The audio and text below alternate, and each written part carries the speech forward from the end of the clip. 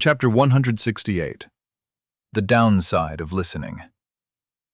While the commanders at the table debated whether the assault force was sufficiently prepared for the push into the mountain, the general looked over the most recent casualty numbers coming in from the battle currently going on outside the walls. It wasn't nearly as bad as it could have been. Without any support from a summoning portal, the kobolds were solely reliant on what few reinforcements they could bring up from the mountain city through their singular tunnel. As he was currently in the war room under the keep, he was able to utilize the imaging table to follow the battle in real time. He took note of how the commanders he'd assigned to lead the battle were deploying their forces, and he was filled with pride at how well their troops were performing. In many ways, the divisions that had been deployed were the most expendable troops in the entire army, although it hadn't really been a conscious decision, as they were the only ones available at the time. Most of his forces were busy prepping for the upcoming assault on the mountain gate. Regardless, the forces he'd deployed were handily beating back the kobolds' assault and inflicting upon the enemy devastating losses while they were doing it. Compared to how many thousands of kobolds they'd killed, at worst he'd lose a couple thousand troops by the time it was all said and done. While unfortunate, it was an acceptable enough trade for regaining control of the surface. Skillfully manipulating the table's controls, he changed the image to display an entirety of the mountain's surface. He carefully looked over the various encampments his survey teams were building, noting that progress seemed to be moving along smoothly. He had worried that there were more hidden tunnels filled with kobolds, just waiting for their opportunity to join in the surface assault. However, that didn't seem to be the case. Despite how hard the kobolds were pushing out of their singular tunnel, no other breakouts have occurred. Does that mean there aren't any hidden forces? Or could it be that they are just choosing to stick to whatever their original plan was? He wondered, hating the fact that he was working with such limited intelligence. His internal debate over what the kobolds were planning was interrupted by Commander Dahl trying to get his attention. "Sir?" Looking up from the holographic display, the general locked eyes with the man. "What?" he asked tersely. Commander Dahl gulped, but repeated the question the general had ignored. "Sir, when are the mages going to be able to counter the kobolds' illusions? Without a way to see what we're getting into, this debate is pointless." The general nodded, his grim face displaying how unhappy he was with the situation. "The Tower of Magic is giving me conflicting answers. It could be anywhere from 3 weeks to months. Currently, they're still patting themselves on the back for being able to get through the density shift's ethereal interference and show us the battlefield. I'm not holding out much hope, to be honest." Several grim-faced commanders nodded along with Commander Dahl. All of them had enough experience to understand what that meant. They were on their own. One of the commander's aides leaned over to whisper something into his boss's ear. The commander nodded, as if he had just been reminded of something. Standing up to address the table, he said, "I understand the difficulty of bringing in Lord Walker now that he is up for a citizenship promotion to unique status. But I think it's our best option to take advantage of the fact that the promotion hasn't technically gone through yet. As of now, he's still under our command. So I recommend we stick him in the Tower of Magic's scrying hall and have him get us through those illusions. He did it once, and I don't see why he couldn't do it again." The general grimaced. It wasn't like he didn't want to just order the little bastard locked up in the tower and forced to scry through the illusions, but he wasn't in any position to play an offensive game with the young man at the moment. For the time being, he needed to repair Lord Walker's opinion of the military, or at least hope that the young man wasn't interested in holding grudges. Whatever leverage I had was neutralized the moment he was put up for ascension to unique. I'm going to have to remember to do something special for Captain Angelton when he gets back here. If it weren't for him and his hells-be-damned honor, I wouldn't have to be putting up with any of this," he thought to himself, almost growling mentally in repressed rage. Looking up at the commander who suggested forcing Lord Walker's involvement, the general's glare nearly froze the man in place. He then said in a voice devoid of any warmth, "Thank you for your suggestion. I never would have thought of that. I'll be sure to take your counsel into consideration. For now, let's return to our plan for taking the mountain. I want a comprehensive list of how kobolds have acted in similar situations, and counter-strategies for whatever they might throw at us." The commanders all took the hint, deciding that they shouldn't mention Lord Walker or his ability, which they so desperately needed. Instead, they focused on what the general asked, working hard to ensure the success of the upcoming mission to retake the mountain city. Nero's mind was spinning. He just couldn't accept what he'd just heard. For the entire day, he'd been listening to Vera try and impart a lifetime's worth of knowledge in an endless series of small and understandable mini-lectures. After the history of Oglevark's founding, she went on to explain the house system, the various iterations of the center and how it came to be, even the founding and development of the guild and tower systems. Yet her main focus was always on the Oglevark's universal culture of nobility, which, while influenced by the local customs of the cities, had elements that were the same everywhere. It was a matter of law, and the pillar on which their entire society was built. She went into painstaking detail about their definition of honor, the various responsibilities and rewards, and generally what it took to survive being a member of the noble class. He listened to her give countless examples of nobles interacting, up to and including duels, which then led to an in-depth conversation on when to demand one and how to avoid dying in one. When it finally became late enough in the day for dinner, she even included a not-so-short lecture on proper etiquette and table manners. She went so far as to scold him for thanking the servant who wheeled in their dinner on a little cart. Apparently, as a noble, he should have been thanking her, the host, and not her servants. Throughout the day, he'd heard variations of the same warning. He needed to learn how things were done here, and how his actions would be perceived. Otherwise, all manner of trouble would come for him. She warned of economic ruin, loss of status, and being forced into the arena to suffer an ignoble death in front of the cheering masses. She'd explained how a person's status, their home city, their family name, all of it dictated what they were allowed to do and what could be asked of them. The accords governing the restrictions on how people could help one another and the cities they were in were so strict that someone could end up being sentenced to death for saving a person from being run over by a carriage. While she had gone into excruciatingly punishing detail on the philosophical reasons for such laws, Nero couldn't help but wonder why anyone with sufficient power didn't just ignore the law whenever they felt like it. Would the populators really assemble to go execute some high-level badass because he didn't feel like standing by and doing nothing while a village was left to be ripped apart by a beast tide? Apparently, the answer was yes. They would. Everyone in Oglevark had a role to play, and it was dictated by a variety of factors: where they hailed from, how powerful they were, what rank they were, what their job description was, what ties they had. It all came together to dictate what they should be doing and what right they had to interfere with those below them in status. Vera even went on to explain why Jennings had been hiding out in his tower since things had gotten more and more out of hand. It wasn't like he didn't want to get involved. It was that he couldn't. These trials were for Dorchester to handle alone, and his aid would cause more problems than it would solve. Or so she said.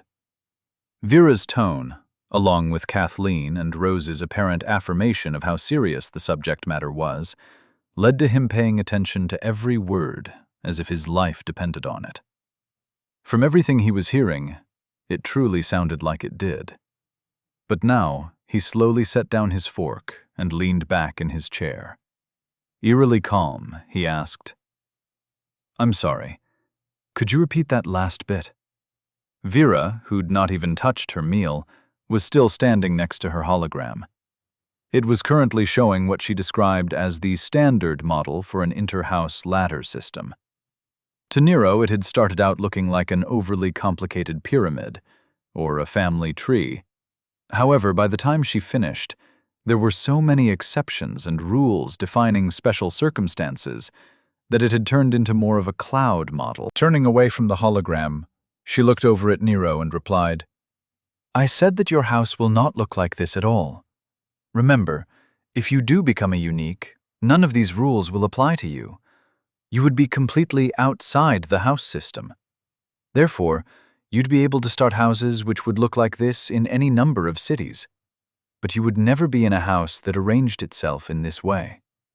Nero looked at her, fearing that the conclusion that he was coming to might in fact, be true. "When you say, 'these rules won't apply,' you're just referring to the way my house is set up, right? Not the stuff about perceived honor and its effect on my position in the city's ladder. The various levels of ritualized dueling and all that stuff about implied collateral, standardized betting, city rules, and how important it is to keep up with them. All of that crap. That would still apply to me if I end up being a unique, right?" All three ladies looked at Nero in confusion. Even the silent servant who was manning the dessert tray threw Nero a look that seemed to question his intelligence. Vera replied simply, "Of course not. Haven't you been listening? These are the rules and codes that nobles live by. Anyone that would want to duel you, attack your house through either an economic war or a formal declaration of war, they would only be going after whoever you put in charge of your localized interests. As a unique, you'll have no home city, no local standing on the ladder, no reputation that you need to defend. You'll be able to interact with whoever you want, influence local events at your pleasure. Your participation in anything is completely voluntary. If you want to duel someone, you can. But if not, you don't have to. If anyone has a problem with you, they'd have to file a formal complaint with the capital, and then hope that someone there cares enough to ask you politely to stop whatever it is that the local powers had a problem with." "Honestly, Nero, this is very important. I need you to listen and try and pay attention to what I'm trying to teach you." Nero looked at the incredibly sincere expression on Vera's face and came to the conclusion that he must be missing something. After lightly slapping his cheeks with his hands a few times to make sure he was fully in the moment, he said, "Okay, I promise you that I've been paying attention. All goddamn day I've been paying attention. But what I'm asking you is that if I'm going to end up being a unique and none of this is going to apply to me, then why have you been telling me any of this?" Vera's mouth opened as if she were going to say something, then immediately closed it. This repeated a few times as she tried to figure out how to reply to Nero's most recent idiotic question. Nero's eyes didn't blink as he stared directly into her eyes. Vera finally replied, "Because this is important for you to know. It's the framework behind every interaction between the nobles. Everything they do, the way they think, how they see the world, all of it stems from the noble system. Without understanding why they do what they do, you will never be able to act like them. You will just continue to go through life, causing chaos, upending the delicate balances of every social situation you find yourself in. You will forever be an outsider." Nero's glare didn't falter at all. "Vera, I appreciate what you're saying. But has it ever occurred to you that I might not give a shit? It's one thing to try and fit in when there is the possibility of some asshole putting out a hit on me. Knowing how to avoid getting killed is a valid subject, one I'm very interested in studying. In fact, it's probably going to end up being my favorite subject," he said, then slowly raised his voice as he continued. "But don't you think learning how nobles legally kill each other is a waste of time if it isn't going to apply to me? How about telling me how nobles interact with uniques? What are the ways in which I'm liable to get myself killed? You're going to be running my Dorchester house, and you already know all of this. For all I know, I'll be on the first teleporter out of here in a few days. I'll probably be in the capital, getting a medal or something, then doing something altogether different to get myself killed than anything I've done here. Tell me about things that might actually affect me," he nearly screamed. By the time he was done, he had stood up and was clenching his fists at his side while taking heaving breaths. He just couldn't believe she had wasted the entire day explaining things that wouldn't even apply to him going forward. This is what you get for going to class. You learn a lot about shit that has nothing to do with you. Learn from this, Nero. And remember why you've always been a staunch and steady advocate of self-study, he told himself, while feeling his muscles unclench as he dropped heavily back into his chair, completely done with the subject of Oglyvarkian nobility. Chapter 169. Haven't you been listening? Archmage Jennings was sitting at his desk, his shoulders slumped in defeat. In front of him were printouts of correspondence he had to deal with concerning his lifetime of connections, all of which were being called upon to aid in the Tower of Magic's efforts to publicize and demystify the science around fate prediction. As it was technically his plan, he couldn't very well tell them that he was too busy to participate. So, here he was, up to his elbows in paperwork, trying to remember when, throughout his long life, he'd ever met any of these pretentious, self-important nobles. It was times like these that he regretted not filling the office of director of the Tower of Magic with personal aides when he'd had the chance. For the past few hundred years, he'd preferred to treat the Council of Mages as his aides. He had figured that they'd be doing everything they could to avoid talking to his aides, and coming to him directly anyway, so what was the point of surrounding himself with more people that he had to deal with on a daily basis? Besides, if every time one of the council contacted him with a problem, it ended up with them receiving more work from him, eventually they'd all stop bothering him. It had worked wonderfully. Archmage Mathers and the council dealt with everything, and they only came to him when they didn't have another choice. But, now that he was in Dorchester, away from his center of power, he had no busy work to assign anyone. As a result, he's slowly but surely getting inundated with projects that only he is suited for. Looking up from his messy desk, he saw Mage Adept Newbanks standing there with a disappointed look on her face. "What?" he asked testily. She took a deep breath, silently begging for patience. "I asked what you wanted me to do about the Lord Walker situation," she said again, realizing that the Archmage in front of her hadn't been listening to a single thing she'd said since she'd come into the room. Frowning, the Archmage tried to figure out what she was talking about. "You mean the unique thing? I already took care of that. He'll be around to deal with the kobolds and figure out how to get them through the density shift. I mean, he's here, right? Might as well stick to the plan," he said.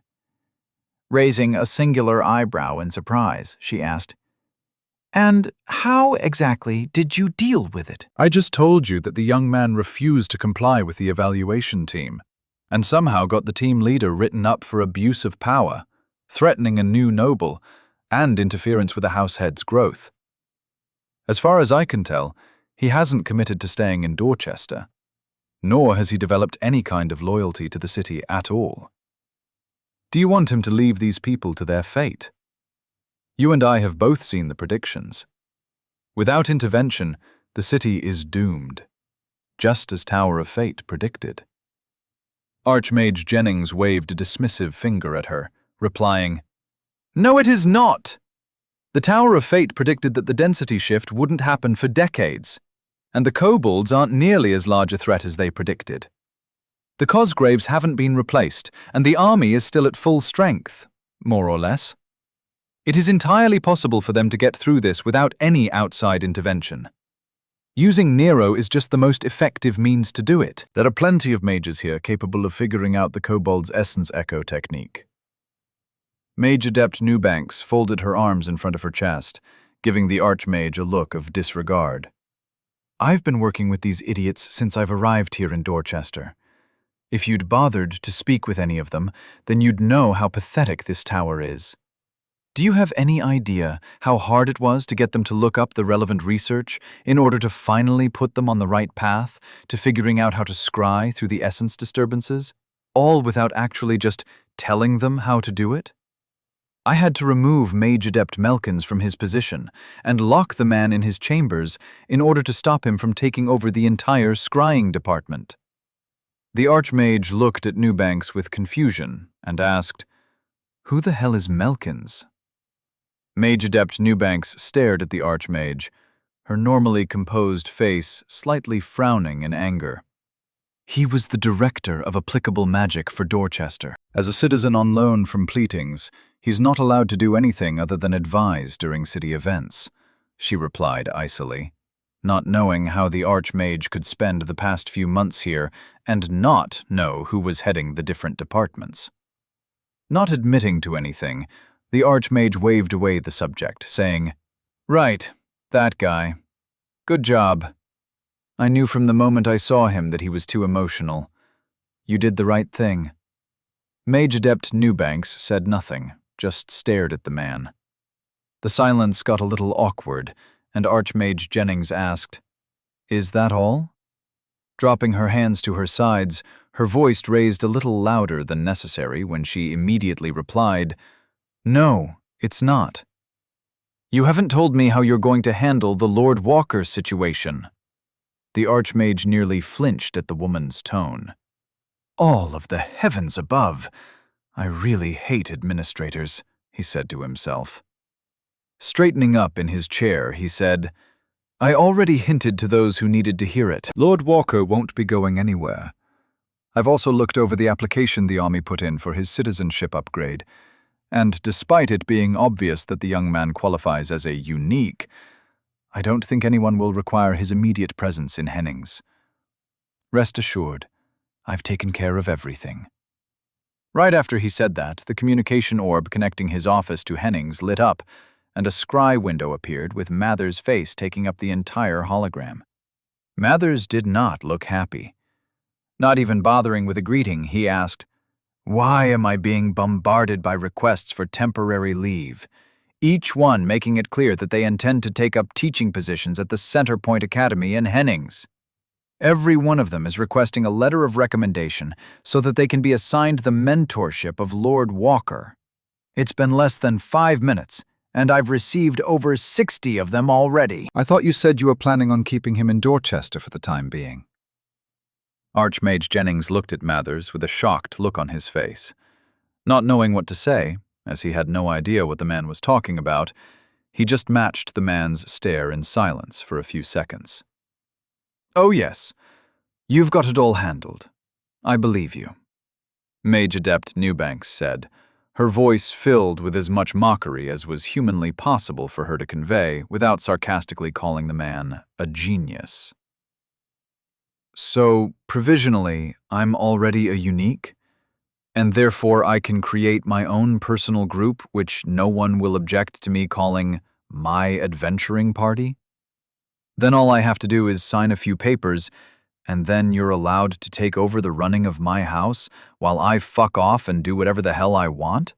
asked Nero, not believing for a second that it was as simple as she made it sound.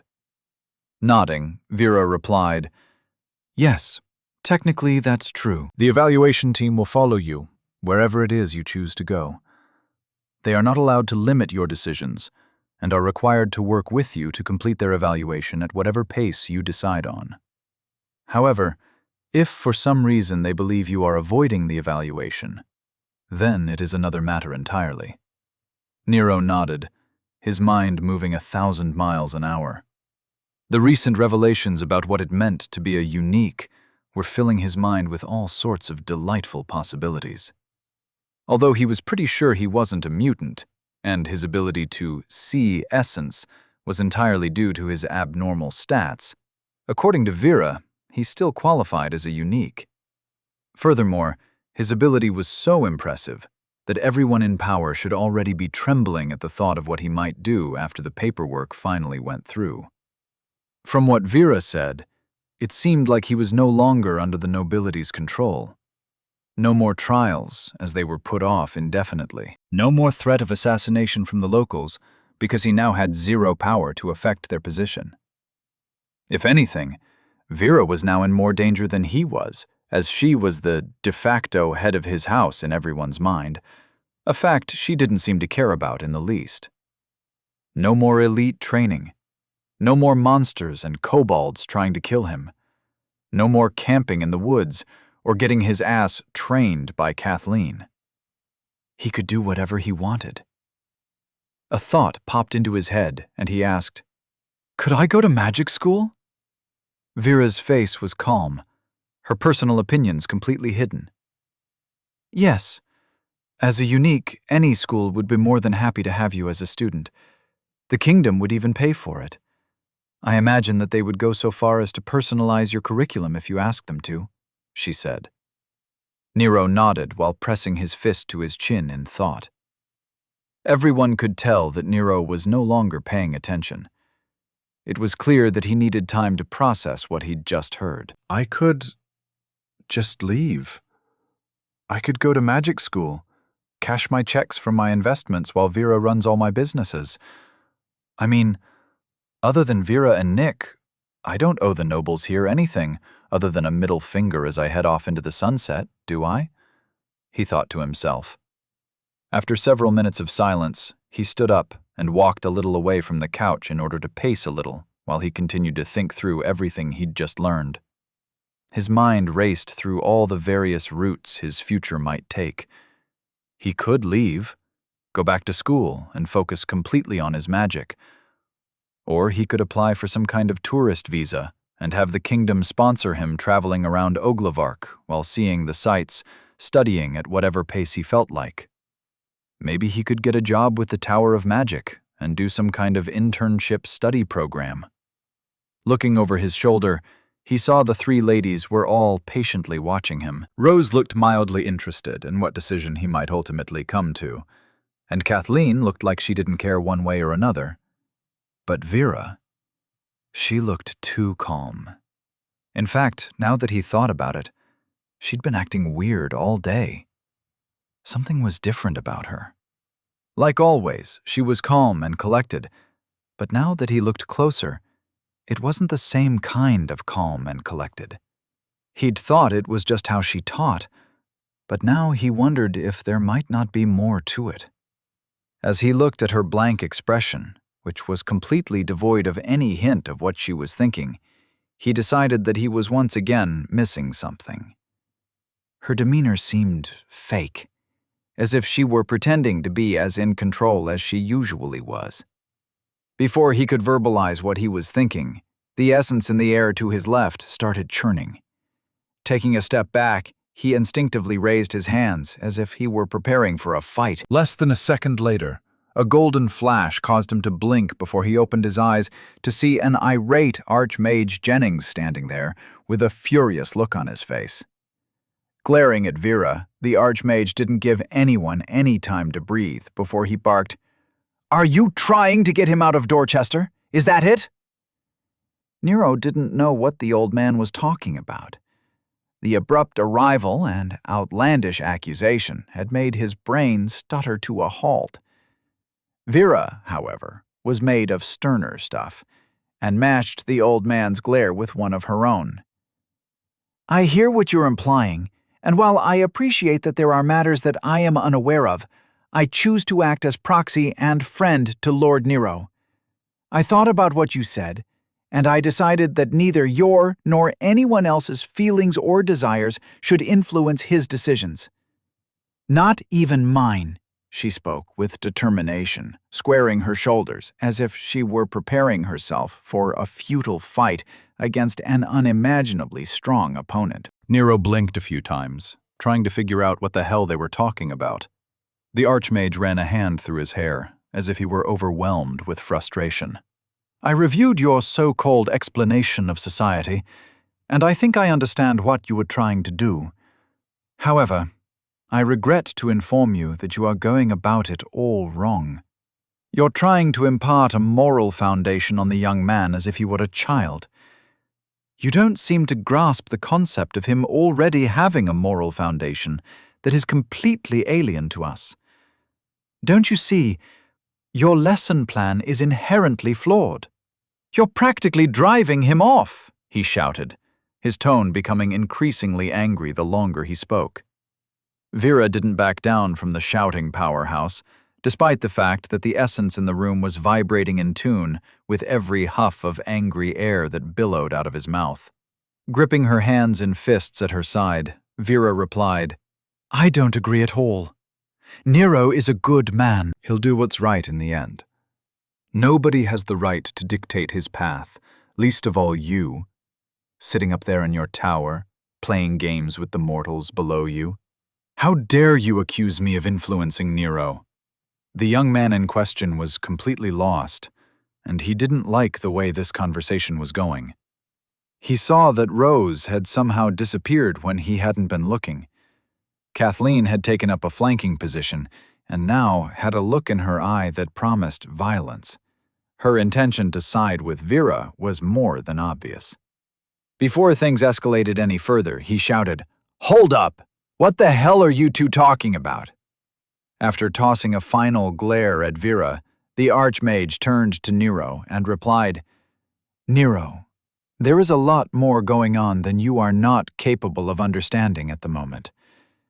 Vera here, while having noble intentions, is steering you toward a decision that you should not be making." Nero's eyes bounced between the Archmage, who was looking at him like a child in way over his head, and Vera, who was glaring at the Archmage as if she had been mortally offended at the accusation. All of a sudden, Nero recalled a lesson he'd learned a very long time ago. His mind brought up a memory of an unenthusiastic college professor telling the class that everything they would learn in his class would only represent his opinion on the information, and if they really wanted to study philosophy, they'd better come to their own conclusions. However, if their conclusions were stupid or poorly defined, then they shouldn't bother complaining when he failed them. It had been an introduction to philosophy class which he'd taken because it was supposed to be an easy general studies credit. Honestly, the only thing he remembered from the class was the singular lesson that every piece of information someone offered usually came with an agenda attached. For the most part, the conclusion you were supposed to reach was included in the information presented if you bothered looking for it. Right as he was about to respond to the Archmage, a voice interrupted him. Coming from the hallway behind him, Nero felt Nick coming into the room. "Hey, Nero, are you feeling something weird going on with the essence around?" Nick started to say, before trailing off when he saw the tense situation, along with the unexpected guest. After taking a second to gulp in fear, Nick said, "Greetings, Archmage. What seems to be the problem?" Archmage Jennings rolled his eyes and replied, "Your wife is trying to instill a lifetime of values into a foreign soul without any regard for the extenuating circumstances. Why in all the hells did you rely on a politician to disseminate any information to the boy?" Nick's eyebrows rose in surprise, his eyes immediately going to Vera, and starting the type of silent conversation that only people who had been married for years could have. Nero took this opportunity to interject. "Seriously, stop talking about me like I'm not in the damn room. Someone better start making sense before I take off my shoe and start beating you all to death with it." Nero could only assume Nick and Vera were having a conversation over their link, as their faces were going through a variety of expressions in less than a few seconds. Nick took a deep breath, then turned to look at the Archmage, and with his voice absurdly calm, he asked, "Archmage, perhaps you could start over from the beginning. I'd like to understand your grievance and see if I can alleviate any of your concerns. Please, take a seat." As he spoke, Nick made his way over to the couches and sat down. Almost immediately, the tension in the room seemed to disappear, and everyone took their seats. Meanwhile, Nero remained standing, not understanding how a few words resulted in everyone calming down and the atmosphere completely changing in an instant. "What the hell? Are you people bipolar or something?" he screamed, his adrenaline still pumping from the almost violence he'd just suffered through. Vera's voice sounded like a patient parent trying to placate a child who was currently in the middle of a tantrum. "Nero, This is a perfect example of what I was trying to explain to you concerning how nobles interact and the various methods through which they can resolve conflicts. Narrowing his eyes, Nero stared at the woman while slowly taking a seat next to Nick. Currently, Kathleen and Vera were sharing a couch opposite them, while off to the side, Archmage Jennings had taken a couch all to his own. They were sitting around the coffee table in silence, as if they had all silently come to an agreement to discuss everything with civility and logic. Nero's mind started working again, as his heart rate began to calm down. It was obvious that Jennings had once again been spying on them, and something he'd seen had caused him to lose his shit. Was it something Vera had said that he disagreed with? Or maybe some agenda Nero hadn't noticed? Could Vera have betrayed him in some way? Chapter 170. Who We Are When No One Is Watching. Vera looked at her reflection, unhappy with the accusation she could see in the mirror woman's eyes. Looking past her shoulder, she could see Nick easing himself into their bed with a sigh. Poor man really isn't cut out for life outside of the lab, she thought with a smile. Her mind went over the hectic day she'd had. The stress of having to rush to the keep, trying and failing to come to terms with the fact that Nero had been put up for unique citizenship, and that the evaluation team was already here. It was all adding up to more than she could handle. She'd known he was special, but a unique? I'm not sure if I can play at this level, she thought, her emotions tinged with the feeling of not being good enough. Looking through the mirror's reflection, she stared at her husband and closest confidant. Nicholas, how could you let this happen? She asked, her voice devoid of judgment but full of remorse. Nick locked eyes with her through the mirror, his wry smile full of understanding. That wasn't much of a choice, dear. He closed a planar rift, on his own, in full view of a war mage. Not to mention the fact that he copied and used soul magic in a way that even I don't understand. It was either expose the secret, or try and explain the impossible. Her shoulders dropped, accepting that it was out of their hands. Now, she had to focus on how to handle the nuances and changes to the plots she had so carefully set up. So much that she had planned was now irrelevant. I know you intended on keeping him close while helping him build his house and learn what it means to be a noble, but I don't think that's a possibility anymore. He's meant for a bigger stage than Dorchester, he said, his voice laden with concern for his caring wife. He knew that she struggled with herself on how to deal with Nero. On one hand, she thought of him like a son, but on the other, she was using him to progress her plans for their own house. While he wasn't overly concerned with politics, he knew it was what she lived for. She was a complicated woman, his Vera. As Nick looked on, he watched her rub Lotia cream on her face as she went about her nightly ritual. He listened as she started speaking, voicing her concerns and relying on his unwavering support. It's just that there is so much he doesn't understand. He's clueless about the games going on around him. He thinks he sees through everyone, but he is still too naive. Being a unique won't help him at all. If anything, it will make the situation even worse. You haven't been here. You haven't seen what they've been doing, she said, her voice sounding tired. Nick asked curiously, What do you mean? Vera scoffed, as if the plot was so obvious it was insulting. They're spreading rumors and manipulating the commoners. Someone is propping Nero up as some kind of budding legend. I don't know who it is, but I can guess their plan. They intend to pin the hopes of Dorchester onto his shoulders. After all the grief they've put him through, they have the gall to trick him into fighting for them. And if the city falls, they'll say it's because he failed. And then, during the rebuild, while House Walker has no income, they will petition for his removal. Nick asked, Won't him being a unique interfere with their plans? Vera shook her head, replying, I would have thought so, but now I don't know. The Archmage himself asked me to influence Nero to stay here in Dorchester. I'm sure they're planning something, but I just don't know what. Nick's eyebrows rose in surprise. Really? That's surprising. I would have thought he'd want someone like Nero out of danger, and hidden somewhere he'd be able to keep an eye on him. Nodding, Vera said, Yes, that's what worries me. I can understand the general and the city lord playing their games, maneuvering Nero into the forefront of the battle, and I already had plans to deal with that. In fact, I've been in contact with the new court mage who'd helped me get your team assigned one of the survey missions. Nick frowned, unhappy with the idea that she was doing the same kind of backroom political dealings that he usually spent his time ranting about. But I think I was played. I was under the impression that you were being sent somewhere safe, out of the way of any potential danger. Now it turns out that you and Nero were assigned to watch over the kobold's exit tunnel.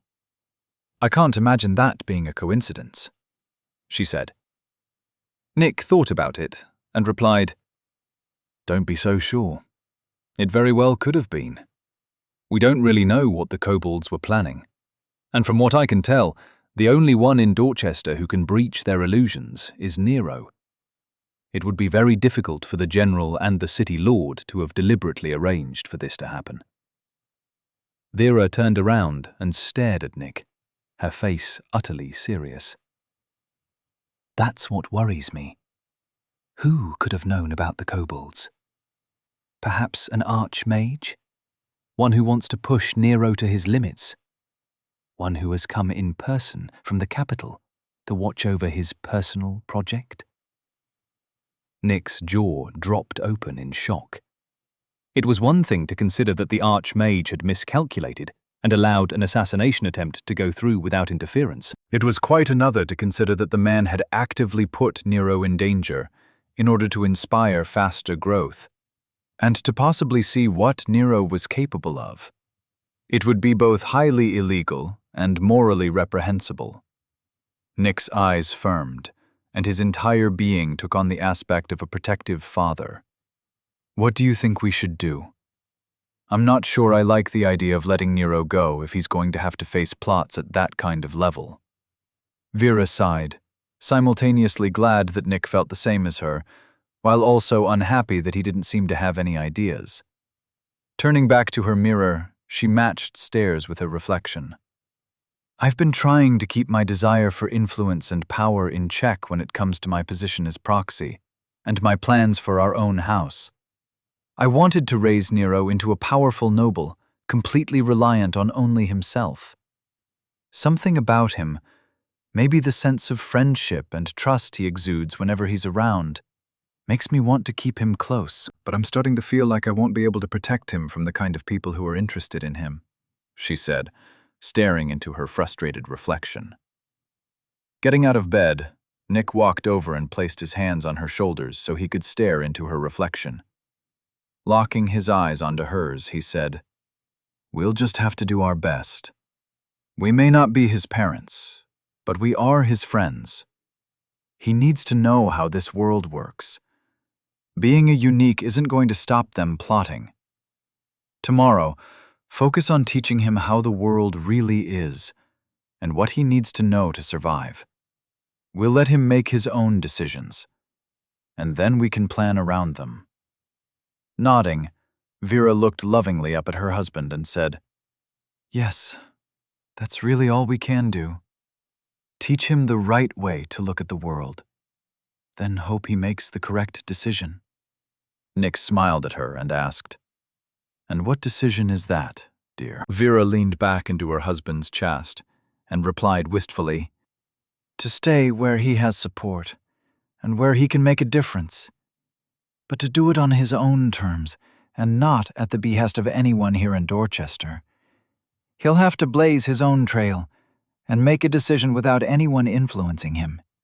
He needs to embrace the idea that he can do whatever he wants, while still choosing to remain with those few people he can trust.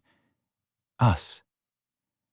Nick's smile was all teeth as he replied, If we intend to help him, then we'll have to do our part. He's already put you in charge of his house. I'll apply for the completion of my noble trial on account of the battle I just survived. That will only leave the trial of legacy left, and that's an easy fix. Why don't you come to bed, and we can see about getting me a title?" Vera smirked while offering her husband a mock glare. "Sure. Let's see if you're up to earning it, my lord," she replied with some mirth. Archmage Jennings started off the conversation by stating, "Before we begin, I'd like to formally state that I am in no way advocating for Lord Walker to take any particular path, and I have not interest in his life aside from that as of observer." Nero recognized legalese, otherwise known as ass-covering bullshit, when he heard it. However, in the interest of seeing where the old man was going with this, he kept his mouth shut. That being said, there are a lot of considerations that should be taken into account when Lord Walker decides how he intends to move forward in the coming days, said the Archmage, who was obviously trying to talk around whatever subject seemed to be at the center of this confusing conflict. Nick replied with a calm smile. "We also do not wish to overtly influence Lord Walker's path. As allies of House Walker, we only wish to help him achieve whatever goals he chooses to work toward. My wife is Lord Walker's proxy, and as such has a responsibility to inform him of the proper protocols and social systems that make up Audiobooks. It is her duty to provide advice and guidance, while not leading him down any particular path. There was never any intention to, or plot to, influence his decisions, or affect his path in any way outside of an educational, supportive manner." Nero listened to Nick's response, trying to understand what they weren't saying. He'd been around long enough to know when people were saying one thing while meaning another. However, as good as he was at understanding people's motivations, he was always crap at reading between the lines. In fact, he usually went out of his way to play dumb until whoever was playing word games snapped and finally stated outright what they were annoyingly trying to say without saying. Figuring he'd save everyone a lot of time, and himself from a headache, he said, "Look, I don't really know what's going on, but obviously there is a lot of subtext and crap that I'm missing. How about we just cut the bullshit and put it all out there? First, let's start with Jennings. What is your beef with Vera?" Surprisingly, it was Vera who answered him. "Nero, remember the lesson we just had on what people certain stations are allowed to do and what limitations they are required to operate under?" Turning to look at her, he said, "Yeah, stupid-ass policies that result in limited freedoms and end up getting people killed. What about them?" Everyone in the room stared at Nero, each one silently urging him to think harder. After a few seconds of silence, where Nero looked around the circle and wondered why everyone was staring at him, Nick asked, "Vera, dear, did you happen to cover the ways around said rules?" Like a flash of lightning, Nero's mind exploded into understanding. All that crap she was spouting about how the nobles live their lives was supposed to be teaching me something that I was supposed to learn through inference. She couldn't say what she wanted me to learn because, well, why the hell not? He wondered, feeling like he was so close to an epic realization but just falling short. Vera replied, "Of course we covered how social monitoring works, and the automatic regulation of interaction. I just don't think he was listening." Nero, now offended, replied quickly, "I heard everything you said. Is this about those assholes that are always scrying me? Can't we just put up a ward or something to block them out? That way you can tell me whatever illegal crap you want and they'll never know about it." At that, Kathleen started chuckling, while Vera and Nick both dropped their heads in defeat. Archmage Jennings could only shake his head at the young man's audacity. Seeing their reactions, Nero asked, "What? Just freaking say what you want to say!" Archmage Jennings finally broke, Nero's straightforward demeanor leaving him with little choice.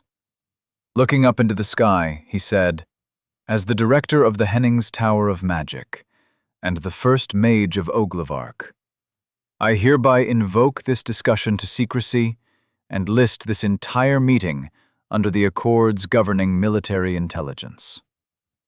After he spoke, Nero felt the entire room's essence flow come to a startling stop. It was like the hidden world all around him froze in place. Like a series of rubber bands, he felt countless snaps rebound against his mind, as if multiple tethers had all been severed. Reeling back into the couch, Nero rubbed his temples and shouted, "What the fuck was that?" Nick reached over and patted his shoulder, saying, "That, Nero, is what it feels like when an archmage takes control of all of the essence in an area. What you just felt was the multiple scrying links attached to your identity being forcibly broken." We are now in an isolation sphere, and completely at Archmage Jennings' mercy. Looking up in confusion, he saw everyone in the room completely frozen in fear. Vera looked like she was 3 shades whiter than she had been, and even Kathleen was clenching her jaw and trembling. Turning to look at the Archmage, Nero asked, "Okay, but why?" The Archmage gave Nero a look he hadn't seen in a while.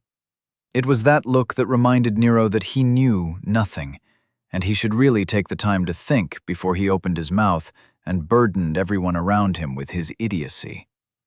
Nero watched the Archmage lean forward to pour himself something to drink from the tray on the coffee table. To Nero, the man looked calmer and more peace than Nero had ever seen him. After seeming to relish the silence for a few moments, Archmage Jennings took a sip of coffee and smiled. "It's been ages since I've been completely separated from any connections. I really should schedule a few hours every year to just bask in this feeling." Nero, reaching out with his senses, tried to figure out what the man was talking about. To him, everything still looked mostly the same. Although he couldn't touch or take control of any of the essence flows, they were all still there. His sight and senses were not affected in the slightest. But before he could ask what the big deal was, Jennings spoke up. "Okay, Nero, straight talk," he said, then set down his cup and leaned forward, putting his elbows on his knees and meeting Nero's eyes with a glare. Nero leaned forward to match the man's posture and replied, "All right, old man, hit me with it." Chapter 171. Through the Eyes of the Wise. Mage Adept Newbanks stood off to the side of the Astra platform, watching the Dorchester Council of Leadership say goodbye to the majority of the evaluation team. Only 3 members were being left behind in Dorchester, primarily because someone had to stay and maintain the monitoring link with Lord Walker. What a complete and utter disaster. Not to mention a colossal waste of time, she thought to herself. When she'd learned about Lord Walker's ascension in status, she hadn't had a lot of time. Nevertheless, she'd still managed to arrange for sympathetic agents to lead the evaluation team. It had taken a lot of effort, and no small amount of promises, but Lord Cranston had really come through. Or at least, that was what she had thought 14 hours ago. Now, all that effort had been wasted, because the agent she'd been sent couldn't swallow her pride and use what limited mental stats she had to think before she spoke. Mage Adept Newbanks may not have been in the room when the confrontation occurred, but it is obvious that the woman had been played by Lord Walker. That poor excuse for an academic had one job: Keep the young man in Dorchester for the time being. How did she manage to fail so spectacularly and so quickly? She thought to herself heatedly. Now the new evaluation team was coming in, and she hadn't managed to get a single agent onto the roster. All she'd been able to find out was that the group had members from several of the great houses, each of which had close ties with the Tower of Magic. As a member of the Tower herself, that should have made it easy for her to find out who was coming.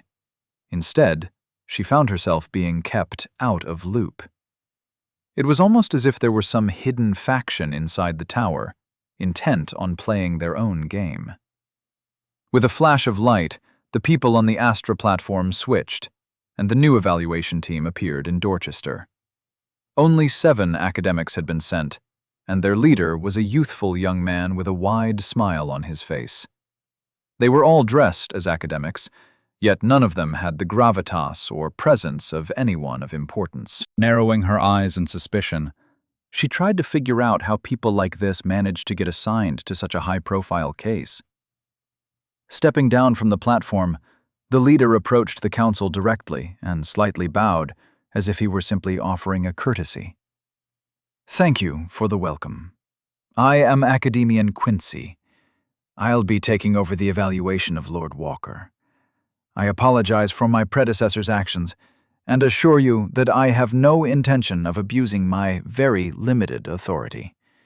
My team and I are only here to observe, and we will do nothing to influence Dorchester's path or any of its citizens, including those of Lord Walker," he promised, his words full of warmth and sincerity. Mage Adept Newbanks kept her face neutral, but inside she felt herself panicking.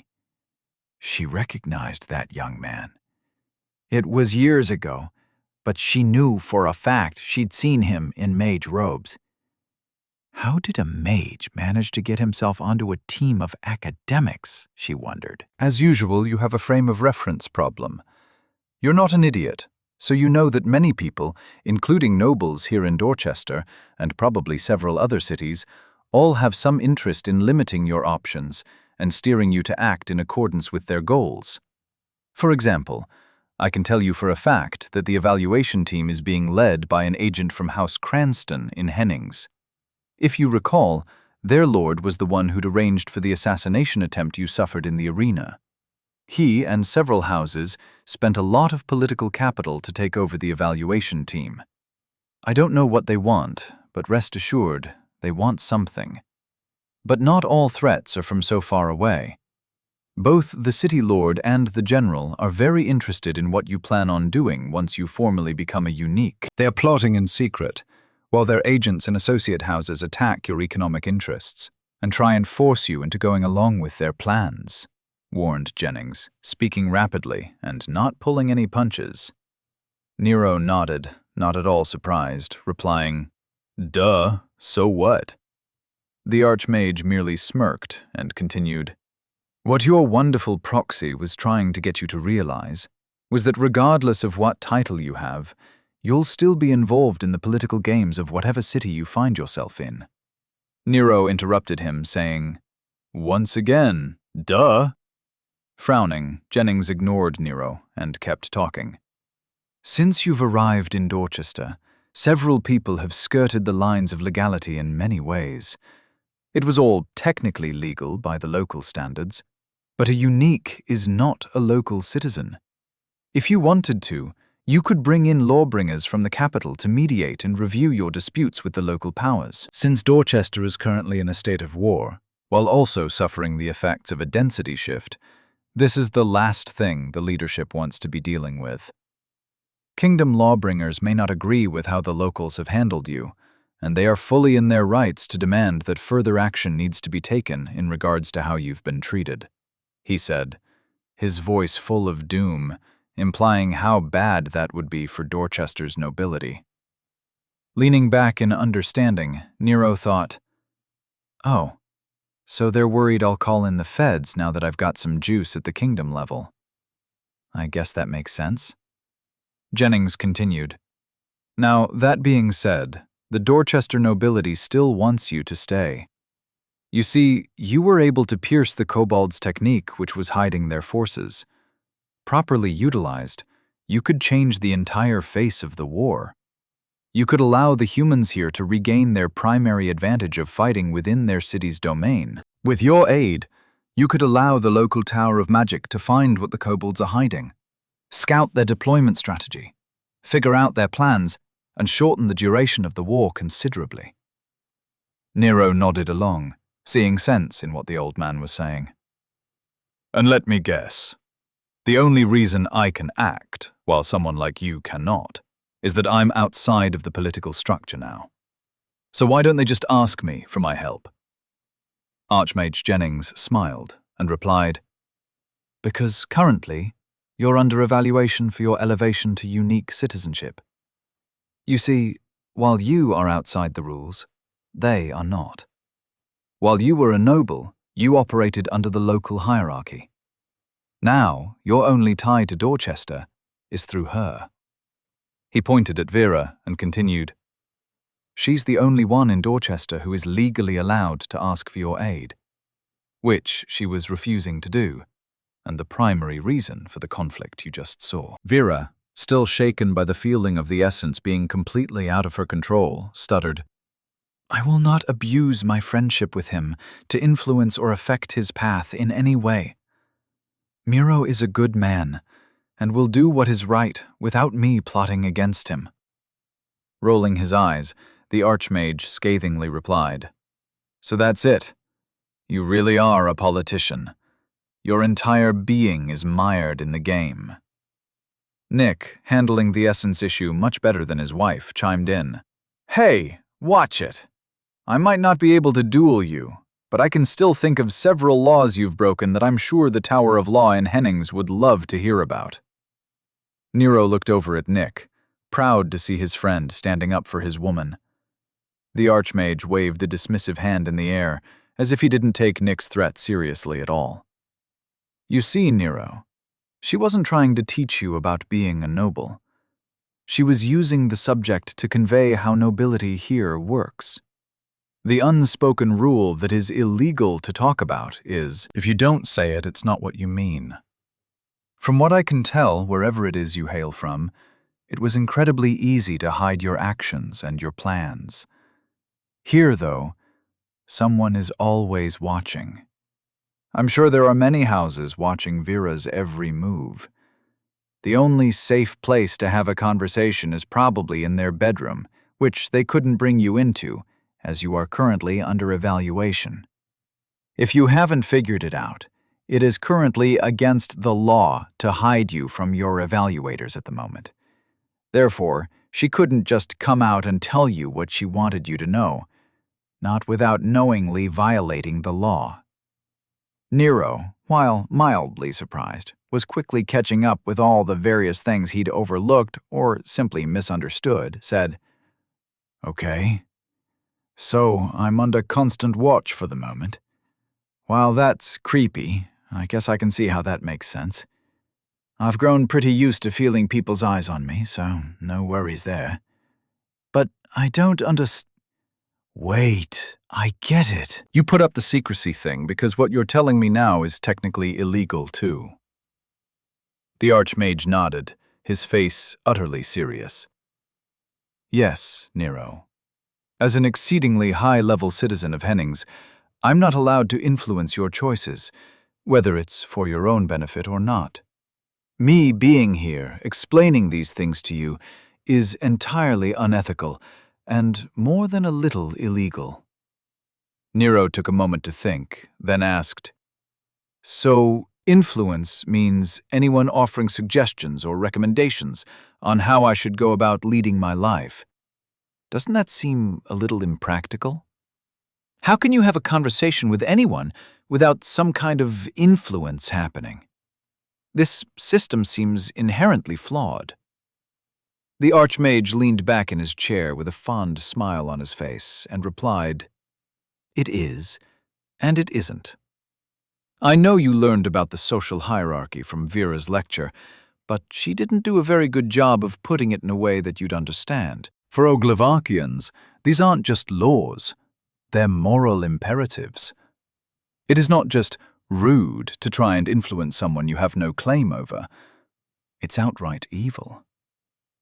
Lots of people can be an influence on who you are and who you become. The laws are there to formalize how that is structured. Your family members, househead, and personal relations, all of them have a legal right to give you advice and help you on your path. People immediately above you on the ladder, along with supervisors and mentors that you've chosen to work with. But there is a massive difference between that and someone like me coming along and telling you what I, in my infinite wisdom, think you should do. The law is there for a reason, because with such an inherent power difference, Will you do what I say because you fear me, or because you agree with me?" Nero groaned, immediately drawing a mental comparison to what he remembered as ridiculous Earth laws about power dynamics and crap like that. Looking over at Vera, he asked, "So you were like what? Trying to let me make my own choices without being an evil influencer or something?" Vera narrowed her eyes, not liking Nero's tone. I wouldn't put it quite like that, but yes, essentially. Nero turned back to the Archmage, giving him a scathing glare, and said, "I've said it before, and I'll say it again. Your entire society is stupid, and you're all crazy. You stop powerful and informed people from helping those less fortunate, and you even go so far as making laws to enforce your idiocy. The entire point of civilization is to pass on knowledge to the next generation. Hoarding knowledge, let alone wisdom, is a surefire way to slow humanity's development to a crawl." Archmage Jennings surprisingly didn't take offense, but instead replied easily, "And what would the alternative be? Allow a few strong people to dictate the lives of everyone weaker than them? It used to be exactly like that. Powerful rulers spanning the entire spectrum between benevolence all the way down to the truly vile. Ideological principles forced onto the masses through the threat of the common citizen's safety being stripped away. Our society developed this way for a reason. I understand how you see it as completely foreign to what you're used to, but it didn't develop this way without reason. The journey to wisdom has to be taken by each and every citizen on their own. Civilization is not about passing down knowledge, but developing a framework to ensure the process is protected."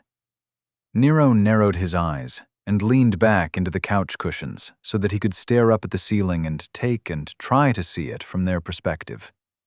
In many ways, he understood that it was just an application of give a man a fish and he eats for a day, but teach a man to fish and he eats for a lifetime. But they'd taken it well past the point of common sense and approached the level of extremism. That being said, should he really fault them? It wasn't like he couldn't see how the entire system was based around letting people grow up, make mistakes, learn their lessons, and level up on their own. And it wasn't like they hoarded knowledge. It was there for anyone to go looking for it. The leveling system itself was based around the idea of people interpreting knowledge and incorporating it into their own personality. So, in a way, it made sense not to limit what people could learn. Furthermore, restricting how people taught and presented their opinions allowed the masses to come to their own conclusions. However, it also resulted in a society where no one said what they actually meant. Which was, of course, totally ironic, considering the fact that translation magic made sure everyone understood each other. It also left everyone all alone, completely reliant on themselves for all of their deep insights. All of the sudden, Nero finally understood what the center was really for. It was a place that legally allowed someone to go and ask someone what their options were. They didn't go there for advice or for a job. That was all secondary. What they really went there for was hearing what options were available by someone who had legal authority to disseminate that kind of information. Nero was brought out of his thoughts by the Archmage's voice. Now, Nero, this all leads to a very important question. What are your plans moving forward? Take this opportunity to ask any question you want, and I will give you as clear and concise an answer as possible.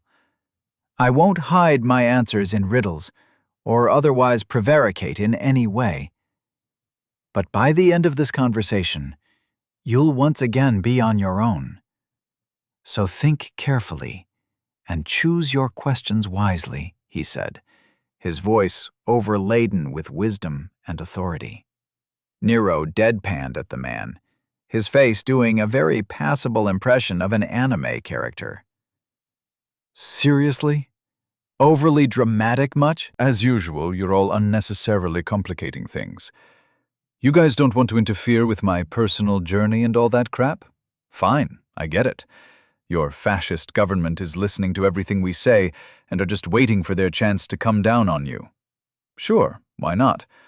I'll even agree that there are probably tons of schemes and plots that I'm currently unaware of and probably going to have to eventually deal with. But besides all that, I think that you are all overestimating how much I actually care about your opinion. That being said, you all do you. Now, if you really want to waste an afternoon answering my questions and hiding me from the evil overlords in the sky, I'm all for it, he said. Sitting up at the edge of the couch, he rubbed his hands together and said, "Get comfortable, old man, because you're an archmage, and I'm a magic user with questions." Chapter 172. The Bigger Picture. Director Weatherby was sitting in his office, thoroughly displeased with what he was hearing. Leaning back in his high-backed chair, he drummed his fingers on his desk and glared at the man standing on the other side of his desk. He could see the man's team standing behind him, all of them currently cowering in fear, their heads lowered and their shoulders slouched, as if they feared bringing any attention onto themselves. 23 cities, all at once, and no one knew about it beforehand. How is that possible? He roared. His mouth hurled spittle all over his desk as a result of his anger. The man giving the report shivered as the director's voice shook the room. From what we've been able to gather, this is a coordinated campaign from the Tower of Magic. They say that it is due to the surprising events in Dorchester, sir. It seems that a great many noble houses have approached them, complaining about our claims of prophecy. I spoke with Archmage Mathers personally, and he was rather dismissive of our concerns about the secrecy accords governing the management of fate, the man claimed, his tone remaining as submissive as possible in the face of the director's wrath. Director Weatherby listened closely, trying to pull out the threads that would lead him to understand the Tower of Magic's greater design. When the man finished his report, the director remained silent, as he was still deep in thought. As the uncomfortable silence became too much for him, the man continued. We've verified the Tower of Magic's claims. There were reports from numerous Towers of Magic, each having been dealing with complaints and demands for the mages to explain the method behind our practices. From what we can tell, the Tower of Magic is not coming after us. They simply no longer want to be bothered by people who don't understand the limitations of fate magic. That snapped the director out of his thoughts, and his head whipped up to once again glare at the man. There are no limitations to fate magic. If I hear you ever again claim that there are, I will personally see to it that you and your family are stripped of whatever meager titles you have managed to claim. And then, I will assign someone the sole responsibility of ensuring you spend the rest of your life suffering the most tragic fate imaginable. You hear me? He screamed, his face completely red with rage. The man shuddered at the director's threat, nodding vigorously and assuring the director that he was simply relaying what the Tower of Magic had said. Unsurprisingly, the meeting ended shortly after that, and Director Weatherby was left alone in his office to contemplate everything he'd heard. He felt his thoughts going over the same questions he'd had since all of this had started. How did such a simple miscalculation cause so many problems? What made this failed prophecy so much more damaging than any of the others? Was it just the scale? Was there a hand steering fate against them? How could so many coincidences be considered anything other than someone's active manipulation of events? Why was the matrix of fate silent on the matter? Could a singular anomaly in an insignificant city in the middle of nowhere have anything to do with the kingdom-wide problems that were showing up with alarming regularity? The door to his office swung open, and one of his aides strode in with a grim look on her face. Director, we've just received a communiqué from the burgeoning city of Brauntail. They have cancelled their plans to raise a Tower of Fate within their walls. According to them, they no longer see it as a worthwhile investment. There were plenty of courteous words and apologies, But the tenor of the letter aside, they no longer believe we can help guide them toward prosperity, she said while sliding a copy of the letter across the director's desk. Director Weatherby's face contorted into a furious scowl. Months of planning and work wasted. Granted, it hadn't been him who was working on the project, but it still caused his blood to boil in rage. Standing up from his chair and picking up the letter, he quickly scanned it, confirming what his aide had said.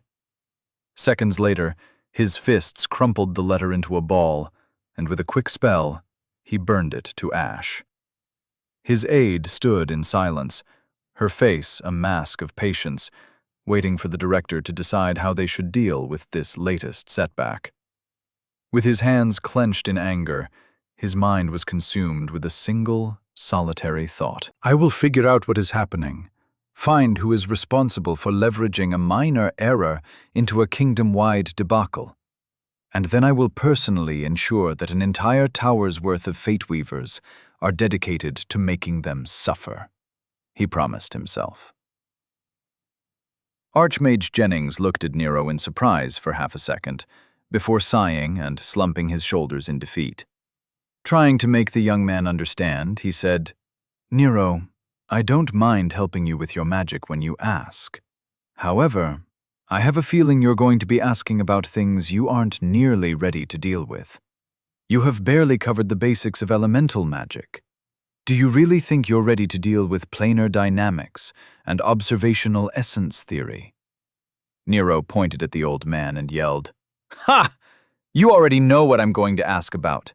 So, since I'm already dealing with it, you're not affecting shit by talking with me about it. How about instead of telling me what I'm not ready to deal with, you help me figure out what I am dealing with? Sound good?" The Archmage seemed to deflate, then waved a hand as if he were telling Nero to get on with it. Meanwhile, he sank back into the couch, trying to make himself comfortable.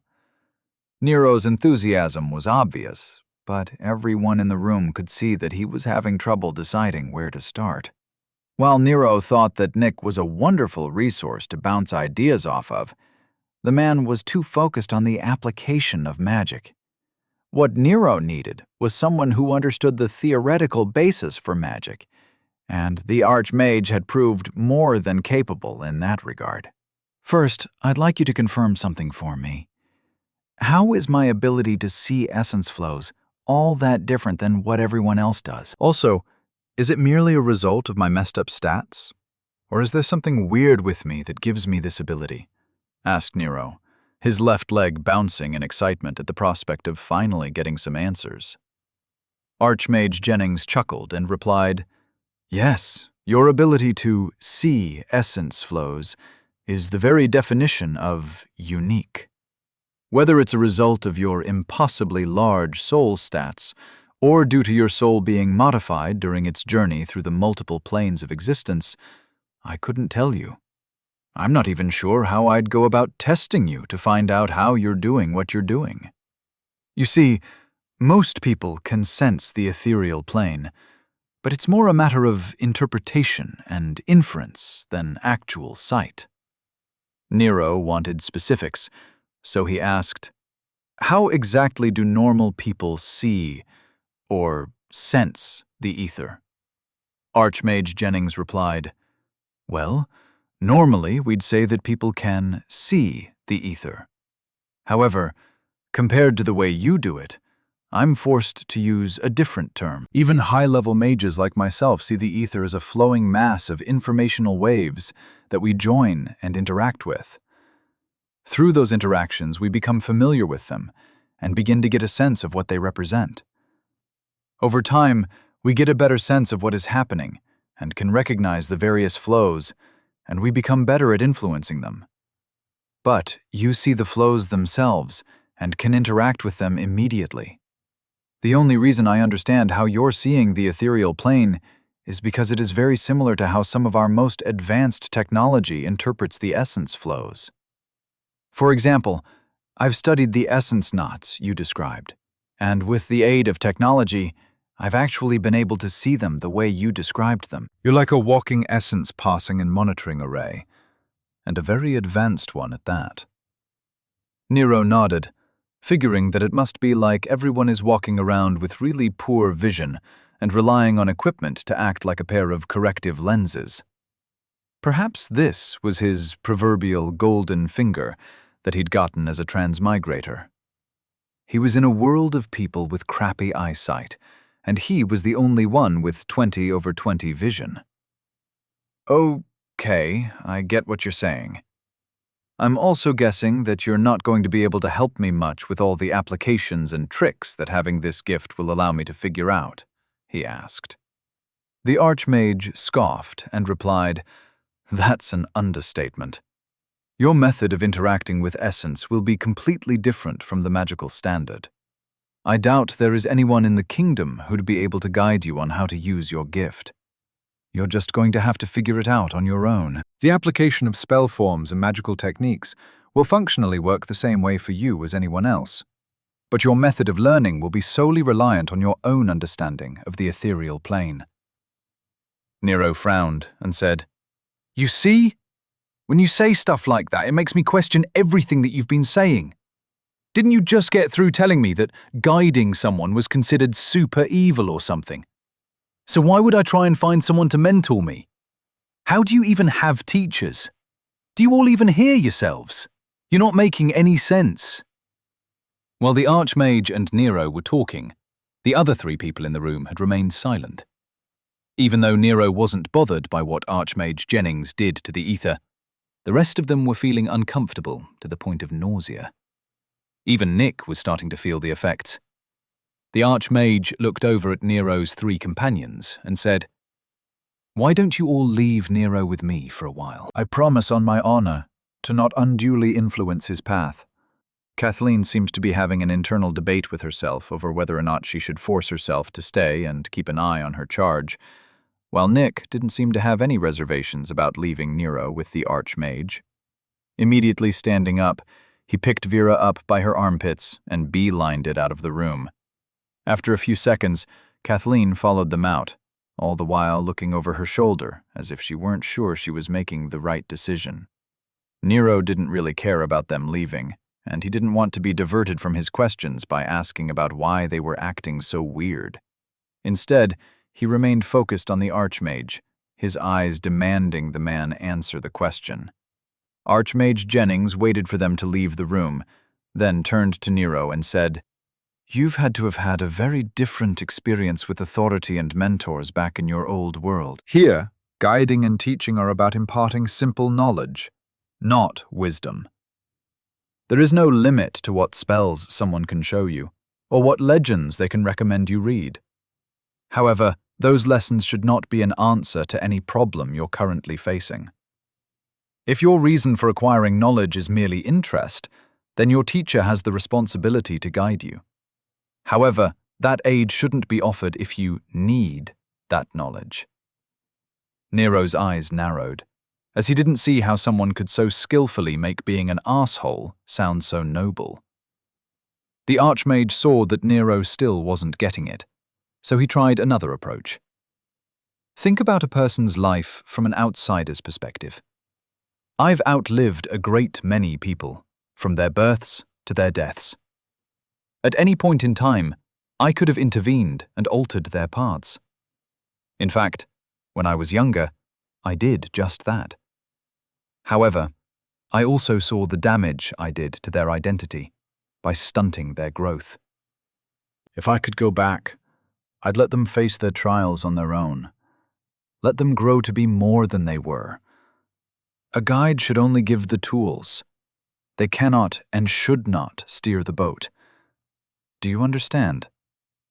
Nero didn't. But he also no longer wanted to talk about it, so he replied, "Fine. So, what can you tell me about soul magic, and why everyone was freaking out when I did it?" Caught off guard by the subject change, the Archmage replied, "Soul magic? Well, that's a complicated subject. You see, if you remember what I just told you, you'd know that familiarity with an essence flow is required for a mage to be proficient in its use. So, what do you think that implies when it comes to soul magic?" Nero replied quickly, Yeah, I already heard that from Nick. Soul mages are creepy and deal with death and souls and whatnot. What I don't understand is why he implied that soul magic was a corrupting influence and could somehow affect my soul by doing it.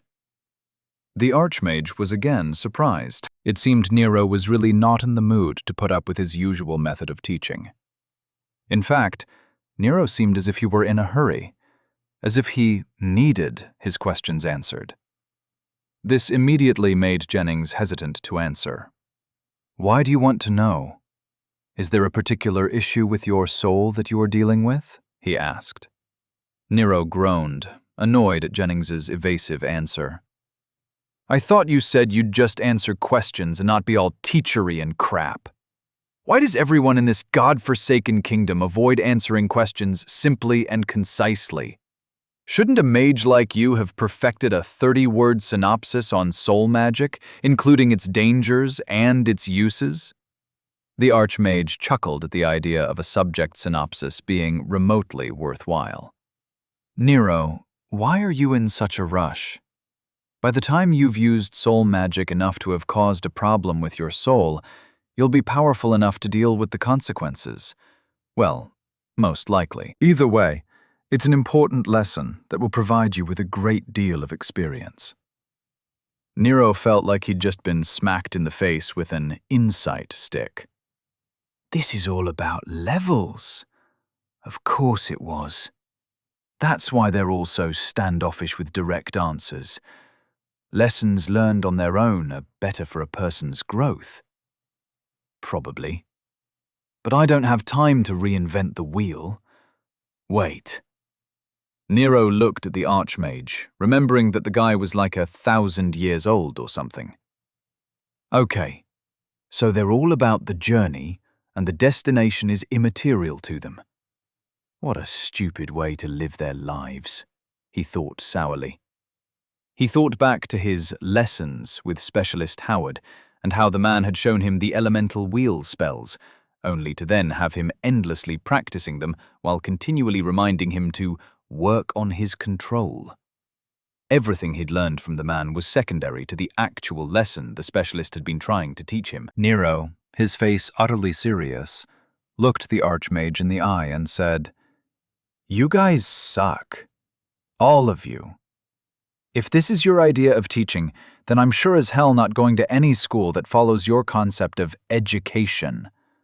Why'd you even bother to give me books with spells in them if you didn't want me to learn them?" The Archmage smiled, seemingly not offended at all, and replied, "Were any of those spells particularly helpful to you in any of your trials?"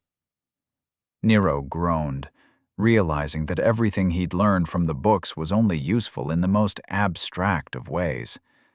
Mostly, everything he'd done, he'd figured out on his own. Even the spells on how to find hidden enemies had more or less been useless. However, the subject matter had helped him develop his technique for finding empty spaces in the ether and isolating things that interrupted the essence flows around them. It was all helpful, just not directly. "You're the kind of guy who shoves a kid into the deep end to teach him how to swim, aren't you?" asked Nero accusingly. Archmage Jennings replied immediately, "Well, maybe not the deep end, but definitely the pool. I can't help someone refine their technique without seeing how they swim first, now can I?" Nero's shoulders slumped, and he said, "You know what? I give up. You are the worst mentor ever. I'm going to go on record and say that I want a refund. That favor I said I owed you, you can forget about it." The Archmage chuckled. "Fair enough. I'm sure from your perspective you're probably right. Regardless, I do have some recommendations for where you go from here, if you'd like to hear them." Leaning back onto the couch, Nero waved his hand and said, "Sure, let me hear it. Try not to give any background information or anything that I might be able to understand. I'm sure you wouldn't want me accidentally figuring something out that I'm not ready for." Ignoring Nero's mocking tone, the Archmage said in all seriousness, "You need to think about what kind of man you want to be. As a unique, all your ties have been severed. You can do anything you want. Now, before you make any rash decisions, you must think carefully about what repercussions your decisions will lead to. Nero glared at the man, silently waiting for more. That's it? He asked. Think carefully. That's your advice? That's the straight talk you promised me? Seriously, man, if you're high or hopped up on painkillers, you can just tell me. I won't judge you. Rolling his eyes, the Archmage replied, Nero, this is serious. For a good 10 seconds, they stared at each other in silence, neither backing down from their accusatory stare at each other. Finally, the Archmage broke and said, Fine. Perhaps this alone can serve as a lesson for you. If you leave the elites and back away from the war, what do you think will happen? For one, more soldiers will die, as the Dorchester mages haven't figured out how to pierce the kobolds' technique hiding their forces. Whether or not that will lead to their defeat, I won't say. However, I will tell you that you'll have to live with the consequences of not helping them in their time of need. Furthermore, now that you're a unique, you can no longer head House Walker on your own. You'll only receive tribute from the house you started. Considering that you currently have no other members of your house, what do you think will happen to Vera? Nick hinted at a solution, but did you listen? Have you decided on who you want to take with you on your future travels? Everyone who joins your retinue will no longer be part of the local power structure. So, are you expecting Nick and Vera to leave their lives behind and join you? Will you leave them here in Dorchester to face the density shift with whatever soldiers manage to survive this conflict with the kobolds? Nero felt his anger cool the longer Jennings talked. The man brought up some seriously good points. But before he could say anything, Jennings continued. Now, taking into consideration the larger issues, it becomes even more complicated. The city itself has started to talk about you as if you are a budding legend, sent here to help them in their time of need. The nobles are taking advantage of this by propping you up as the hope of Dorchester. When you were a low-level noble, that was fine. But now, as a unique, their plan has backfired, and they now actually are relying on you. Their fears about how they've treated you will affect their actions toward your companions and your interests. Furthermore, if they decide they can't count on you, they very well may just abandon the city and blame it on you for failing to uphold your purpose. While that might end up as nothing more than a small blight on your legend, it will most definitely affect how you're greeted in any city you visit in the long life you have ahead of you, the Archmage warned. Nero paled, not having considered that the other players in the game also had the option of flipping the proverbial board. Not even pausing for a second to let Nero digest his truth bombs, Archmage Jennings continued, Then, on an even larger scale, there are perceptions at play between the Tower of Fate, the nobles of Hennings and the surrounding cities, and the mage within the Tower of Magic. Your actions since you've arrived here have completely altered the predictions made by the Fate Weavers concerning the destruction of Dorchester. As a result, the Fate Weavers have taken action against you, tipping the scales of fate to try and have you killed. Yes, it's been confirmed that the Tower of Fate itself helped arrange for the City Lord's daughter and consort to try and have you assassinated in the wilds, along with your companions. If you end up successfully saving Dorchester, then it weakens their position immensely. The nobles of the surrounding regions have spent years believing Dorchester would fall in the coming years, and you have now changed everything, throwing their carefully laid plans into chaos. While they blame the Tower of Fate, the Tower of Fate blames you.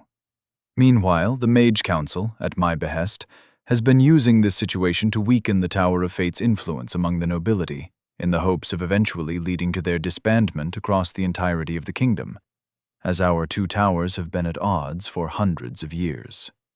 Nero wilted into the couch cushions, the pressure of concerns he'd had no idea about nearly pushing his head into his chest and making his neck disappear. Mercilessly, the Archmage went on to say, So, in short, your actions and decisions have ramifications and repercussions far beyond what you've probably been considering.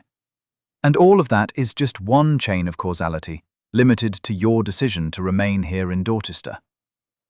Now that you know, do you feel particularly guided toward any particular path?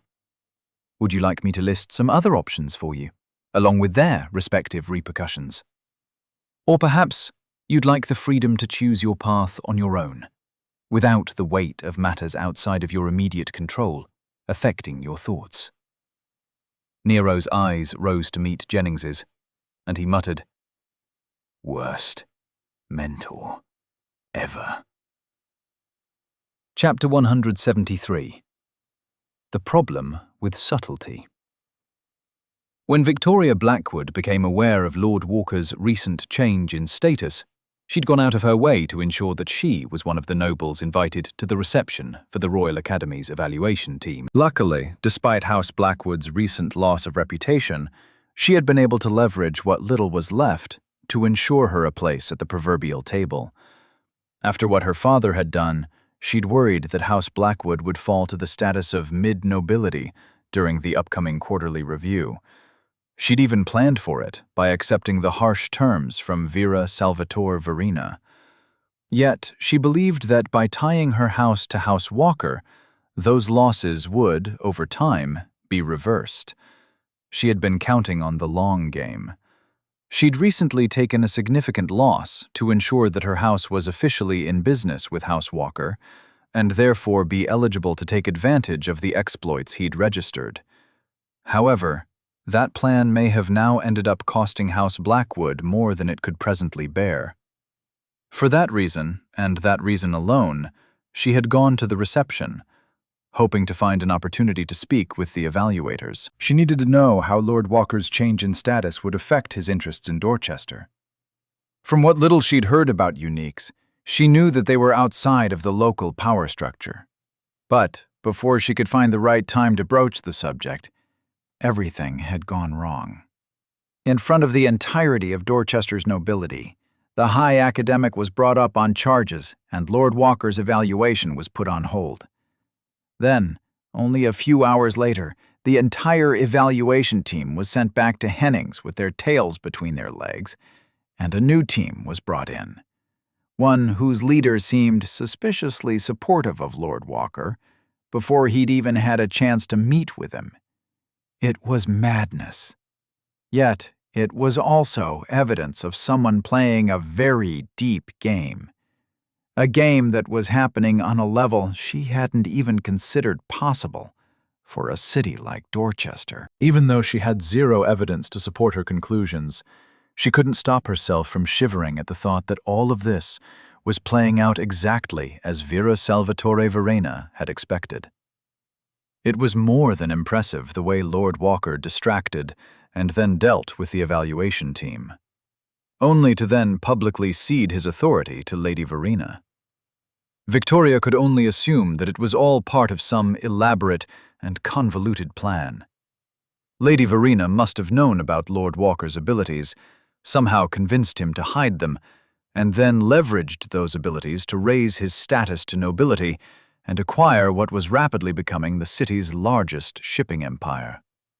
As if that weren't enough, the woman had then actually tricked her into tying her house to Lord Walker's in a one-sided, ironclad, long-term contract.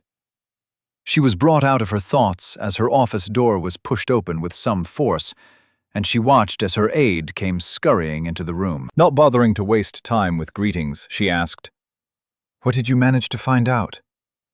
"My lord, after a quick but exhaustive search of the relevant laws, we've managed to piece together what will most likely happen to House Walker's interests," said the aide. Seeing the man's grim face, she wasn't expecting good news. Nevertheless, she needed to hear it. "Go on," she said, her calm facade masking her inner turmoil. "From what we can tell, unique citizens are indeed not allowed to own any personal interests within a city. However, they can have a branch house in whatever city they want. Unfortunately, House Walker only has one member, namely the young Lord Walker. As such, Dorchester's House Walker will be expunged, and House Walker will become his personal house, unaffiliated with any city. Therefore, he'll have to either sell off all of his local interests or transfer them to whatever house decides to become a branch of his personal house, the aide explained, trying to stick to the facts and not focus on the dire repercussions his findings implied. Sitting at her desk, she drummed her fingers on the arm of her chair in thought. The silence in the room hung heavy in the air. The sweat on the aide's brow was a testament to the tension in the room. Abruptly, Victoria Blackwood started thinking out loud. So, most likely Vera Salvatore Verena will formally tie her house to the personal house of Walker and represent his interests here in Dorchester. I very much doubt she'd bother buying him out, and I don't see the young lord denying her the reward she has so skillfully arranged for herself. Even worse for us, as the transfer of ownership will fall under the kingdom's charter, we will no longer be tied to House Walker.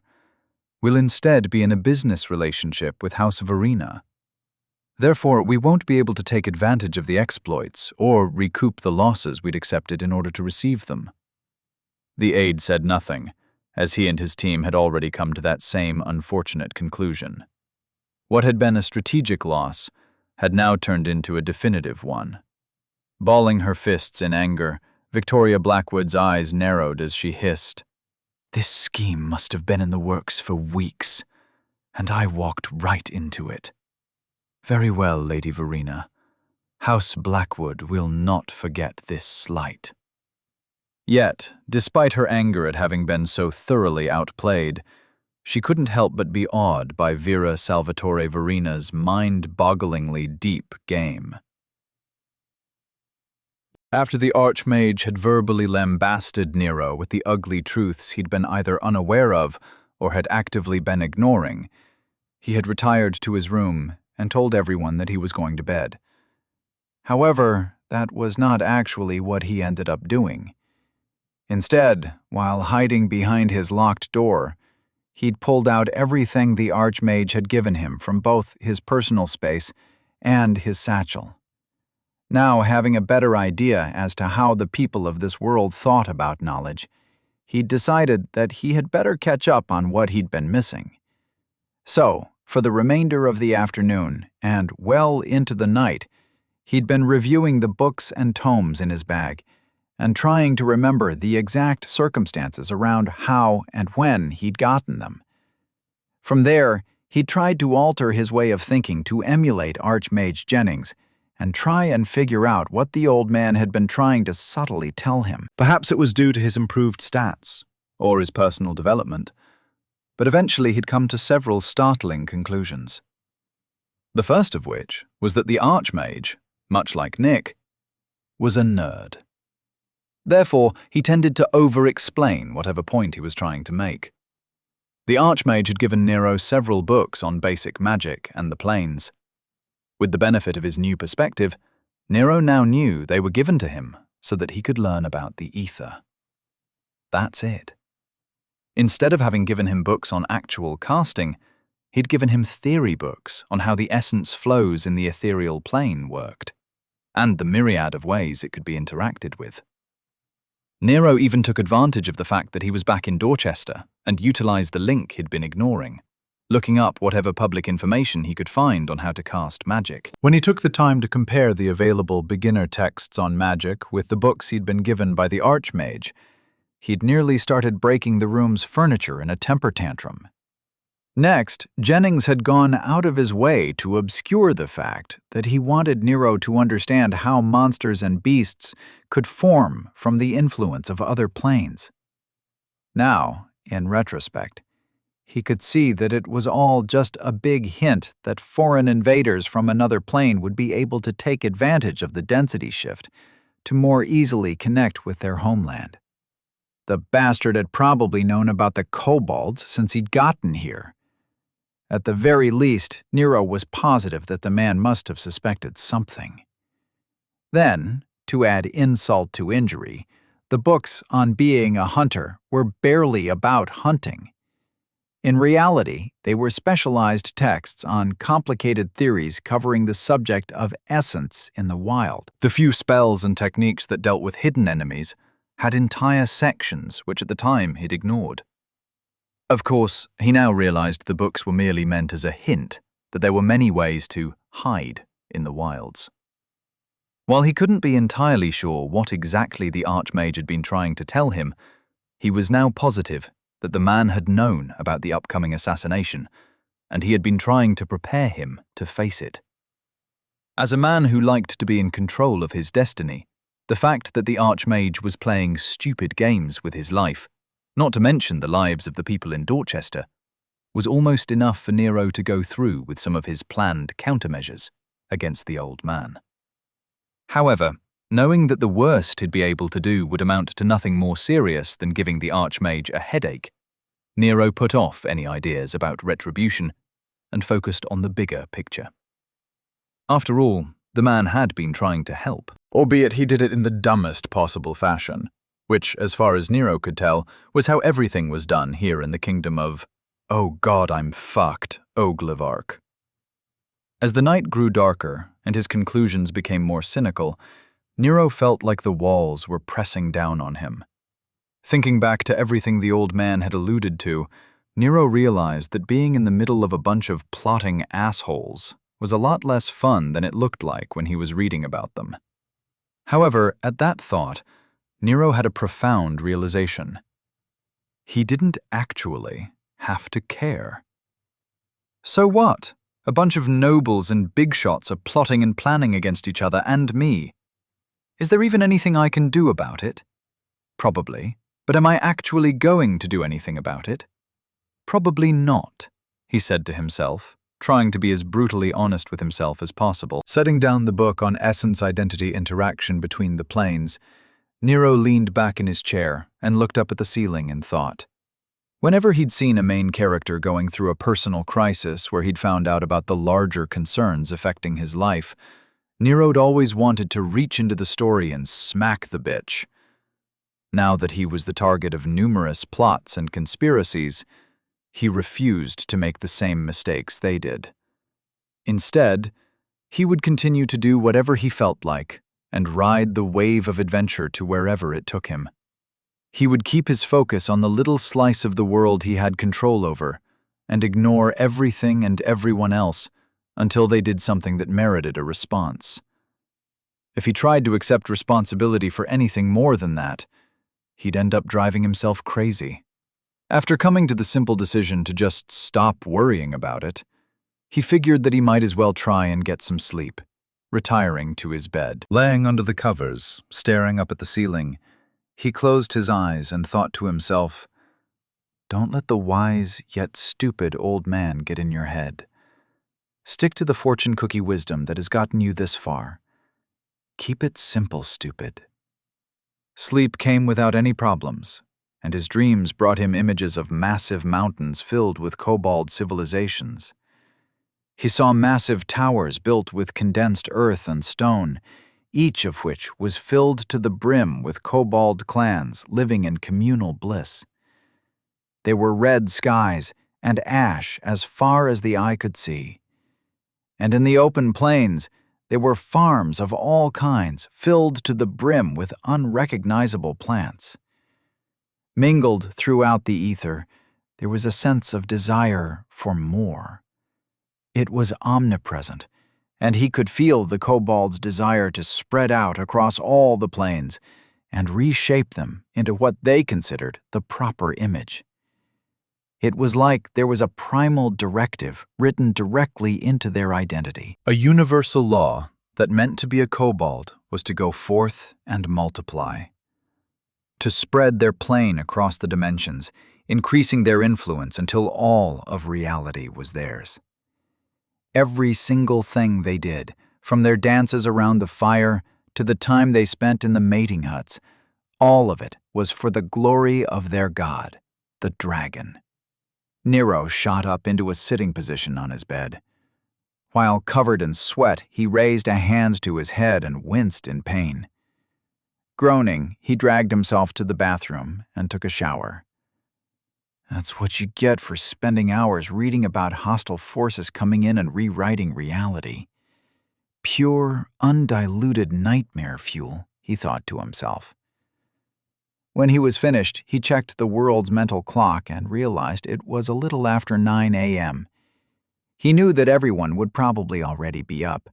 Or, more likely, they'd all have been waiting for him for hours, as their entire culture was inherently designed to piss him off. Grumbling to himself about the commonplace idiocy running rampant all around him, he made his way to the main living area in this wing of the estate. Exiting the hallway, he was proven right when he saw Nick, Vera, Kathleen, and Rose all sitting around and enjoying their morning, seemingly without a care in the world. However, he was surprised to see a fifth person added to their group. It was a man dressed like the academic people, complete with a stupid-looking essence light stuck to his hat. The man hopped to his feet the moment he saw Nero turning the corner. While Nero was suffering from his typical early morning brain deficiency due to not yet having gotten his morning coffee, the man seemed awake enough for the both of them.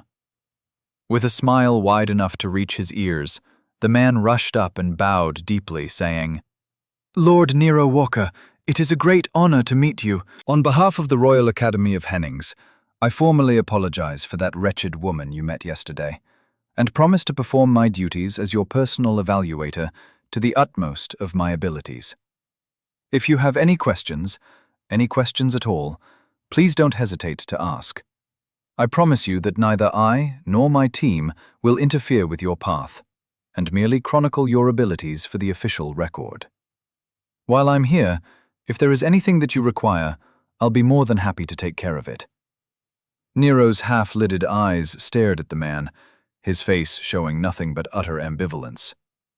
Leaning a little to the left so that he could see past the uncomfortably close man, Nero looked at his group of comrades and asked, "Who's this? And why is talking to me before I've had any coffee?" While Kathleen started chuckling in that amused way she did whenever Nero acted like an idiot, Nick and Vera both looked at Nero accusingly. However, Rose, bless her heart, started pouring Nero a cup of that black gold he loved so much. The man didn't give anyone a chance to speak for him, as he went right on talking. "My apologies, Lord Walker. My name is Academian Quincy. I'm leading the evaluation team now that High Academic Nerling has been recalled. Here, let me get you that cup of coffee," he said, then turned around only to see Rose walking up with Nero's cup of coffee in her hand. Seeing that Rose had already procured Nero his coffee, his shoulders slumped a little, and he dejectedly said, "Oh, she's already gotten it for you." Nero took the cup of steaming coffee with a gentle smile on his face. Meeting Rose's eyes, he said with total sincerity, "Thanks, babe. I mean, Rose. Thanks, Rose." After his slip-up, Nero decided to immediately pretend that the past 10 seconds hadn't happened. Completely ignoring Academian Quincy and Rose, he walked past them to join the rest of the group at the couches, while he started sipping his coffee and letting the warmth wake up his brain from its lethargy. Behind him, Academian Quincy seemed to bounce back from the awkward moment he'd just had. With a chipper tone, he asked, "So, Lord Walker, whenever you're ready, we can go over how you want to handle your evaluation, your allocation and transfer of assets, the formalization of your personal house, your house words and colors, which I happen to have some ideas on.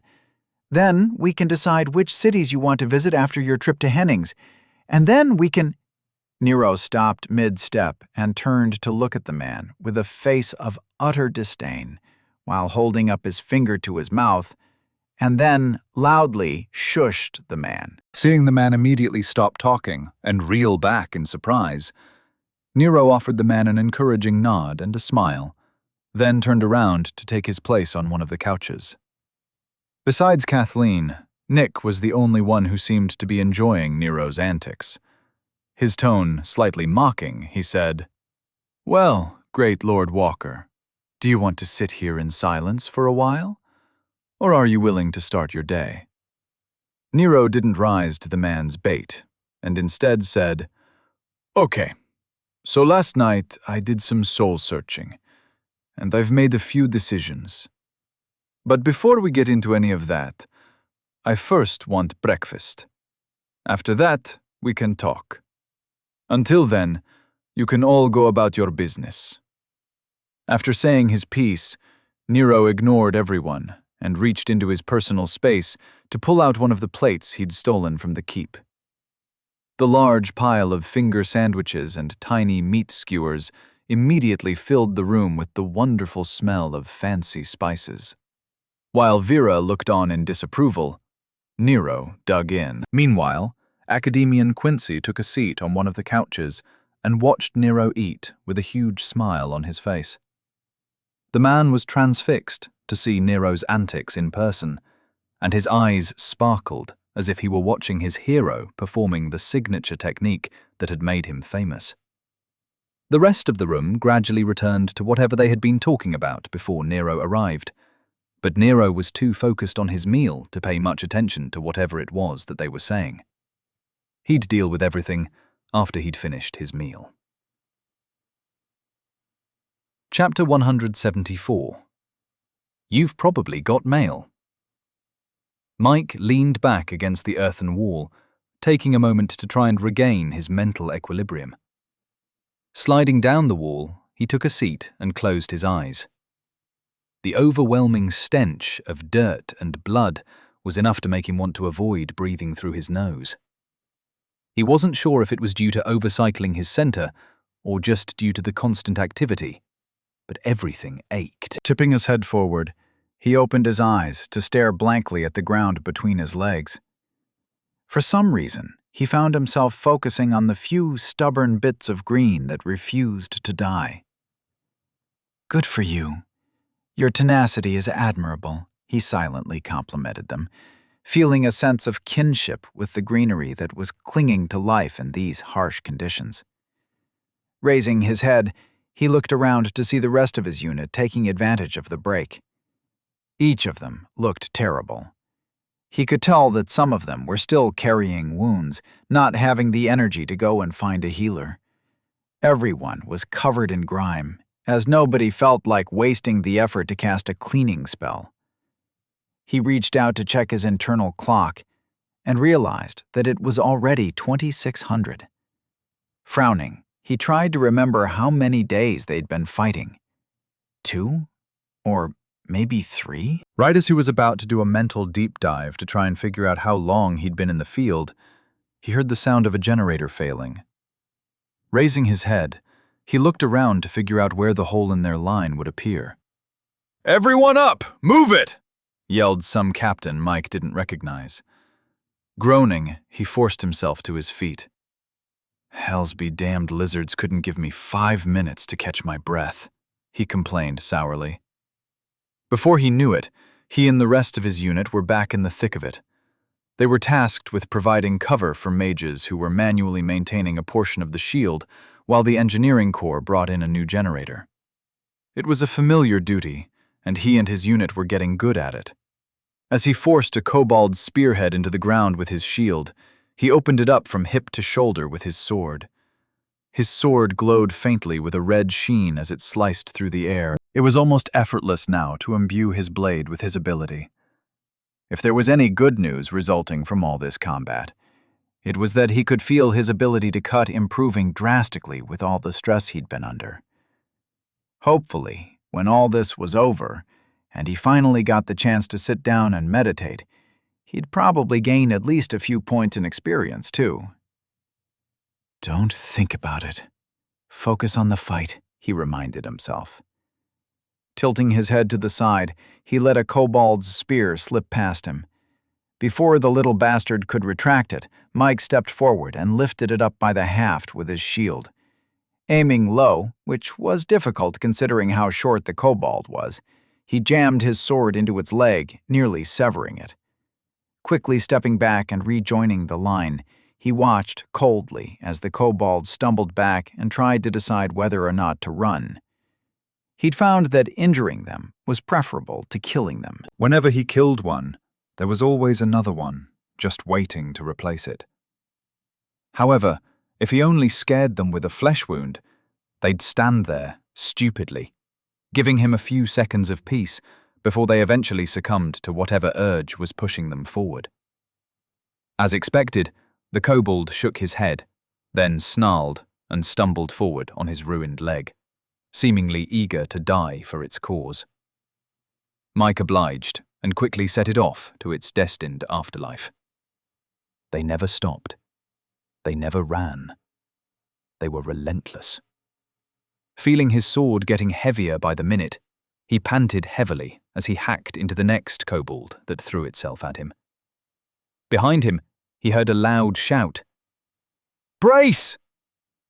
Familiar with what was coming, he dropped to a knee and hid behind his shield. Closing his eyes to avoid being blinded, he felt the air above him ignite. Even through his eyelids, the light was enough to make him flinch and cower. The same voice called out, "Recover!" Smoothly rising to his feet, he looked out to a changed battlefield. The after effects of the spell cannons never ceased to amaze him. Yes, it was a shame they didn't have enough to cover the entire battlefield. The area in front of their lines had been transformed into a field filled to the brim with chunked kobolds. When he'd first seen the cannons in action, he hadn't bothered to look away. As a result, the sight of the flame web charges expanding as they flew through the air was now burned into his memory. Calling them an effective mob deterrent is the most absurd understatement I've ever heard, he thought to himself with a dark chuckle. Looking over his shoulder, he watched as the mages and the cannoneers rolled the spell cannon away to their next firing position. Now that he had a good view of the battlefield, he could see how far they'd come. They'd been pushing the kobolds back further and further into the mountain. Off in the distance he could see Dorchester. It was now much farther away than it had been when all of this madness began. Turning back to look at the killing fields, he could see burning trees and large groups of kobolds moving around in the distance. With the gradient height of the mountain, he couldn't see how far they still had to go before they forced them back into the tunnels, but he couldn't imagine it being much further. If it was, whoever was running this shit show had better rotate them out for fresh troops. He could feel everyone around him was just as tired as he was, if not more so. Movement to his right caught his attention, and he looked over to see a group of mages cutting out sheets of earth to compress and form into a fresh set of bunker walls. It would seem the front lines were moving forward once again. Unsurprisingly, he heard someone shout, "20 paces forward!" With a sigh, he rolled his shoulders and stepped over the kobold corpse on the ground in front of him. Nero felt the forced conversation going on all around him, but he pretended not to. After all, it wasn't his fault that they refused to get up a decent hour. Breakfast was the most important meal of the day, and he would be damned if he didn't let himself enjoy it. But, like all things he avoided, eventually he was forced to deal with it. The moment he set down his fork, Vera's tone completely changed to business mode, and she asked, "So, Nero, are you ready to start your day now?" Nero looked up to see everyone staring at him with undisguised interest. Frowning in annoyance, he couldn't help but feel like recent circumstances had somehow cast him into a leadership position, despite all of his protests. It wasn't like he didn't know why it was happening. Random, stupid events kept occurring, and all of them were somehow centered around him. Whether it was someone trying to kill him, someone trying to reward him for surviving someone trying to kill him, or some other ridiculous noble bullshit, all of their current concerns revolved around him.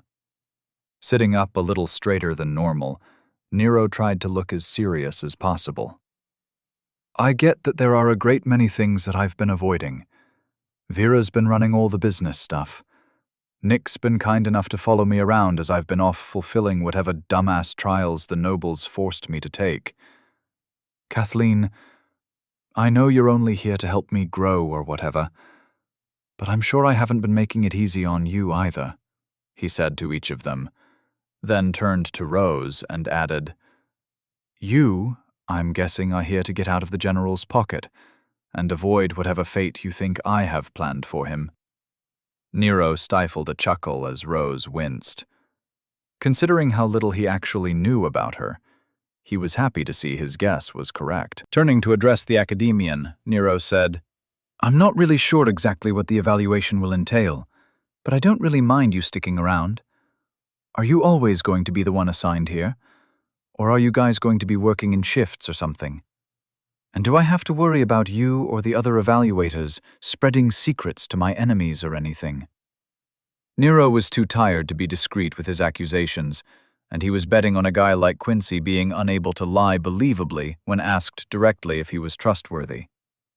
From what little Nero had seen, the man was like an overexcited teenager in the body of a middle-aged accountant.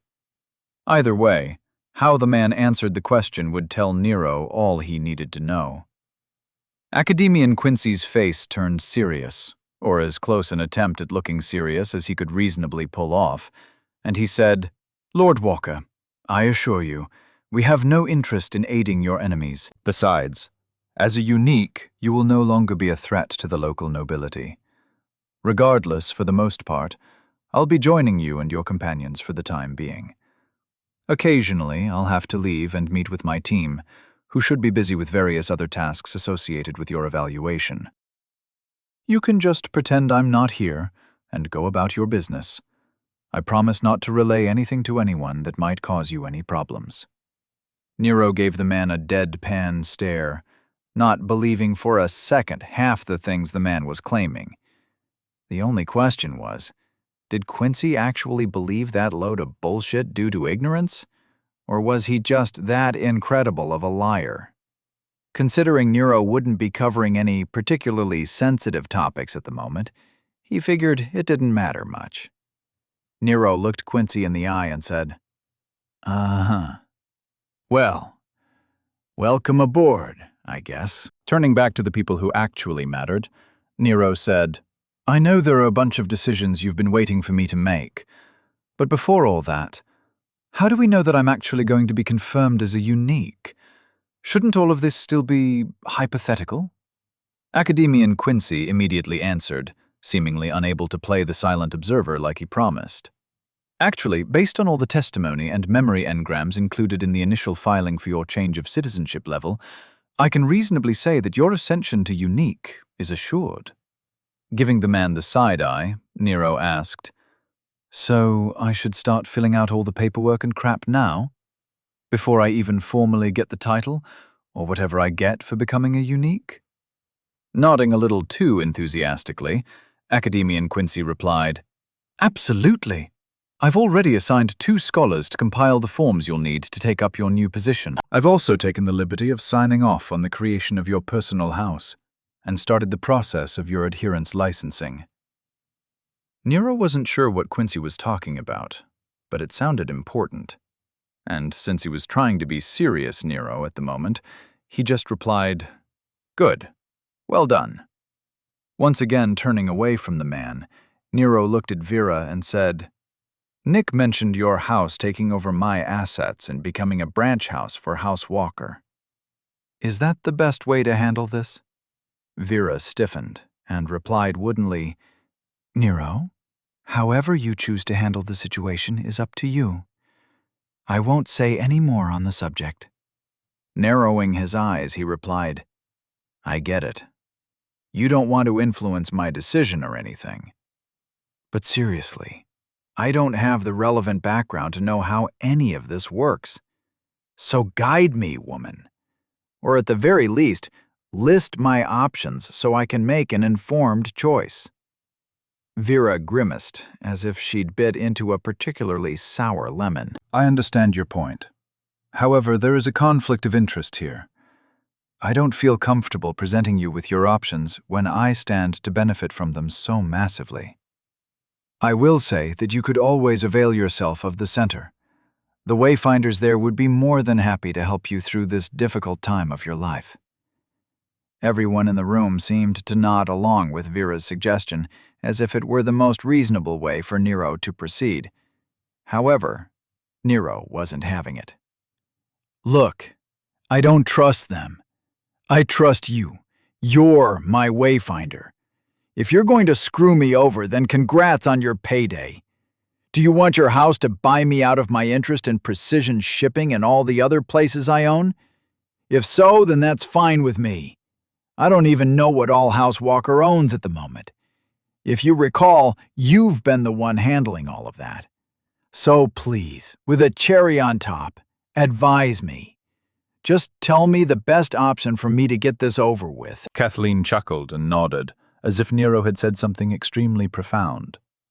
While Vera thought over how she wanted to handle Nero's request, Nick decided to interject. "Nero, I'm probably the only person here who understands where you're coming from. Try not to take it personally. She's just having trouble dealing with the fact that you don't know anything, and you absolutely don't care enough to learn." Vera shot Nick a look that promised future retribution, and Nick just shrugged with a smile at her glare. He remained completely unapologetic. Turning back to Nero, Vera said, "Well, if you really want my opinion, I suppose I could consider it my last act as the proxy to House Walker. In fact, since you've never actually signed the contract for my services, in a way, I've never actually been the proxy to House Walker." She paused at that and crinkled her face as if she were trying to figure out a particular complicated math problem. Nick asked, "Vera, dear, what do you mean?" Vera came out of her thoughts and looked over at Nick. "Well, Nero doesn't do any of the house's paperwork. I figured he'd get around to it eventually, but I suppose it doesn't matter now." "Wait." She paused, then turned to look at Nero with the most serious expression he'd ever seen on her face. Her tone was intense as she said, "Before you do anything else, you need to go through the paperwork I've sent you through your link. Start at the beginning and fill out each page in order." Nero widened his eyes at how serious she was being. "Okay, but why?" Nick chimed in, asking, "What do you mean Nero hasn't filled out any paperwork? What has he missed?" Vera glanced briefly at Academian Quincy before looking at Nick and replying, "Nothing serious. He just has a few outstanding forms to fill out since he's been off fighting in the wilds.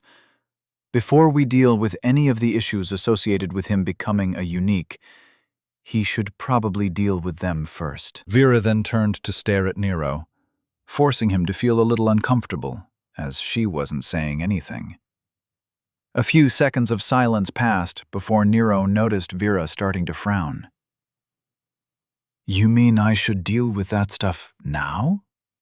I thought we were discussing how I'm going to deal with the house problems," he said, looking at her with confusion. Vera seemed to come to some kind of realization, then asked, "Nero, have you lost your link?" Nero replied quickly, "No, why?" Vera's frown returned. "Then why aren't you answering your pings?" she asked.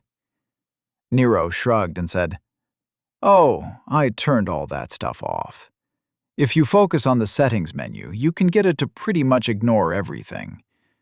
I'm pretty sure after all my tweaking, my link will even let me sleep through Captain Angelton overriding my privacy settings." Everyone in the room looked at Nero with varying levels of shock. Nick asked, "You changed the link's primary operating functions? How? Why?" Nero looked at them all in confusion and replied, "What's the big deal? You're the one that taught me that all I have to do is think at it. If you focus on the link, you can get a feel for what it is trying to do, and then all you have to do is convince it to not do it anymore. I did it a while ago when I was screwing with it in my tent when I didn't feel like reading.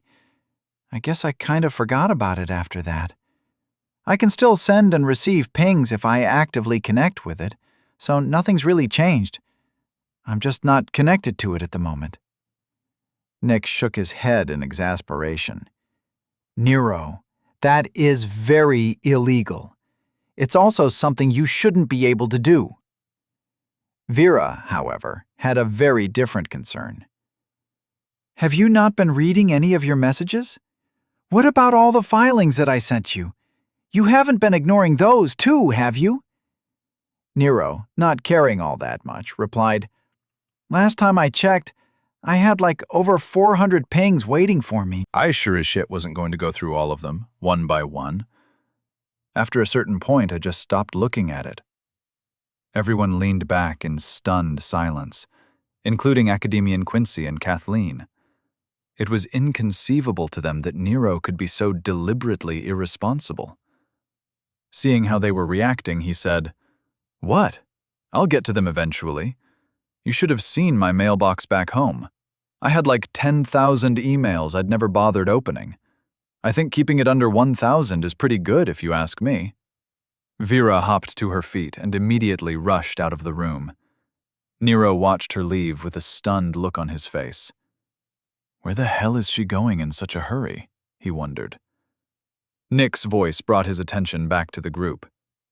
Nero, a lot of what you've been ignoring were probably important documents covering everything from the acquisition of your numerous assets to the legal consequences of your various run-ins with the Tower of Law.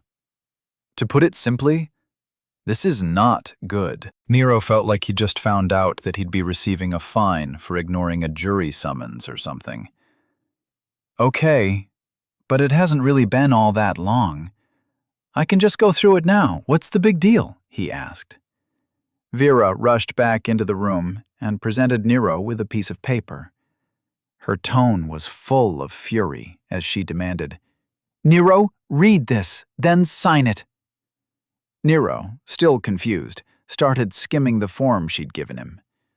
Looking up at her, he said, "This is a form stating that you're to be my legal proxy. Didn't you just get through telling me that you can't be my proxy anymore?" Vera, through gritted teeth, replied, "I can't be the head of House Walker's proxy, as the Dorchester House of Walker will soon no longer exist. I can, however, be the personal proxy to Lord Nero Walker, the Unique. As you haven't gone through any of the incredibly important forms you've received, this form will allow me to deal with them on your behalf." Academian Quincy butted in. Excuse me, but do you realize what she just gave you? You can't sign that. You'd be putting her in charge of your entire life, he shouted at Nero, then turned to Vera and demanded, "What game are you playing at? You think I'll just stand here and let you co-opt a Unique without doing anything?" To say Nero was shocked would be an understatement. The Quincy he'd come to know had completely changed. The Academian Quincy in front of him now was a totally different person. He was standing tall, veritably bursting with authority and presence. The difference between who Nero had thought the man was and who he actually was shocked him to his core.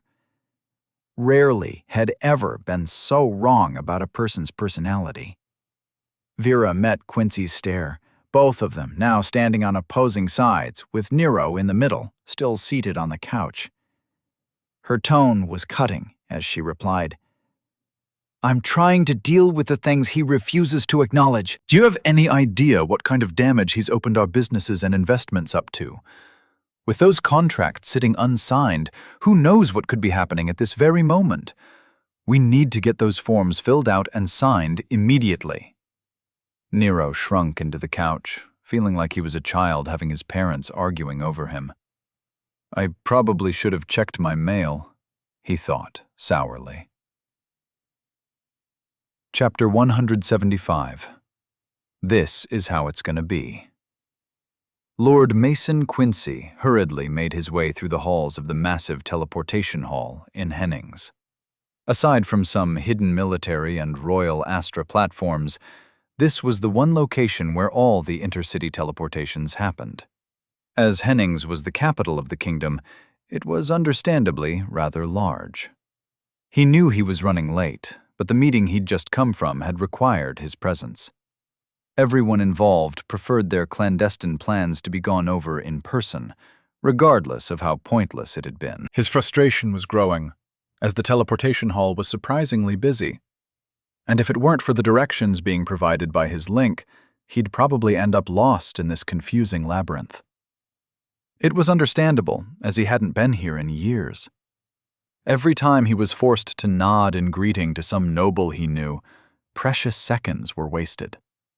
He could feel his anger rising when he considered how much wealth was currently being wasted by these petty nobles, abusing their privileges to teleport back and forth between their cities and the capital. When he finally found the preparation room his team was assigned, he tossed one last disgusted look at the herds of nobles clogging up the hallways with their arrogance. Useless wastes of essence, every one of them, spending their family's wealth like water, while wasting their lives on politics and the illusion of power. Our ancestors would be ashamed if they could see Hennings now, he thought to himself before turning away and entering the room. The moment he walked in, he saw his 6-member team perk up and rush over to him. Mage Adept Idrius was the first to speak, as she was his second in command and had been with him the longest. Lord Quincy, we were worried you wouldn't make it. Our teleportation is scheduled for platform 23 in 11 minutes, she said, her voice calm and collected. Lord Quincy replied quickly without apologizing. It was unavoidable. He ran his eyes across his team, making sure that they all looked ready for what was coming. Seeing them all returning his stare with carefully moderated enthusiasm and discipline, he nodded in appreciation. Straightening up, he squared his shoulders and said, "As you all know, a lot of favors and political capital was spent to get us all here. Some of you have been following the Walker's legend since the beginning, others not as long. But we're all aware of what's at stake. The Walker needs our help, and we're going to give it. We are to be the removers of obstacles on his path, and together we shall follow him to greatness." Quincy could see their resolve strengthening, their determination to succeed in their mission settling into their very identities. "From now on, my title of Lord is to be set aside. I will simply be Academian Quincy. Furthermore, you are all now nothing more than scholars. We are not mages, and will not have any association with the Tower of Magic in any way. Our previous mission to infiltrate the Royal Academy is no longer relevant. We are now dedicated solely to the preservation and rise of the Walker." Scholar Idrius asked, "Has the paperwork been taken care of?" Nodding quickly, he replied, "Yes, it's all been handled by our knights still in the tower. As far as the Tower of Magic is concerned, we all left and joined the Academy, and the records of our continued association with the tower have been deleted. Aside from a few unverifiable rumors, there is no longer any trace of our assignment. We're now on our own." One of the team members asked, "Did Eric and the others have anything useful to add?" Academian Quincy snorted and replied, "Nothing of importance, other than reminding me to include them in the dedicated scry link. He and the council mostly wanted to waste their time arguing about the order's name." Scholar Idrius's voice cut through the chuckles. "It doesn't matter. If all goes to plan, we'll barely be associated with them anymore. We'll be adherents to a unique and walking a much more important path." Everyone nodded at that, their faces filled with ambition and hope. Academian Quincy's tone was harsh as he barked, "Don't get ahead of yourselves. We have a lot of work to do before we can even think about asking the Walker to take us in. You all know your assignments. Focus on that, and we'll proceed one step at a time. Now, get into character, and let's get moving." Shaking his shoulders out, Academian Quincy adopted his noble smile and softened his presence. His entire being became warm and friendly before he turned on his heel and led them out of the room. With a bright smile on his face, he turned his head to look at Scholar Idrius, who now looked much more approachable. "You said platform 23, right?" She looked over at him with a gentle smile and replied, "Yes, Academian Quincy, platform 23. Nodding lightly, he led them through the hallways, smiling and exchanging polite nods with the nobles of Hennings, while he led his team to their scheduled Astra platform for teleportation to Dorchester. Sitting at Vera's desk, He'd been dealing with each ping, one after another, with Vera looking over one shoulder and Quincy standing over the other. Over and over, Vera had explained why each particular ping was essential, and then went into exacting detail on how this proved he had been an idiot for not having dealt with the ping the moment he'd received it. To Nero's unending annoyance, each and every time, Quincy had then exclusively taken the position of Vera's opposition by criticizing the need for Nero to be dealing with the pings at all. Over his right shoulder, he heard Vera voice her disgust with Academian Quincy's latest barb. He's the only one who could sign off their incorporation. At the time of this ping, he was the head of the entire house. How could a mercenary company, bearing his house's name, file their articles of incorporation without his signature being included in their initial filing? Do you expect the Tower of Law to just believe me when I say, "Oh, Lord Walker"? Of course he knows all about this. I assure you this is what he wanted. Lord Bennings would have me in front of a tribunal before the end of the day for abuse of position, she all but shouted over Nero's head. Not remotely convinced, Quincy shot back, "As usual, you're exaggerating the situation to the point of incredulity just to prove your point. You were House Walker's proxy. For something like this, your signature and approval would be more than enough for the company to be incorporated. If it weren't, your application and registration wouldn't have even been provisionally approved.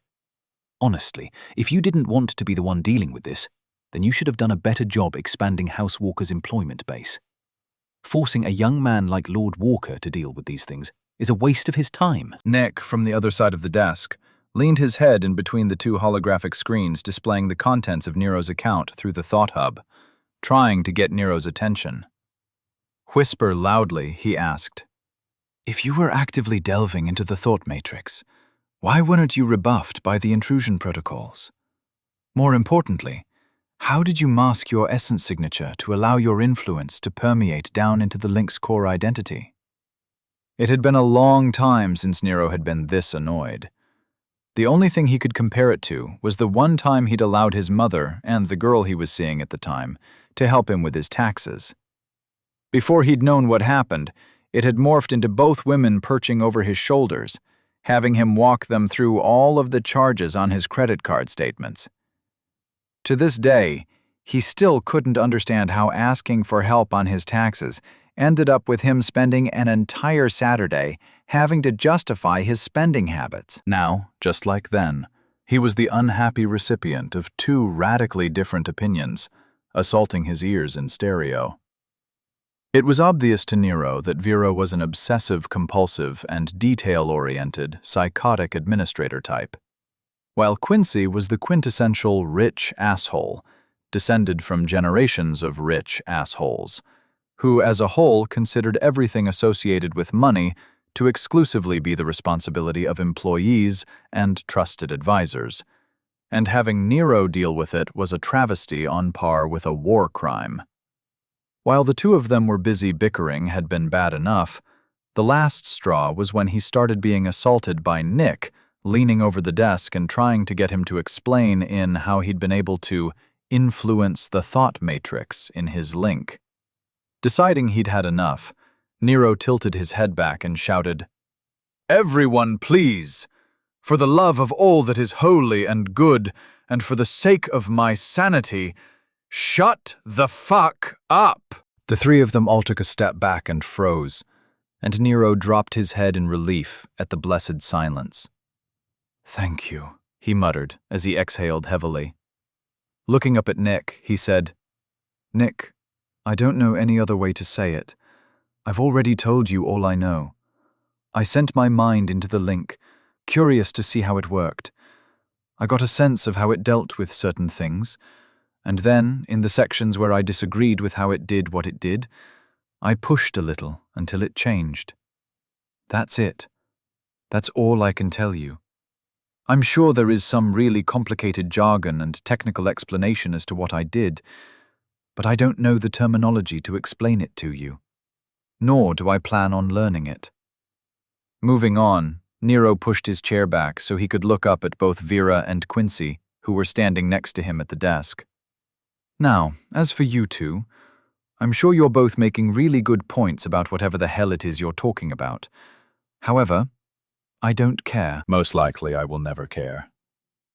When it comes to businesses, all I'm concerned about is how much money I'm getting out of them, he said with utter seriousness. Seeing as Quincy began smiling and was about to say something akin to a victory speech, Nero continued. But that is not to say I don't appreciate how much work goes into the running of a house. Lucky for me, I have Vera, who is worth 100 strangers that I wouldn't trust to mow my lawn, let alone handle my money. Arbitrarily hiring a bunch of people out of nowhere is a good way to get yourself taken advantage of. By the time he finished, neither of them looked particularly happy with him. Not that he cared. Looking up at Vera from his chair, he said, "We're not even halfway done with this crap, and I'm already considering fucking off and finding a private beach to retire on. All because I don't have to put up with your squabbling." And for the record, I agree with Quincy here that I'd be an idiot to sign over my rights to you, regardless of how much I trust you. Now, from here on out, let's all cut the chatter and focus on getting through this without me losing my mind. I have no interest in listening to the comprehensive explanation as to how a particular ping came to be, so please, I'm begging you, just stick to the basics of what the ping says and explaining to me what I'm signing, okay? Vera deadpanned at him, crossing her arms and replying, "Very well." Then, turning to Quincy, he said, "And if you could, please go and get us all some coffee and whatnot. I don't know if it falls under your job description, but could you also arrange for all the paperwork we'll have to file to get this crap transferred over into House Verena's name, so that we can set me up as a shareholder or something? I don't know how it'll work, but I'm betting you do. The ultimate goal will be to have me still getting paid, while Vera continues running everything. However we can make that happen, that would be great. Thanks." Turning his head to look at Nick, who was still standing on the other side of the desk, Nero cocked his head a little in thought. He stared at the man for a few seconds in silence as he tried to come up with something useful for the man to do. Thinking of something, he said, "Nick, you're of absolutely no use here. Instead, I'd like you to go find me a few books on basic magic that explain how spell forms are constructed and how normal people attune themselves to essence flows. I'm talking about the actual basics that the average person uses to explain how people in this world do magic. I don't want you picking out books that have any kind of underlying or hidden theme or subtle clues as to what you think I might need to know. I want non-theoretical, actually applicable spellcasting books on how to do magic." Seeing Nick glaring at him, obviously insulted by what he was saying, Nero returned the man's stare with one of his own. "I'm telling you right now, Nick, I'm the kind of stubborn, cynical bastard who will never believe what I'm reading is anything but a fraction of the whole truth. You won't be polluting me with native ideas or any other such nonsense that you fancy-pants scholars believe about paths. I plan on making my own way. But taking the best part about what someone else has already figured out and making it my own is how smart people save time. I don't want to spend years trying to figure out the magic system by picking apart spells I see other people casting. If it makes you feel better, consider this my path, one which I'm choosing to follow all on my own." Nick's face went from reticence to confusion and finally landed on shocked understanding. Nero watched the man come to some kind of inner realization or something, and he could almost taste the misunderstanding in the air. "No, Nick. This is not some profound life lesson or anything you can pick apart to gain greater insight into some nebulous, all-encompassing grand truth. This is simply me not wanting to spend another goddamned minute practicing the elemental wheel and honing my control. I just want to see how you all do magic, because I guarantee you that I'll think your way sucks and then figure out the right way to do it. Academic Quincy's voice carried what one might call a hint of reverence as he restated what Nero had said. By taking the best from what others have done, we discover our own path to even greater accomplishments. He sounded like a reverend quoting scripture, or a nerd quoting the opening of The Lord of the Rings. Nero looked up at the man, with disgust clearly displayed on his face, and said, "If you make a poster, start a cult, or some other kind of self-help movement out of that, I better be getting a large cut of the profits. You hear me?" Chapter 176. Why He Doesn't Care.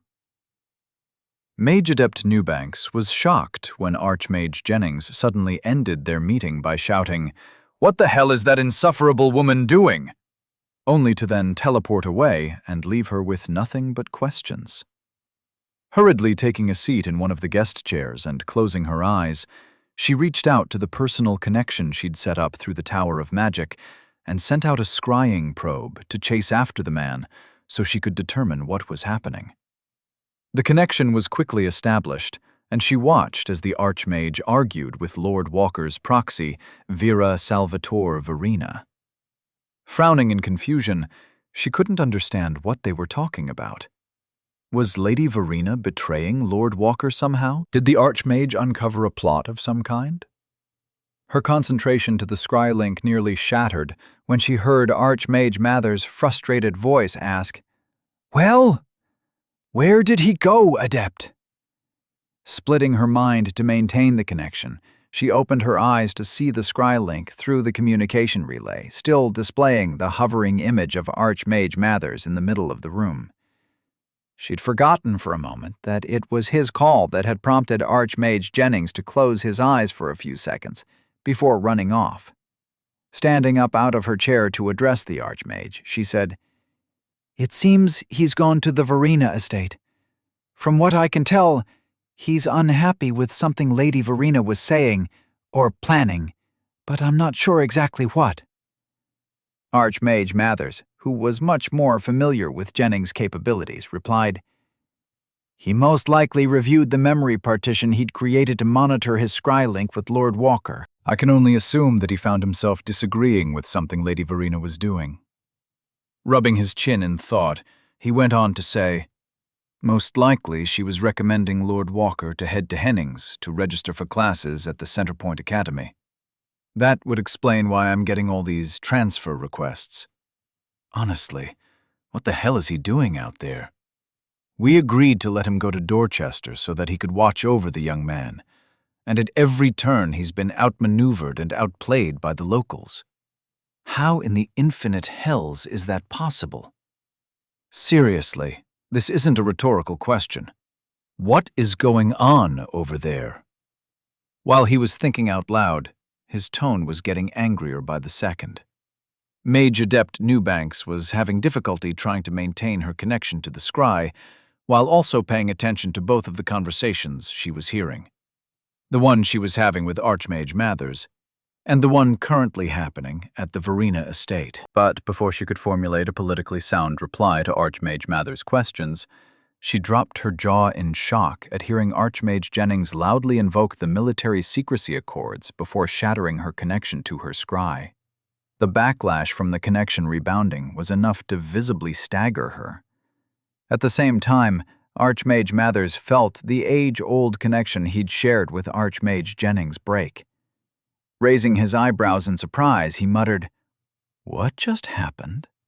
Before he could check the automated records, which were stored as a contingency protocol within the Hennings Tower of Magic, Mage Adept Newbanks answered his question. Her tone was one of disbelief as she gasped out, "The Archmage! He invoked the military secrecy accords, then sealed the room. He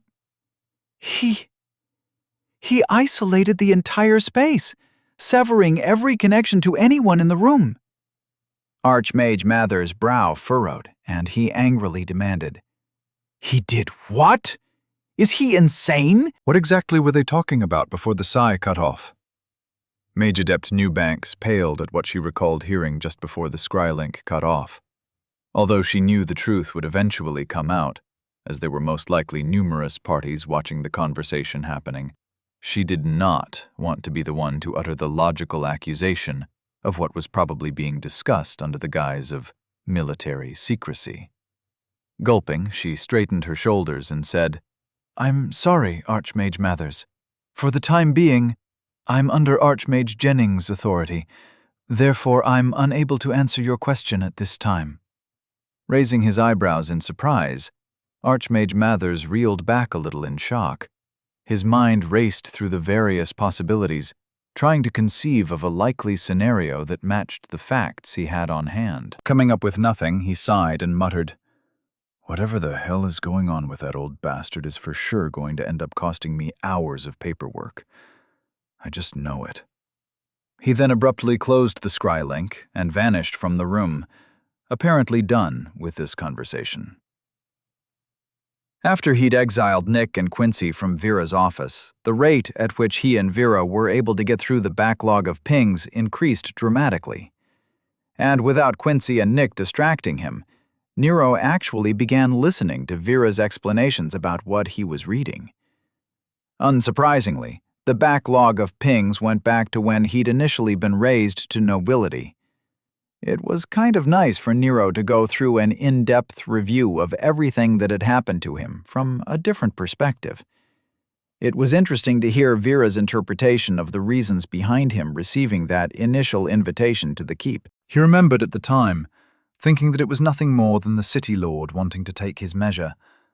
But, according to Vera, it was also the city lord getting it on record that she was personally supporting the new noble raised in her city, and the gesture of respect to the royal backing Nero's new title granted him.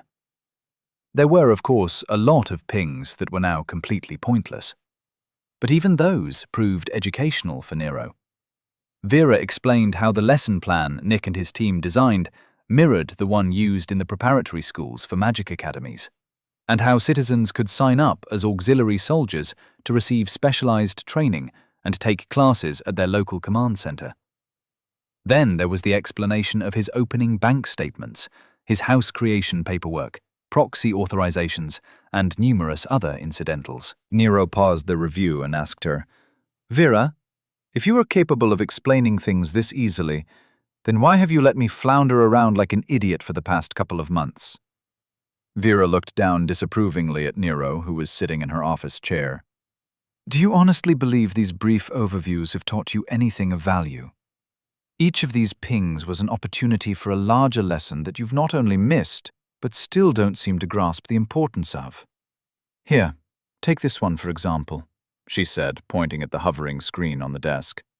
"This ping was from when I leveraged your assets to bet in the arena. You can see the itemized list of what you'd received and what you were still owed, along with an estimation of what you'd received from the auction of House Dorchen's property. If you read closely, you'll be able to see reference numbers for the public filings that you could use to track what came from where. You can also see that there are references to the arena's rules and regulations.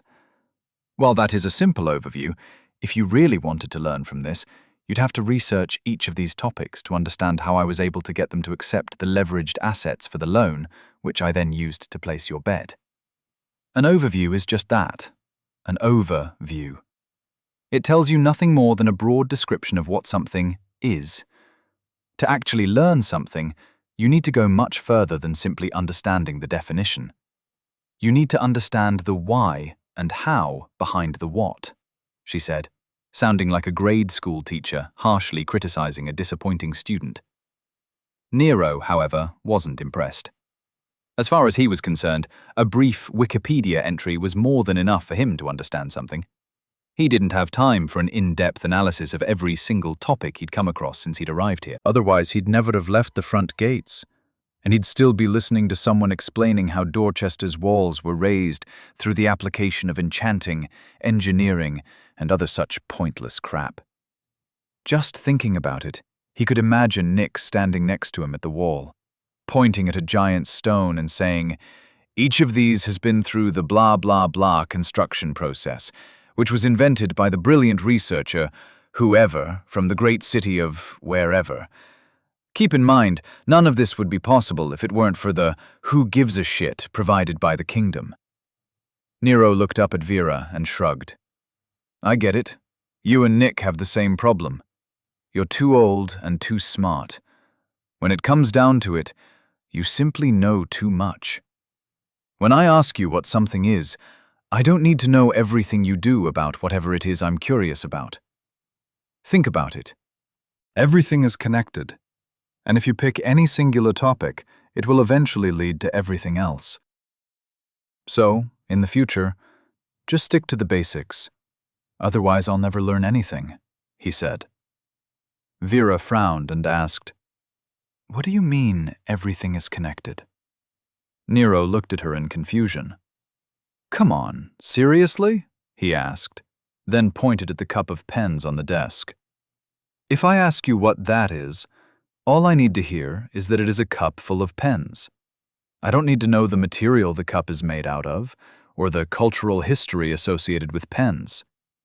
Nick would waste hours explaining how the pens were made, their manufacturing process, and the technological history of the various types of pens, all of which led to the modern pen that is currently resting in that cup. You, on the other hand, would probably waste an hour explaining why pens are still even a thing, despite everyone having access to the Thor Hub and these screens, along with being able to simply write stuff with your mind. Everyone I've met wastes too much time telling me crap I don't care about, and ignoring the initial question, which prompted your completely pointless lectures. Don't get me wrong, a lot of what you guys say is really interesting, and someday I'd love to hear about it. But, right now, I just don't have the time to care. Vera frowned in thought. She had to admit that Nero did have a point. On more than one occasion, she'd heard him ask a question, and knowing about his limited understanding of the world, she'd gone into detail about whatever topic he'd asked about, with the hope of helping him understand their society. Perhaps it was a little excessive. Nero could practically feel the wheels turning in her head, and he added, "Now, don't get me wrong. I appreciate you and Nick wanting to implant your decades of knowledge into my brain as fast as possible. I'm just saying that I don't have a month to learn all about one isolated subject before another one ends up biting me in the ass. When I ask what I need to do to become a unique, I don't have time for a lecture on how the filing system works through the Tower of Law or any other nonsense I can't even imagine right now. I just need someone to get me the files I have to sign and make sure I don't do something stupid while I'm filling them out. Why do you think I put you in charge of stuff? Aside from the essential fact that I trust you, it's also because I don't understand any of this legal crap, and I don't have the time or inclination to learn anything about it." Vera sighed. She couldn't help but feel a little sad for the young man she'd taken under her wing. He really hadn't had the time to figure anything out. One crisis after another had assaulted him from the moment he'd entered and taken refuge behind Dorchester's walls. For her, the pace has been blistering, and she couldn't imagine how he must have been feeling. But at least now she had a better understanding of how Nero must have been feeling all this time. Nodding in commiseration, Vera said, "I understand, Nero. You never wanted lessons. You simply wanted answers." His eyes wide and his smile bright, he looked up at her with appreciation and replied, "That is a really good way to put it. Thanks, Vera." Turning back to the screens, she said, "All right, let's start getting through these." Their speed at dealing with the pings became even faster, and Vera refrained from going into detail for the most part, much to Nero's relief.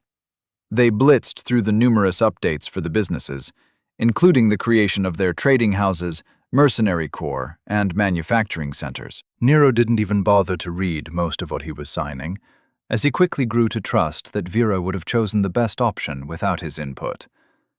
He didn't bother to waste time listening to why she did something in whatever way she did it. He just signed and smiled like a good little absentee boss. Everything was going exceedingly well until they came to a ping, which stopped Nero dead in his tracks.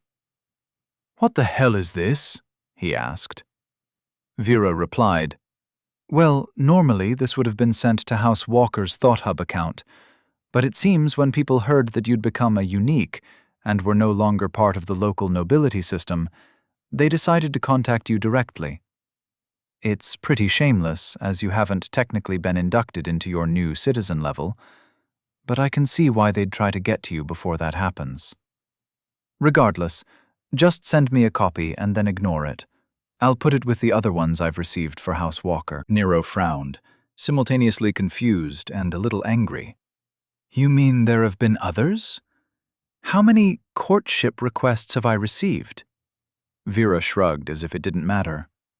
"Probably around 30 or 40. I just set them aside as you've been clear about your intentions to stay unmarried for the time being. As you've been busy, I've also politely rejected any party and dinner invitations you've received as the head of House Walker." Collapsing into the back of the chair in shock, Nero asked, "Are these people crazy? I haven't even completed my noble trials. I've been here like, what, a little over 2 months? What the hell, Vera?" Smiling as if she was enjoying seeing Nero so off balance, she replied, "Nero, you have to understand. One of the noble trials is the trial of legacy. You needed an heir and a family as the head of House Walker. Many nobles would be delighted to have a daughter or son paired off with a new noble who is both rich and under the protection of the royals. And now that you're a unique, someone has to take over control of your interests in Dorchester. If you wed quickly, your wife could immediately take over House Walker and manage your interests here." Nero was stunned. These power-hungry, money-grubbing sons of bitches. I'm not sure whether or not to be excited, insulted, or depressed about this particular flavor of local insanity, he thought to himself. Zeroing in on something she'd said, he asked, "Wait, you said House Walker has a separate ThoughtHub account. How does that work? And do I have to go through that one too?" Vera chuckled and replied, "Every house has an account, which is usually handled by a management department. I've been covering yours by borrowing some administrators from Precision Shipping. Anything important I've already forwarded to you. Where do you think all of these pings came from?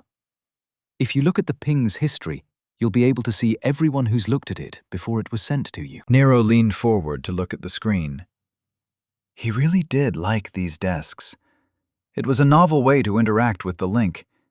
Instead of seeing it in your head, you were able to manipulate the displays as if you were the computer, and the interactive holograms were the monitors, while your mind served as both the mouse and keyboard. It was intuitive to the point of hilarity. All he had to do was reach out, and the desk took over. It was brilliant. After briefly studying the ping, he found the section covering the ping's history. With just a thought, he was able to open another screen, which displayed the trail the ping went through before it ended up in his account. He couldn't believe how many people had contributed and seen this seemingly stupid ping about some party he'd already missed. And this one had been sent to his account directly. He couldn't imagine how many people it would have gone through had it been sent to House Walker's account first. Nero looked up at Vera and asked, "Why would they arrange a party for me when I wasn't even in the city? And how did they know about my change in status? Wait, the better question is, how is all of this getting done so quickly? I mean, how quickly do people typically deal with their pings?" Shrugging, Vera replied, "Well, once you get used to it, it's pretty simple to open, read, interpret, then send off a reply. Even while we've been talking, I've probably dealt with around several hundred pings myself over the past few hours." Nero's eyes widened in shock. "You've been splitting your mind to deal with pings this entire time?"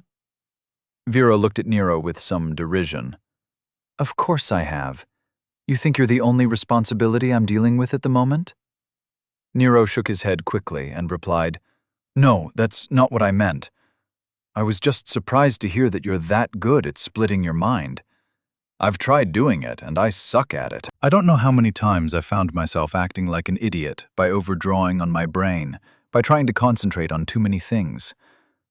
Vera's expression softened as she heard his explanation. Well, as your skills in thought management, logical processing, and the other mental skills increase in level, it will become easier. It just takes practice. Though, don't get your hopes up. Everyone has a different limit to what their brain can handle, along with whatever their talents lean toward. Nero hadn't heard much about skills, as he'd actively avoided dealing with that aspect of his identity. As far as he was concerned, his skills would level on their own. But he hadn't heard anything about limits or talents before. Are you saying that not everyone has the same potential to level their skills? He asked. Vera nodded and replied, That's exactly what I'm saying. Everyone has things they're good at.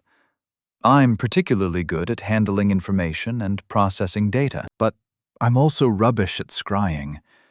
It's not something I'm particularly happy about, so I'd appreciate you not mentioning it. However, I don't mind using myself as an example. You see, I'm very good at receiving, understanding, and handling information.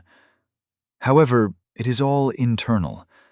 I'm not good at sending out my thoughts and following essence flows, which is an essential part of scrying and long-distance information gathering. No one is good at everything. Remember that, Nero. Nero nodded, accepting that this world had a lot more in common with his last world than he'd liked to admit.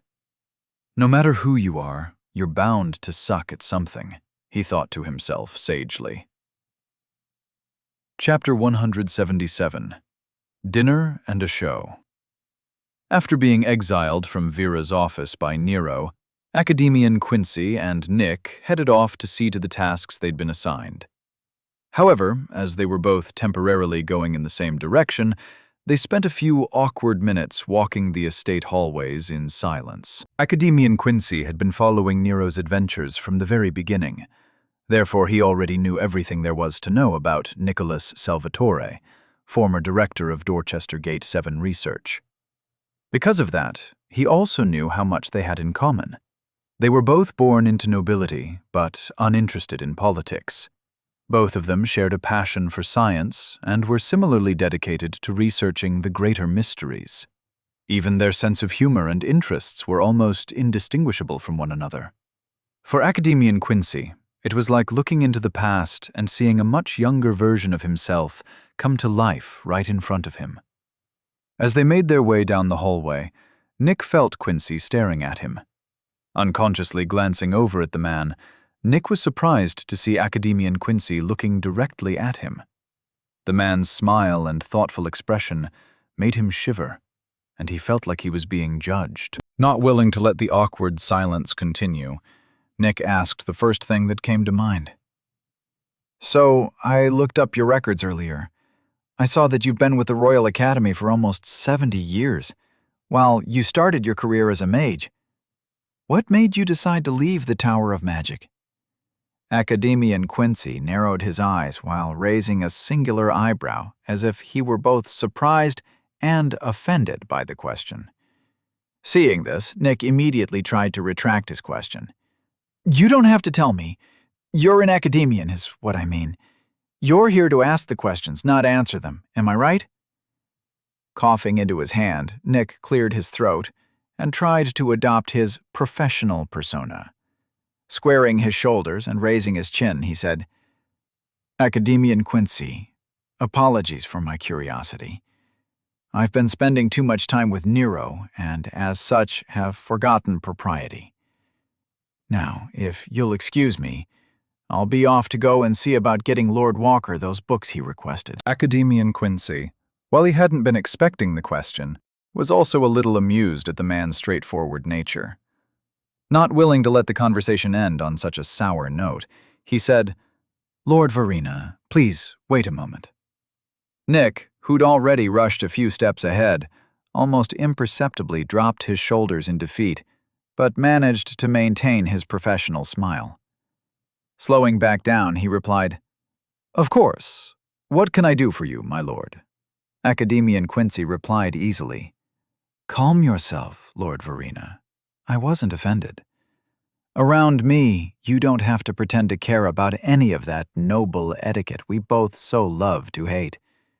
Just treat me the same as you do young Lord Walker, and we'll get along just fine, I assure you." Nick searched the man's eyes as if he were trying to see through the trick.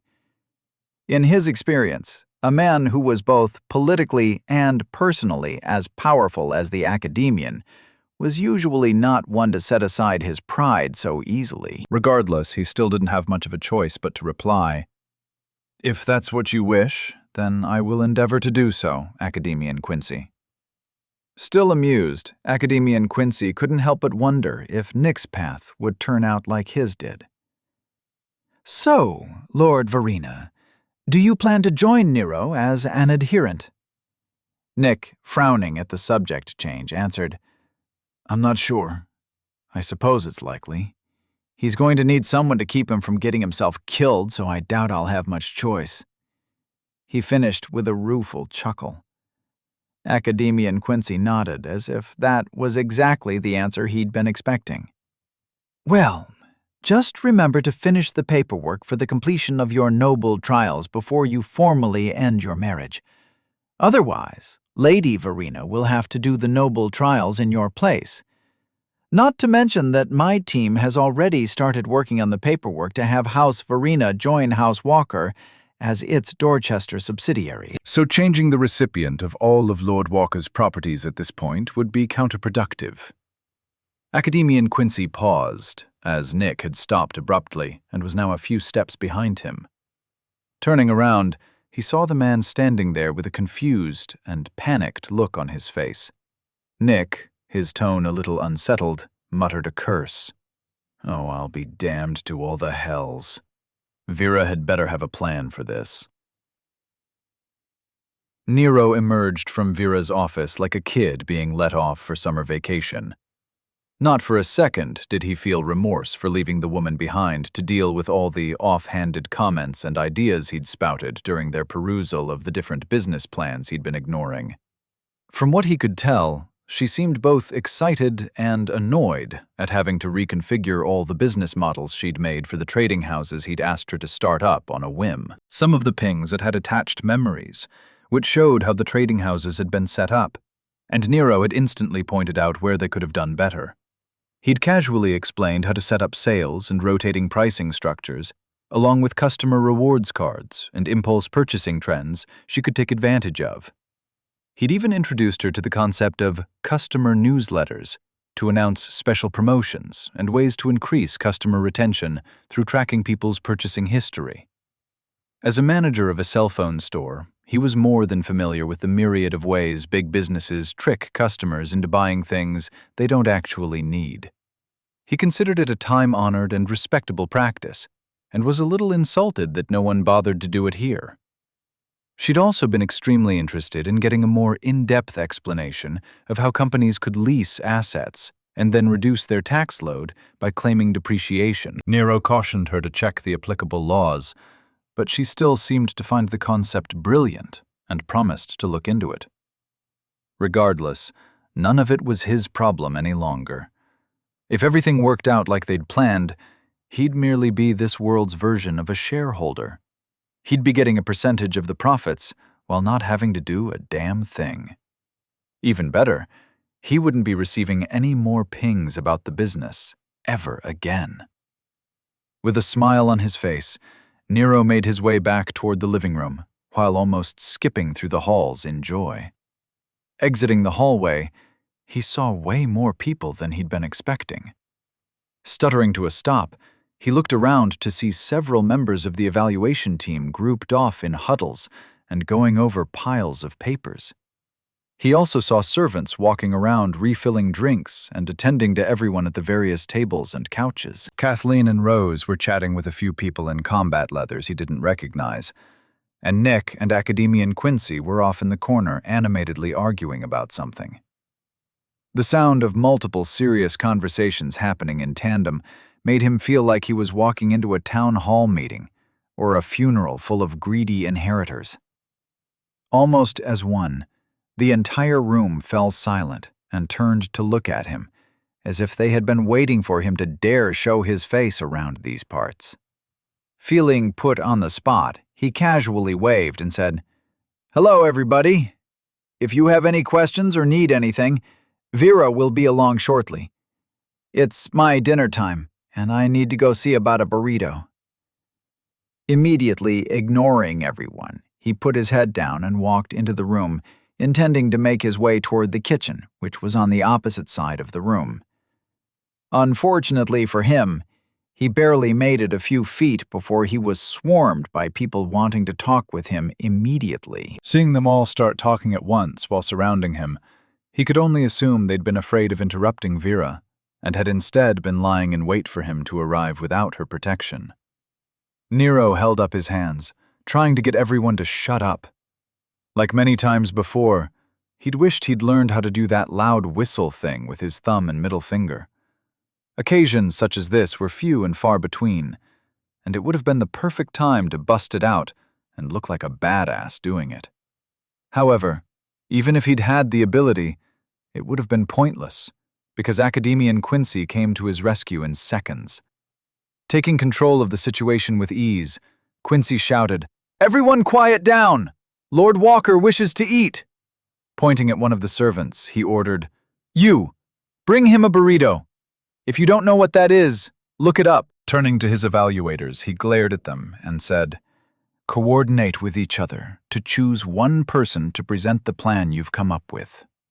Looking over toward Kathleen and the people she'd been talking to, he said, "You all will be interviewed later. For now, just be patient until Lord Walker has time for you." Nero didn't know what he'd be interviewing them about, but he was glad that Academian Quincy seemed so to have everything under control.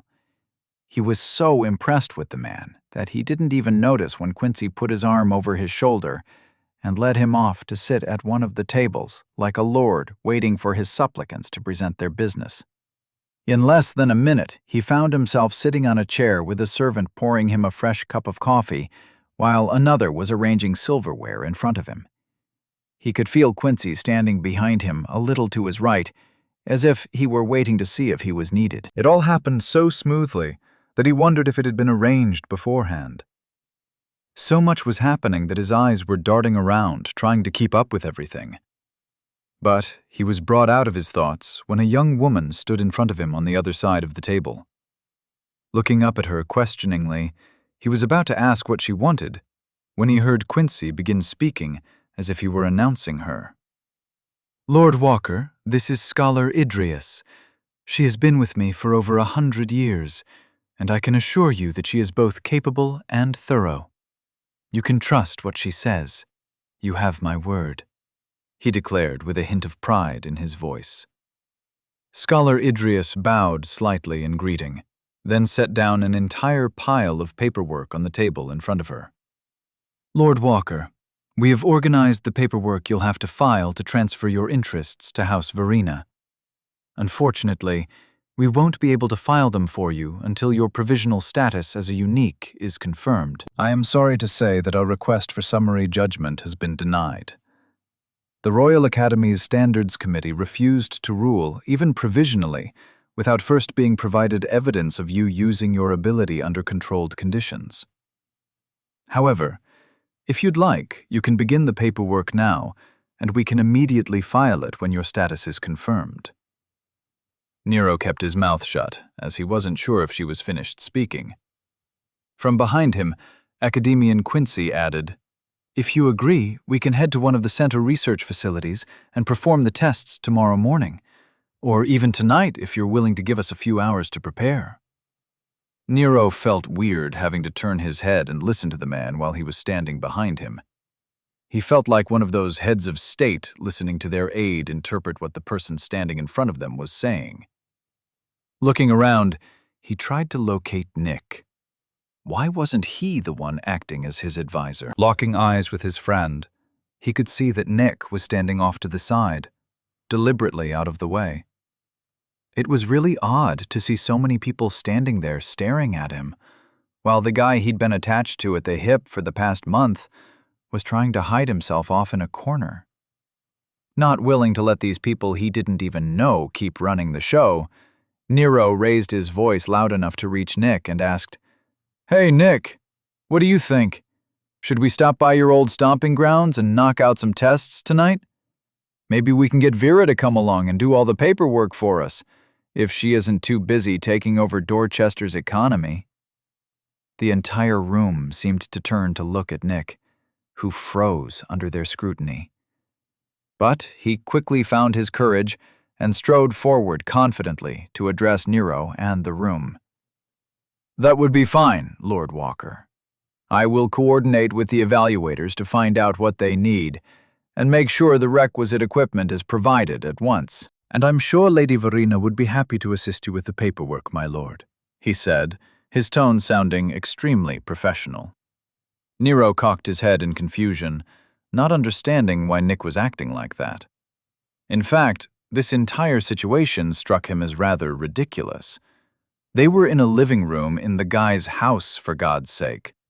Hell, he was sitting in a chair and waiting for a burrito to be delivered. Why was everyone acting like he was holding court?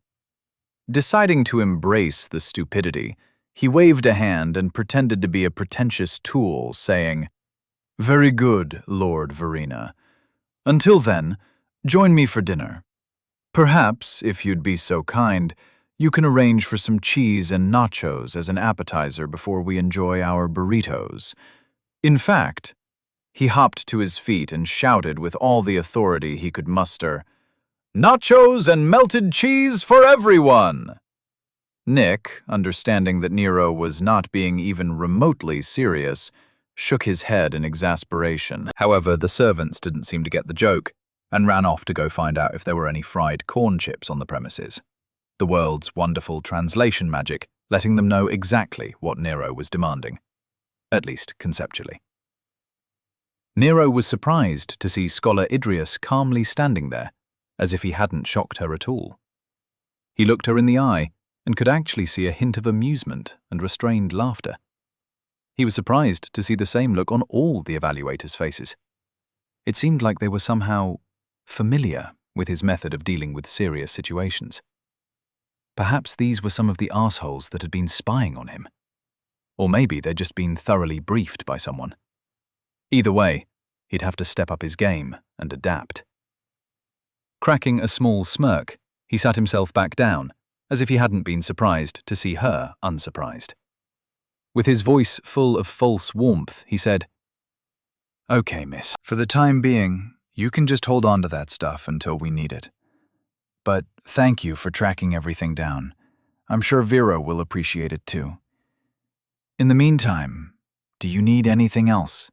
Or have anything else to report?" Scholar Idris's eyes unconsciously went to Academian Quincy behind him, as if checking with the man on whether or not she should proceed. Nero suddenly realized that this was most likely all theater, part of an elaborate setup meant to control him. He felt himself smile as he pieced together that Academian Quincy was likely trying to replace Nick as his confidant and advisor. "Clever little bastards, aren't they?" he thought to himself. Glancing over at Nick, who'd somewhat reluctantly joined him at the table, he wondered, I wonder what Quincy did to put Nick so off his game. Could he have threatened him? Oh, Quincy, you cheeky bitch. If I find out you came all the way here just to start some shit, I'm gonna make you regret ever stepping foot in my backyard, he promised himself with a grin. Scholar Idrius, who was just about to reply to Nero's question, seemed to lose her voice for a second, then gulped as if she'd swallowed something unpleasant. She wasn't sure what it was, but something about the wicked grin on the young lord's face made her feel decidedly uncomfortable. Chapter 178. Am I going to be an unlocked character? Seeing how the little lord would be stuck dealing with paperwork and the trappings of nobility for the foreseeable future, Kathleen decided to get some of her questions answered. With Nick, Vera, and the evaluator Quincy all occupied with bothering Lord Walker, Kathleen took Rose to the basement for a little training. Swatting Rose's sword away with the palm of her hand, Kathleen watched as the young woman stumbled into an awkward roll. Forcibly maintaining the dispassionate look on her face, Kathleen sauntered toward Rose slowly, as if she wanted her to know that she wasn't even remotely taking the spar seriously. Struggling to her feet, Rose was clearly out of breath and shaken. Her appearance was a stark contrast to Kathleen's domineering attitude and imperious demeanor. They'd been at this for hours, and Kathleen decided that the young woman was finally ready to be questioned. With her tone remaining carefully subdued, Kathleen quietly asked, "So, why are you really here, Vikander?" Hearing Kathleen's question, Rose felt like the past few hours had finally started making sense. Taking a few big gulps of air, she tried to catch her breath. Not surprised that a person like Kathleen Averett would question her motives, and fearing what would happen if she didn't manage to alleviate her concerns, Rose tried to answer as quickly as possible. "I just want a fresh start, a real one." Weeks ago, Lord Walker said he'd let me join him and offered me protection. "I'm just now deciding to take him up on it," she said, her words coming out in struggling breaths. Kathleen paused, setting the butt of her spear on the ground. Her hawk-like gaze froze Rose in her place. The young woman felt like she was being stripped bare under the warrior woman's scrutiny. Giving up all pretense of putting up a fight, Rose let her arms go limp, and the tip of her sword dropped to the ground.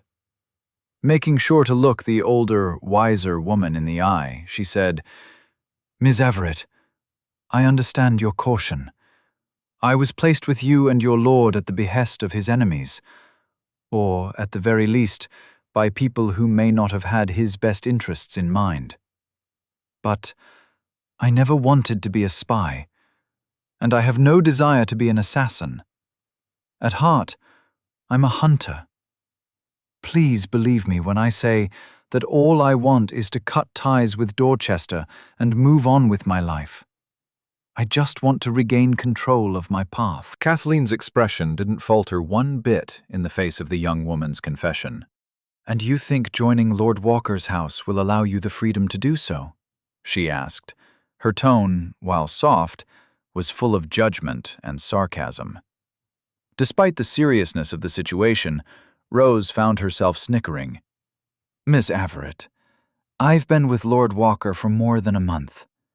I've seen him effortlessly outwit the most powerful nobles in Dorchester, slay monsters as if he were 3 times his actual level, learn magic like he was born for it, defeat an entire assassination squad while capturing their leader, and obliterate kobolds by the hundreds. It's not a question of him letting me do what I want. It's me wanting to do what he asks. If I can get away from my past while following him to his future, then my path will finally be wide and clear," she said, trying with all of her heart to sound as genuine as possible. Kathleen stood silent for a few seconds, considering the young woman's words. Then she offered Rose a single nod of acceptance before turning around and walking away. Heading out of the training room, Kathleen shouted over her shoulder, "You'd better spend a few more hours on your footwork. You look like an idiot rolling around in the dirt like that." Despite the parting insult, Rose found herself smiling after the warrior woman left. Collapsing onto the ground with a huff of satisfaction, she quietly declared, "Step 1 of avoid being implicated with the nobles? Check." Meanwhile, while Kathleen left the young woman to her training, she was busy putting together a threat assessment for the former assassin's apprentice. As much as she would have liked to believe Rose's claims, she would reserve judgment for the time being. For now, she had more pressing matters to deal with. Like usual, she'd connected her link to the local security system. It was a habit she'd developed after long years of living in the city. In this case, as she was currently in the Verena estate, she was extremely limited in what she had access to. Nevertheless, she'd seen the notification that a group of mercenaries were waiting for Lord Walker in the living room, and she wanted to be there in case her spear was needed. Quickening her steps, she made her way up the stairs and across the grounds. When she finally walked into the living room they'd been meeting in, she felt more than a little confused at what she was seeing.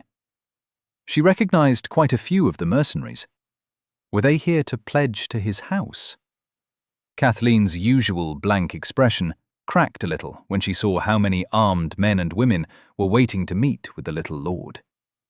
She'd known Vera had started putting together a core group of fighters to fill the ranks of House Walker, but she hadn't expected so many of them to already feel this kind of loyalty. Striding into the room, she saw groups of the mercenaries all broken up into 2s and 3s, enjoying themselves while being attended to by the Verena's servants.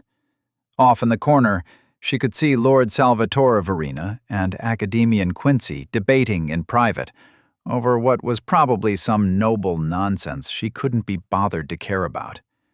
She wasn't surprised at all to see Nick ignoring his responsibility to deal with his guests. Approaching the leader of the 20 or so mercenaries, she carefully kept her tone devoid of any judgment. "I remember you from when Lord Walker returned from his most recent assassination attempt. You were leading the guards Lady Verena dispatched." The mercenary leader turned away from the 3 comrades she'd been speaking with and looked at Kathleen with an enthusiastic smile. "Yes, ma'am. I'm Natalie Keening. I'm honored that you remember me. Many of us here were there that day." Kathleen's gaze swept the room, noticing that all of the mercenaries were now paying close attention to the conversation she was having with their leader. "I'm assuming you're all here in person to find out what will happen to you, now that Lord Walker is being raised to a unique, and Dorchester's House Walker is being disbanded," she asked.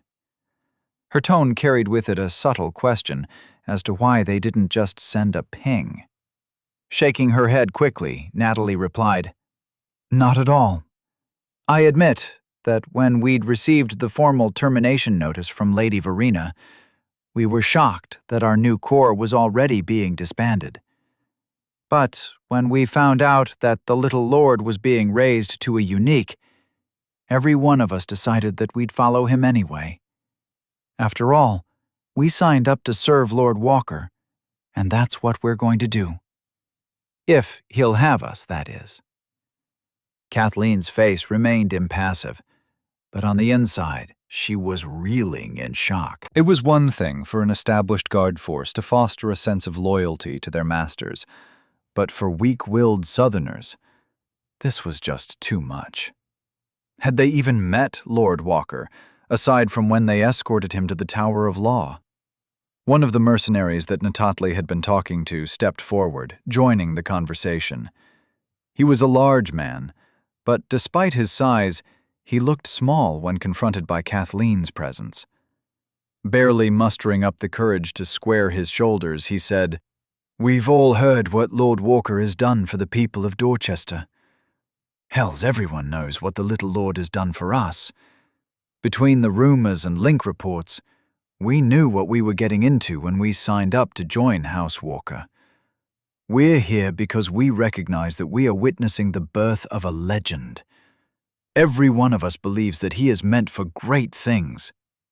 Now that his path might lead him away from Dorchester, we still want to help him walk it." All of us intend to fight alongside him. None of us have family ties we'll be missing, and the opportunity to be an adherent to a man like Lord Walker is something none of us want to miss out on. With him leading us, our paths will go further than if we go it alone." Natalie nodded at her companion's words, and so did many of the mercenaries in the room. Looking Kathleen in the eye, Natalie said, "We all know you're his chosen protector, and none of us mean to challenge you for that right. We just want to join you. We'll swear whatever oaths to Lord Walker you want. Where he goes, we'll follow." She held up her arms, as if gesturing that everyone behind her was of the same opinion. As a group, the mercenaries declared in one voice, "For the Walker!" Kathleen was speechless. But after a few seconds of thought, her expression developed a slight smile. She couldn't wait to hear what the little lord had to say about this interesting development. Nero was lost in his thoughts as he made his way through the hallways of Gate 7's Center Research. While he should have been feeling nostalgic at being back here, he was instead trying to decide what to do about Kathleen and the mercenaries waiting for him back at the estate. Upon hearing their heartfelt pleas to join him as adherents, which he'd interpreted as some sort of follower, he had immediately bailed. He'd told Kathleen to interview them, and he'd promised to give them his decision soonish. Now he was stuck heading toward the labs with a bunch of dorks with lights on their heads, trying to ignore Nick's overzealous impression of a tour guide, all while struggling to get his thoughts in order. Meanwhile, the entirety of the evaluation team was eagerly listening to Nick describe the work being done at his former stomping grounds. With a proud smile on his face, Nick gestured off to one of the hallways, saying, "Down there are the agricultural research sectors." During the last review, we managed to rate 17% above the standard for cities of our technology level. Since, historically, we haven't had the availability of essence events of any significance, we've been focusing on our material sciences and flow tracking. While I haven't been keeping up to date, I'm sure a great deal of resources are being diverted to new fields of study. Nero wasn't really comprehending much of what was being said, but he could feel that the evaluators all seemed impressed with what they were hearing. Academian Quincy, with his signature smile in full effect, patted Nick on the back. "I must say, Lord Verena, your city is doing very well with what little you've had to work with. Even after reviewing how you've handled the recent density shift, I have to say I'm more than a little impressed." I'm sure that even without Lord Walker's presence, Dorchester will continue to stand proud as one of Oglevart's most promising cities, he said, his tone both complimentary and full of implications. Nero cocked his head, unsure if he was reading too much into Academian Quincy's words. Is he really expecting me to just abandon everyone? Do I really come off as that big of a dick? He wondered. Nick continued to show off the research sectors, but Nero could tell the man now seemed a little preoccupied. His enthusiasm was starting to look a little forced, and Nero couldn't help but wonder why. Eventually, they made their way to the lab Nick had reserved, and the evaluators descended on the lab equipment like a pack of jackals. Some of them were so eager to get to the equipment before their co-workers that they nearly shoved Nero to the ground in their enthusiasm. Instead of following them, Nero walked off to the side of the lab where the kitchenette and table were located. He figured that when they got everything up and running, they'd eventually track him down. He didn't have time for a series of pointless lectures on what they were doing. He still had to figure out what to tell Kathleen and his potential grunts. Minutes passed as Nero tried to figure out the coffee maker with the help of an instructional video he'd found through his link. I really need to spend some time seeing what's all on here. I doubt it's all cat videos and cooking shows. Their society of nerds probably regulates the hell out of their internet, he thought to himself, before shelving the subject in the back of his mind. He soon found himself sitting at the small table, sipping his freshly brewed coffee and watching the evaluators move around like a colony of bees attending to their metal garden. In the middle of it all, Nick stood like a conductor, coordinating their work as if he were finally back in his element. Nero couldn't help but smile at the sight. It was good to see his friend doing what he loved again. The man had never looked comfortable in the training compound, let alone in the wilds. This was what he was meant for, the lab. He could still remember the look on Nick's face as he'd held his arms in the air and shouted, "For science!" "So, do you plan to ask him to be one of your adherents?" asked Academian Quincy. Nearly spilling his coffee in surprise, Nero turned his head to glare up at the man who'd startled him by sneaking up on him from out of nowhere. Annoyed at seeing Quincy standing there, smiling as if he hadn't just nearly given him a heart attack, Nero griped, Shouldn't you be with the other light hats, preparing those torture machines for my imminent testing? Chuckling, Academian Quincy took a seat next to Nero at the table. They know what they're doing. You have nothing to worry about, as I'm sure you'll find the exams painless. We only have to confirm your ability to interpret and observe individual essence flows, without the aid of any sensory equipment. But, right now, I'm more interested in what you're thinking about. When those people applied to join your personal house, you fled the room without even finishing your dinner. I'm curious as to what that was all about, he asked, his voice actually managing to sound interested and not at all judgmental. Nero side-eyed the man while sipping his coffee, and after a few seconds of silent consideration, he sighed and set down his cup. Locking eyes with the man, he said, I just don't understand the whole adherent thing. The way those people were looking at me, it was like they were begging me for permission to join my cult or something. I don't even know them. It was bad enough when Kathleen was professing her intentions to follow me wherever my path might lead. But now Rose and these other fools are asking to sign up for whatever trouble I'll be getting into. How is that supposed to work? Do I have to pay them? Are they expecting me to start a guild or something? Academian Quincy leaned back in his chair and laughed. It was a rich and full-bodied laugh that Nero felt was entirely devoid of any malice. Seeing the man react in such a sincere manner, Nero felt the tension in his shoulders release, and he found himself unconsciously smiling a little. Looking at Nero with an expression full of support and understanding, Academian Quincy said, Nero, may I call you Nero? He paused as if he were actually waiting for Nero's verbal permission. Nero nodded with an eye roll and picked his coffee back up.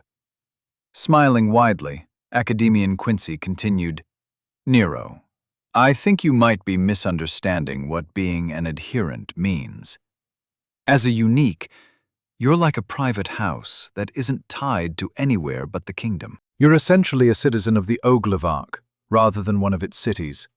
And as such, you can be considered a mobile house, or more like a mobile guild, all on your own. People who join you will do so for any number of reasons, whether it's to see the kingdom, remove themselves from the strictures of the system, or follow you because they believe in your cause. People will flock to your banner. It's even worse for you, as the local rumors and recent events have painted you as something of a wandering hero, a divinely sent champion of the people who foils noble plots with one hand and defends the walls of civilization with the other. If you'd like, you can think of adherents as your subjects. Just like adherents to any tower or faith follow their purpose, your adherents will follow yours. Nero was frozen as he held his coffee in a shaking hand. Well, that got real awfully damn quick, he thought to himself. Shaking off the serious implications of what the man was saying, Nero replied, Okay, while that was super helpful and everything, that doesn't explain what an adherent actually is. Like, what are my responsibilities to them? Is it a lifetime appointment? If they end up breaking some law or something, am I legally liable? If they are supposed to follow me around, then do I have to pay for their lodgings and food and stuff? What about their medical care? Do they pay taxes to the kingdom or the city they came from? Do you understand what I'm asking? 'Cause despite how everyone here tends to answer my questions as if they were some kind of deep philosophical inquiry, I'm usually very literal with what I'm trying to find out. Seriously, can't you people even answer a simple question without turning it into a goddamn sociology lecture? Just as Nero was beginning to work himself into a lather, Nick walked over and joined the conversation, taking a seat with a gentle smile on his face. Nick looked much more at ease now that he was back in a lab. Nero, calm down. Academian Quincy just isn't used to speaking with someone who is as pathetically uninformed as you are. To answer some of your questions, I'll first have to explain a little about how a typical citizen lives their life. Despite being here for a few months, you've led a pretty sheltered life, he said while keeping his tone light and trying to calm Nero down. Keeping his voice steady, His tone easily slipped back into his lecture mode.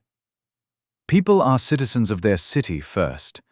Their educational limits and prospects are dictated by the local conditions they find themselves in.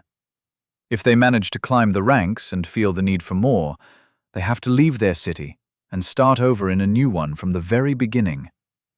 For most people, it's a very big deal to travel and try and advance their path. But for nobles, it's even more arduous. For them, leaving the city means leaving behind their titles and progress on the ladder. In a new city, they will once again be a simple commoner, even though they have a noble background.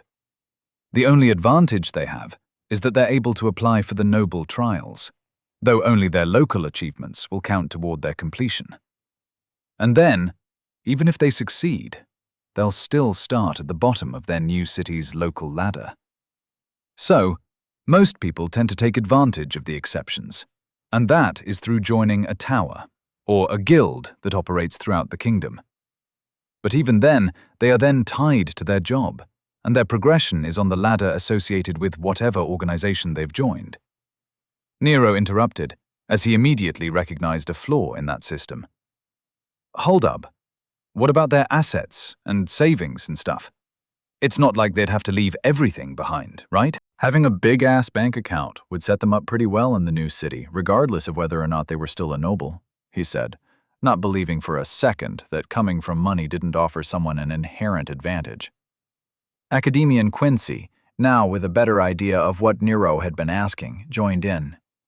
The only universal currency in the kingdom is essence crystals. Everything else is defined locally.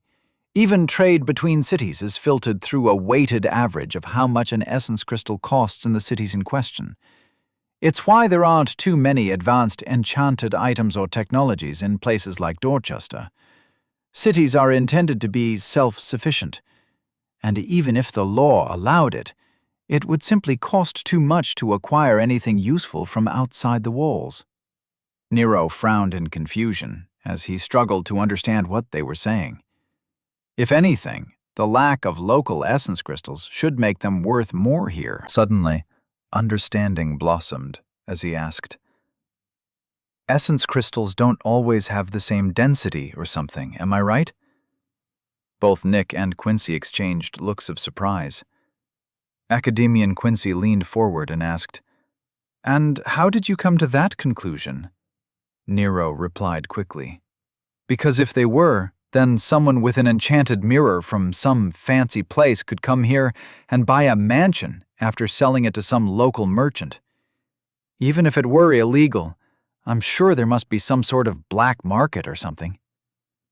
Nick smiled and said, "It's not just that essence crystals have different levels. It's also what the local essence densities can support for enchantments and the like." Pointing at the satchel Nero was carrying, the one Archmage Jennings had given him, Nick said, "Remember when I tried to explain how much that bag cost? It's because it's a planar item that powers itself off through an isolated interplanar connection. Someone could sell that here in Dorchester and acquire enough money to purchase anything they'd want. However, selling it would set off so many flags in the Hall of Trade that everyone involved would find themselves in front of a tribunal before they could spend a single valen." Nodding along, Academian Quincy added, "Our society is segregated strictly by city. Trade is almost entirely limited to essence crystals and raw resources. Otherwise, nobody would bother living anywhere else than in one of the more powerful cities, which would be a massive problem due to the fact that it is so difficult to level there. Most people in the capital or any other powerful city aren't actually from there, and if they are most likely part of a great house with ties to feeder cities, which allow them to raise their children in environments more suited to leveling and progression." Nick added, "There are in fact many ways to move between cities, but most of those are considered rare and specialized. There are lore masters and singers who move about the villages and the larger cities to spread legends and insight into the larger world. Heroes who are nominated by local leaders due to their achievements and followers. Traders who travel in caravans and carry kingdom-wide authority to trade with whoever they want. They more or less run what you'd call the black market. All of these are titles that fall under the same economic structure that you will as a unique. They are people outside of the city's economies. Their wealth is instead backed by the kingdom itself. Nero's mind was blown. Although they'd gotten completely off the topic of what the hell an adherent was, he'd found out a few things that changed the way he thought about the kingdom's organization at a fundamental level, and he felt like he'd been an idiot for not having realized it. His expression utterly serious, he said, "Let me get this straight. Do you mean to tell me that I've been living in a starter zone? And the density shift is like the local level range is being raised. But for the average Joe, whenever he moves to a new city, he has to start farming local reputation points and currencies all over again. However, there are specialized units, like uniques and heroes, who aren't tethered to a particular city and can go wherever they want.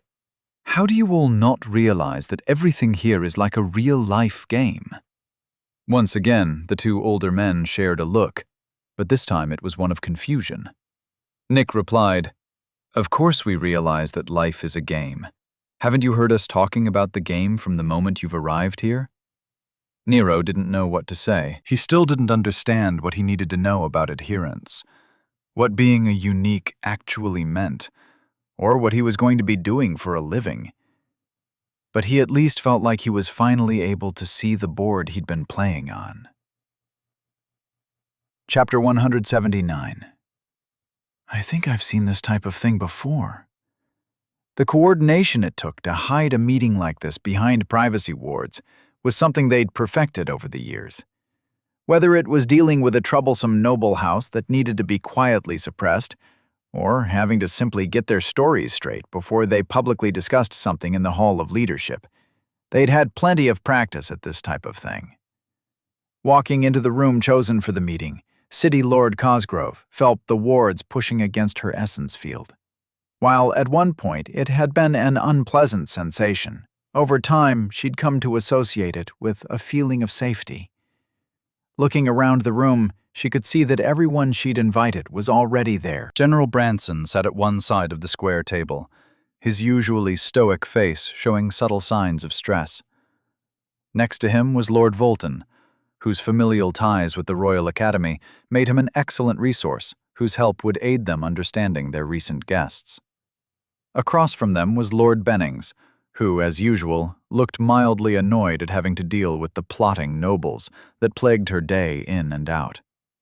The city lord repressed the smirk she felt at the thought of how many schemes Lord Bennings had been associated with, merely due to the fact that everyone wanted to include her as a voice of reason, so they would not accidentally cross the lines into illegality.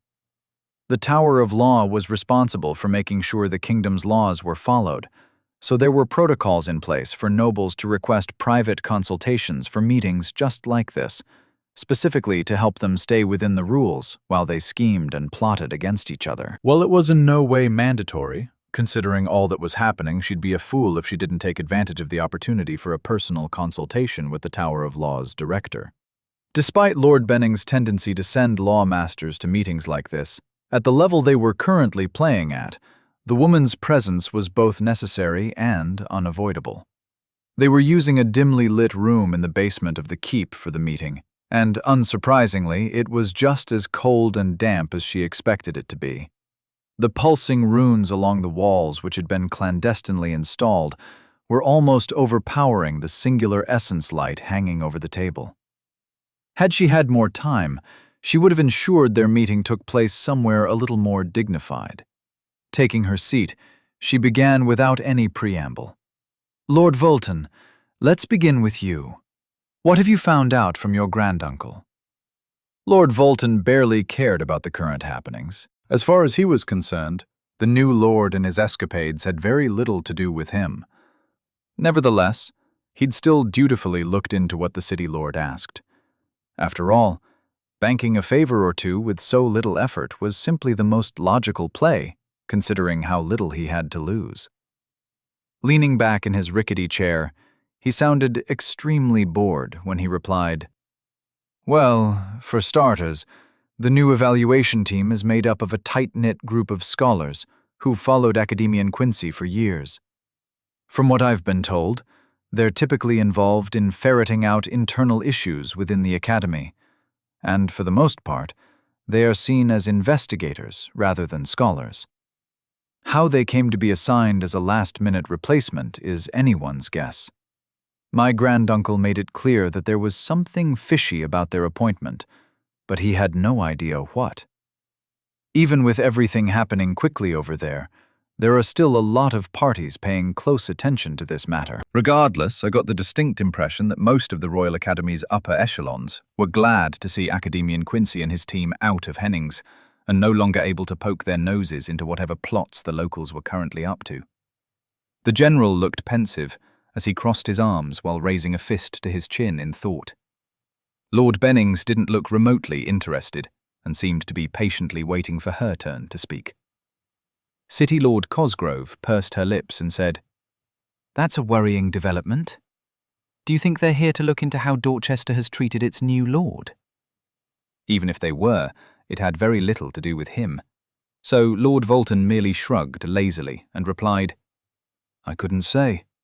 I'm sure their primary purpose is to evaluate Lord Walker's abilities, but beyond that, it's entirely possible someone lodged a discreet complaint or two on his behalf.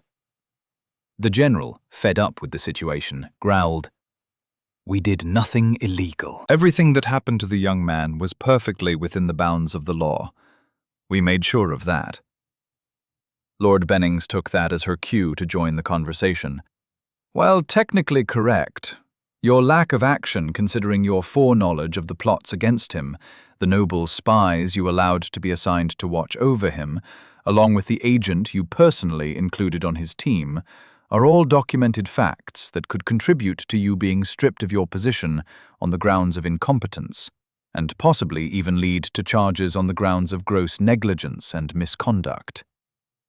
Lord Bennings' emotionless face turned to look at the City Lord, and she added, City Lord Cosgrove, I'm sure I don't have to tell you what possible charges you could be facing if the evaluators decide an investigation is necessary. Both of your children, along with your former consort, need I say more? The City Lord and the General both looked at each other in commiseration. Everything they'd done was in the best interest of Dorchester. Yet, those lofty intentions wouldn't save them if the evaluators chose to formally criticize their actions. They were at the mercy of strangers, and neither of them was particularly happy about it. Lord Bennings let them stew for a few seconds, as if she was silently punishing them for including her, even tangentially, in their stupidity, before she continued. The good news is that I don't think they particularly care about what you've done. To be honest, from an outside perspective, Lord Walker has bested you both thoroughly and come out all the better for it. With him not holding any grudges, and everything already being appropriately handled from a legal point of view, I very much doubt the evaluators will bother with either of you.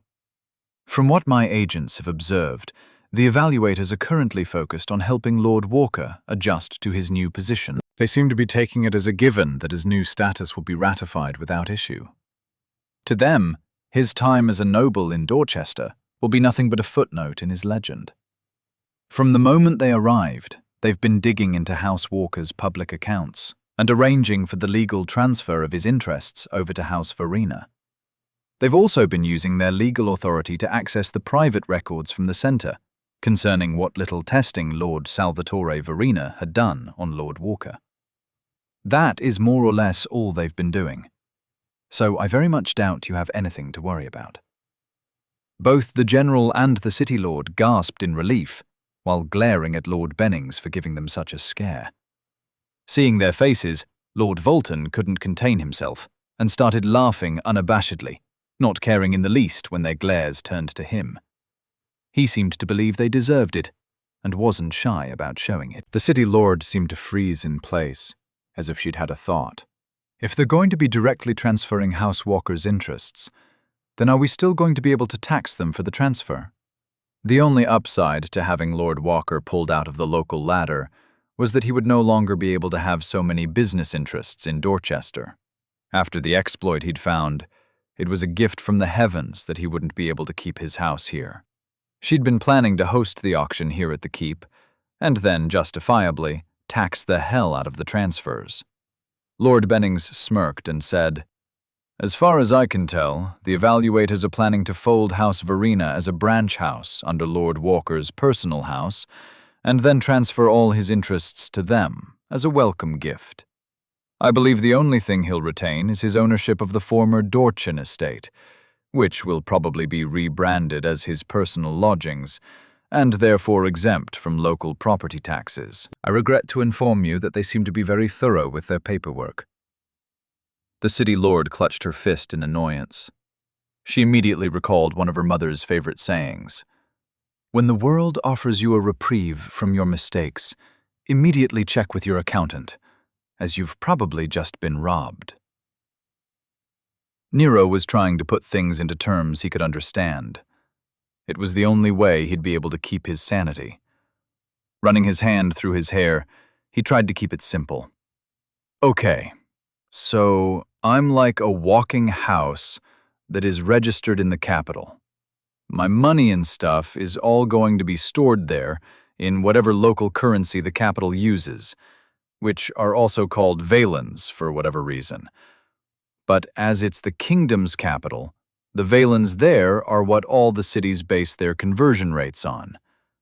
Next, since I won't actually be living there, anywhere I go I'll have an automatic account opened in whatever local city's region I find myself in. With that, I can pay for stuff and do whatever I want. Right so far?" Both Nick and Quincy were leaning back in their chairs, obviously enjoying Nero's confusion a great deal. Nick replied with a smile, "More or less." Nodding, Nero went on, "As a unique, I'll be able to take my troop of adherents, which I should refer to as my party, along with me. We'll go around getting paid to solve problems or investigate things I'm interested in, and I'll be getting paid by the city, giving the quest or the kingdom, depending on what I'm doing. Quests are posted in either the hunting hall or the adventurer's hall, depending on what is available in the city I find myself in. Also, I'm responsible for keeping my crew fed and armored, and they in turn give up their citizenships to join me?" Nero looked at the two men questioningly. He felt more and more like an idiot as he continued talking. Although he was merely restating what they'd told him, albeit in simpler terms than they'd used, he couldn't help but feel as though he was sounding more and more insane the longer he went on.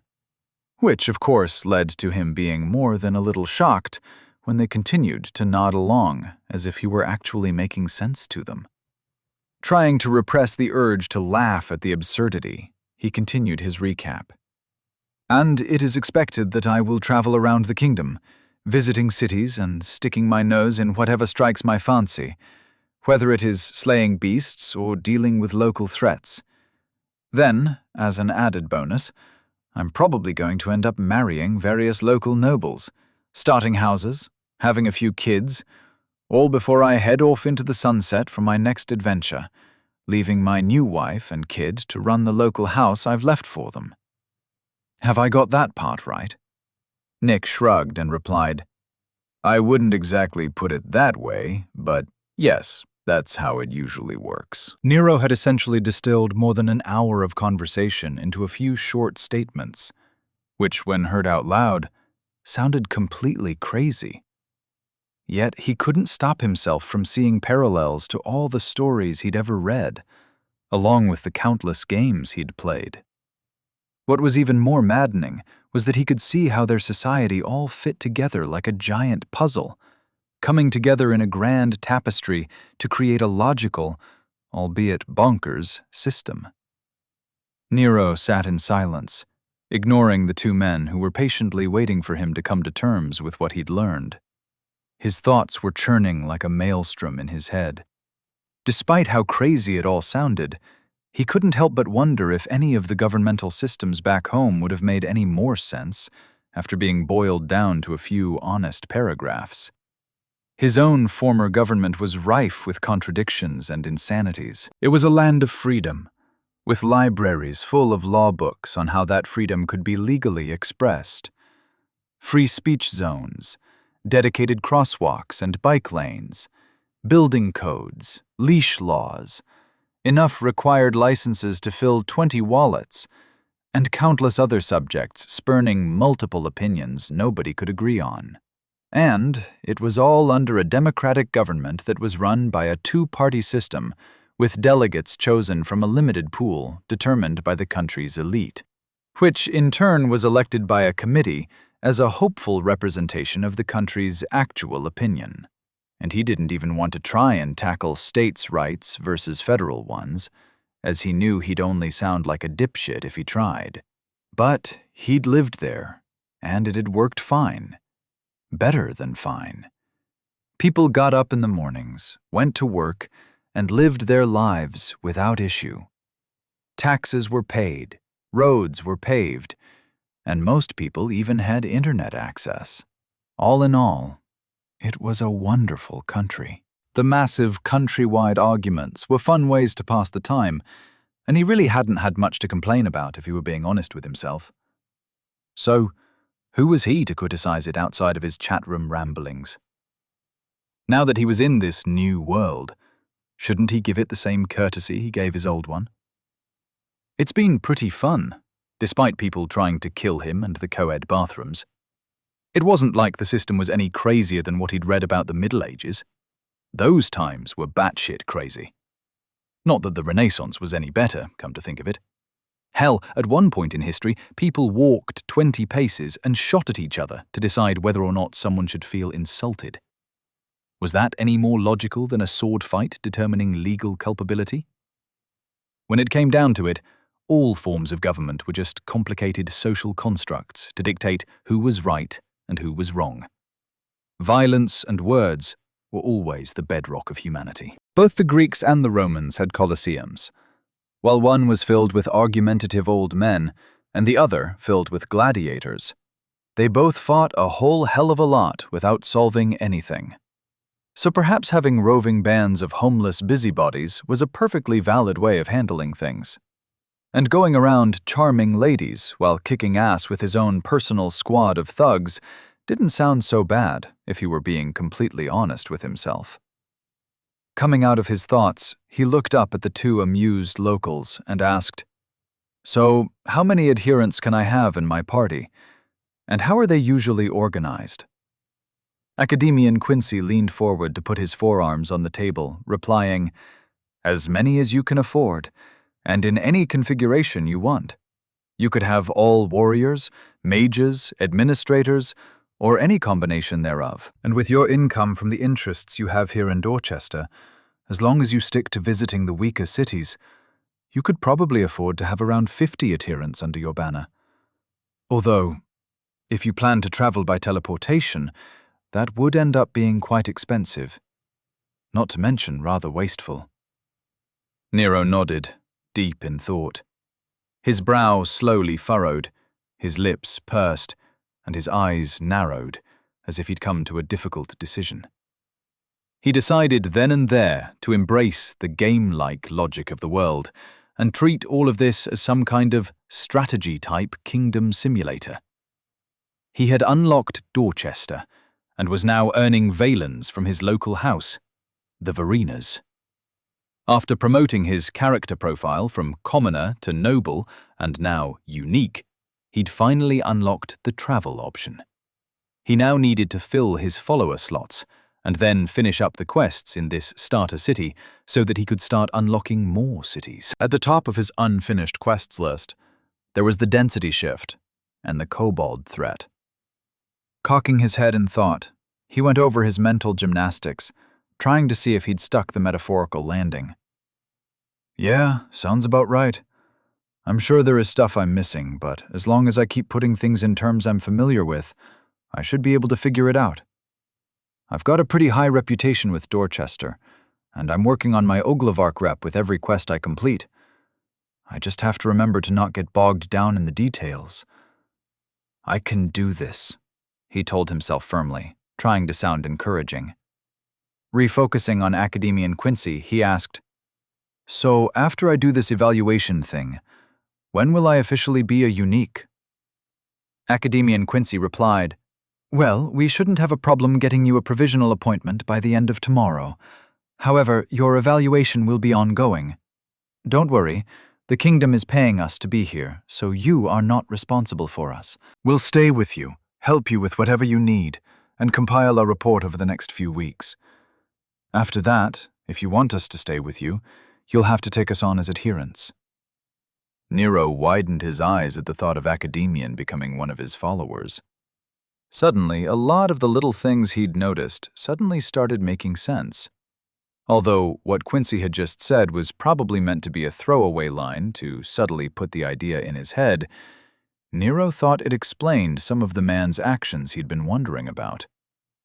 Turning his head to look at Nick, he remembered Nick's assumption that he and Nero would be parting ways. Like he was watching a tennis match, Nero swung back to stare at Academian Quincy, remembering how the man had tried to act as some kind of advisor back at the estate. That explained all the tension he'd noticed between the two nerds. Nick doesn't want to be an adherent, because then he'd have to give up being a noble in Dorchester. Nero felt a realization smack him in the face, and he leaned back in his chair in shock. Vera will definitely be staying in Dorchester, running her house. She and Nick both will be staying here. They won't be part of my adventuring party. How could I not have thought of that? He asked himself while cringing at his mental lapse. Looking up at the Academian, he said, "We'll see how we get along. I might just take you up on your offer, but it won't be any time soon." Nero wasn't about to trust someone he barely knew, especially not when the stakes were this high. He'd gotten lucky with Nick and Vera. Every other noble he'd met deserved every bit of his natural mistrust and suspicion. Moving on, Nero said, "All right, so by tomorrow night, I'll provisionally be a unique. Does that mean I can start accepting quests and requests from Dorchester and get credits from the kingdom for completing them?" Nick nodded and spoke up. "Yes, but you first have to wait for the Council of Leadership to file an official request, thereby activating the quest.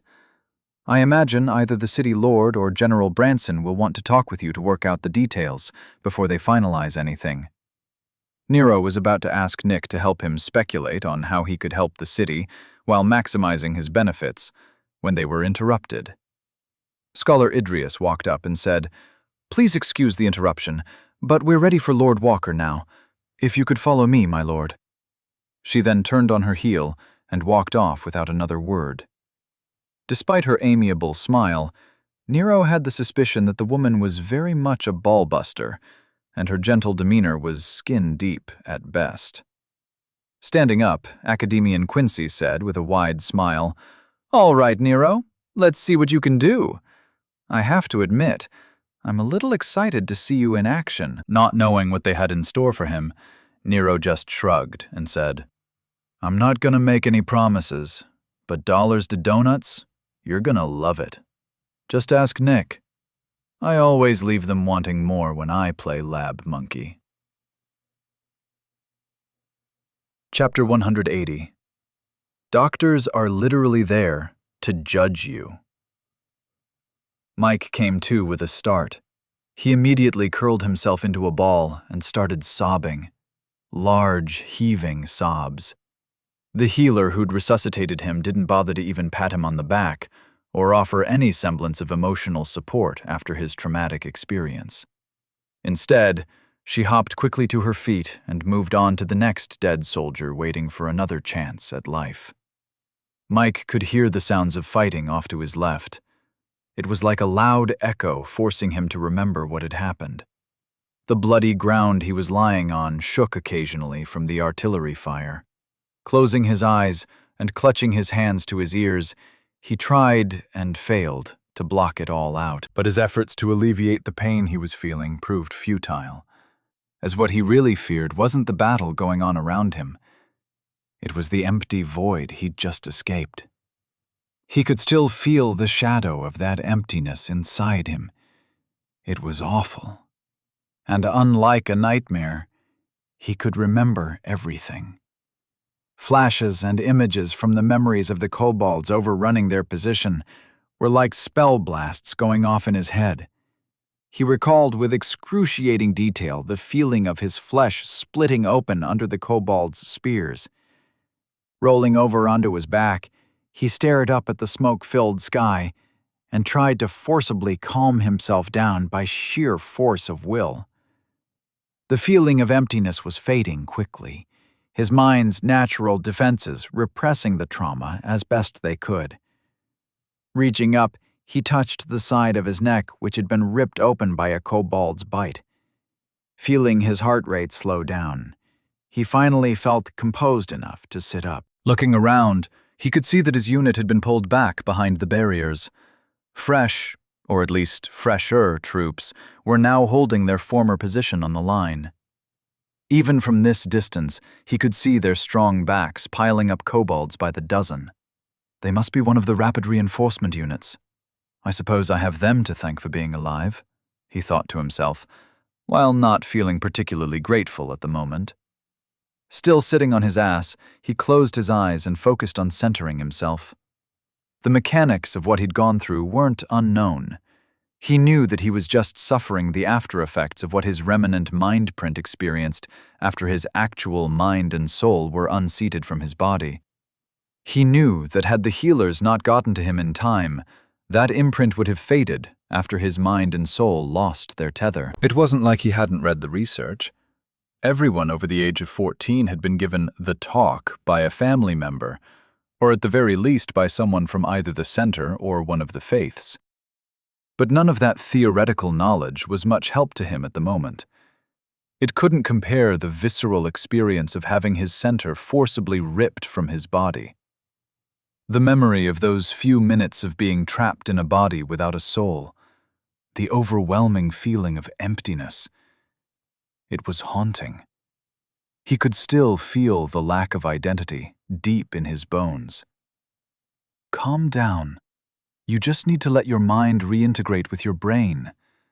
Breathe, Mike.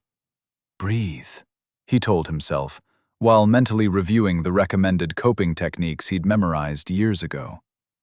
His pseudo-meditation was interrupted by the captain's loud voice overwhelming the sounds of battle. "Form up on me!"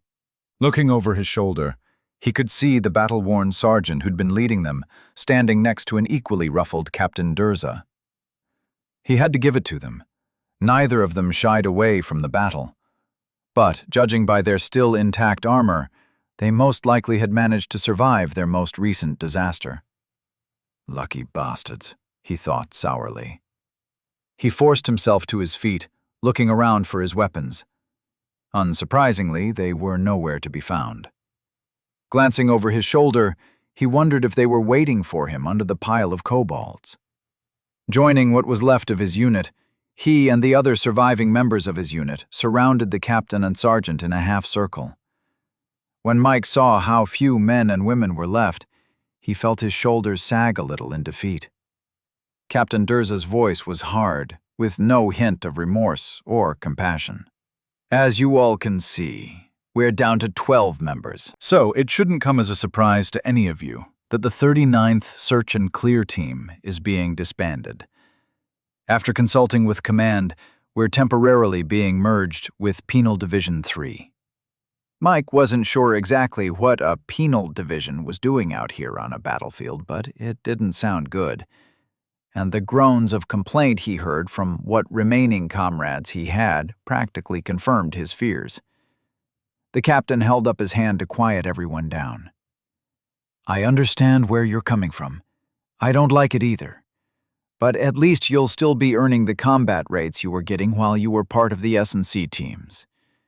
When this battle finally ends and we get back behind the walls, I'll make sure to see what I can do about getting you all transferred. You all have enough levels and skills that leaving you with those useless sacks of disappointment would amount to nothing more than an illogical waste of resources. But until then, keep your mouths shut, heads down, and follow orders. Am I understood?" Mike, along with everyone else, replied, "Yes, sir." Captain Durza nodded once, then said, "All right, follow me," before heading off at a brisk pace. Numbly following along, Mike absently patted his empty sheath. Frowning at the thought of having to settle for a substandard replacement, he tried to distract himself from thinking about it. Whispering to the pile of muscle and hate that was walking alongside him, otherwise known as Carl, he asked, "What's wrong with joining one of the penal divisions? Isn't that where people with basic offenses like public intoxication and disorderly conduct end up? What are they even doing out here? Aren't maximum sentences there like 2 years?" The large man snorted and replied, "Yep, but during battles like this, penal divisions are used for basic work details. They're disposable troops or menial labor for bullshit duties. So, if we're lucky, we'll be posted in the back lines in order to act as support forces, digging latrines and ferrying supplies and such." Mike thought that sounded like quite an upgrade from risking his life in the thick of the fighting. Yet he still felt compelled to ask, "And if we're unlucky?" Carl, who incidentally was still covered from head to toe in mud and blood, turned to look him in the eye and said, "If we're unlucky, then we'll be assigned to a front-line position with a bunch of useless bastards who couldn't fight their way out of a paper bag. So we'll most likely be holding the line with city-bred weaklings and people too stupid to pay their taxes. But who knows? We might get lucky." Mike grimaced and replied, "Yeah, I'm not really comfortable relying on luck. I don't know about you, but I didn't end up here because I was suffering from an overabundance of good fortune. There's nobody up in any of the heavens wasting their influence blessing me, that's for sure." "Well, then you and I are probably going to be seeing each other in one of the infinite hells. Maybe we'll end up in one of the succubus-filled pleasure domes, and we'll spend our brief afterlife getting what's left of our minds melted with pleasure before some demon swallows our souls and barters our mind imprints for whatever passes for a few Valens down there," he said with a dark laugh. The man's gravelly chuckle set Mike's teeth on edge. Although he hadn't exactly been expecting an encouraging reply, he could have done without that particular image floating around in his head. While Nero, Nick, and Academian Quincy were chatting, the rest of the evaluation team had been busy converting the lab equipment into various testing apparatuses to isolate and quantify Nero's unique ability. Or at least, that's what they were supposed to have been doing. Apparently, it wasn't so easy to create tests for an ability so outside the norm. But Nero wasn't complaining, as it was hilarious to see them arguing so aggressively in nerd speak. One of the evaluators, who from context he'd learned was named Kyle, stood there with what could only be described as a pout on his face. "How can you say that? I used the toll figure model for the spectrum calibration. It will work just fine if you give it a chance." Nero wasn't sure exactly what they were arguing about, but he understood the basics. Two of the other evaluators, Josiah and Connie, had tattled on him to Academian Quincy, and now poor Kyle was defending his work. Josiah, with his chin in the air and his hands on his hips, declared, "There is so substitute for on-site essence tuning. A spectrum analyzer configured to theoretical models would be less than useless under these conditions. We need a variance under 0.4 at least." Connie, who was standing next to Josiah in support, frowned as if she'd been betrayed. Turning to look at Josiah, she hissed, "I thought we were trying to get him to use the Kornikopin model. Why on earth do you want to waste time doing a local calibration? That would be a complete waste of time." Between the two parties, Scholar Idrius and Academian Quincy were standing in judgment. Meanwhile, Nero was standing on an isolated testing platform several meters away, thoroughly enjoying witnessing these powerful people having a nerd fight. After the heavy and mentally taxing lectures he'd just received, it was good to see a sight that he was familiar with. Pointless arguing over subjective opinions was something he understood. It soothed his soul to see these confusing people acting like the humanity he recognized. While Nero was pondering over whether or not there was an essence of humanity, Academian Quincy stepped up to resolve the debate. "Everyone calm down. It doesn't matter what model or calibration matrices we use, as long as we're consistent with their application. If the essence filter and the collector both have the same calibration matrix, then we'll have a reliable method to record Lord Walker's perception of the ether. Nero almost burst out laughing at the sight of the evaluators all looking equally unhappy with Quincy's apparently completely irrefutable point. After that, the little group broke apart to go attend to the various machines which they'd be running. Nero, as a good little lab rat, kept his mouth shut and stood still on the platform. He wasn't even remotely surprised that no one had bothered to explain to him what was going to happen. Rather than spend more time mulling over everything he'd learned, instead he lost himself in memories of another time. The situation he was in reminded him of one of the more comical interactions he'd had with the healthcare system back home. He'd once had to go and get a physical for his company's insurance. He'd been forced to use one of the doctors from within their network, but he hadn't really cared at the time. He had just been happy to get access to the executive insurance plans. Being promoted to store manager had its perks. Regardless, he'd made his appointment, arrived on time, and been shown to a waiting room without issue. However, not 5 minutes later, an older man with a stethoscope around his neck and wearing a doctor's coat walked in while speed-reading his file. Briefly looking up from the manila folder, the doctor had greeted him by saying, "All right, you can drop your pants, get up on the table, and lie down on your side." While confused, he'd still done as he was told. He hadn't been to a doctor since he was a teenager, and he could only assume that this was the standard procedure for adult males in a doctor's office. He'd watched enough TV to know what was coming, or at least enough so that it hadn't come as that much of a shock to him. Although, he'd thought he was a little young for a prostate exam. But whatever. After all, it wasn't like he had been expecting chit-chat and a lollipop. He was an adult now. The doctor had snapped on some gloves and then gave Nero the old, "How do you do?" It had been exceedingly uncomfortable, and Nero had struggled to mirror the doctor's professional attitude. After it had all been said and done, Nero had pulled his pants back up and tried to keep his composure. He had taken comfort in the fact that the doctor was completely ignoring him while writing quickly in the folder.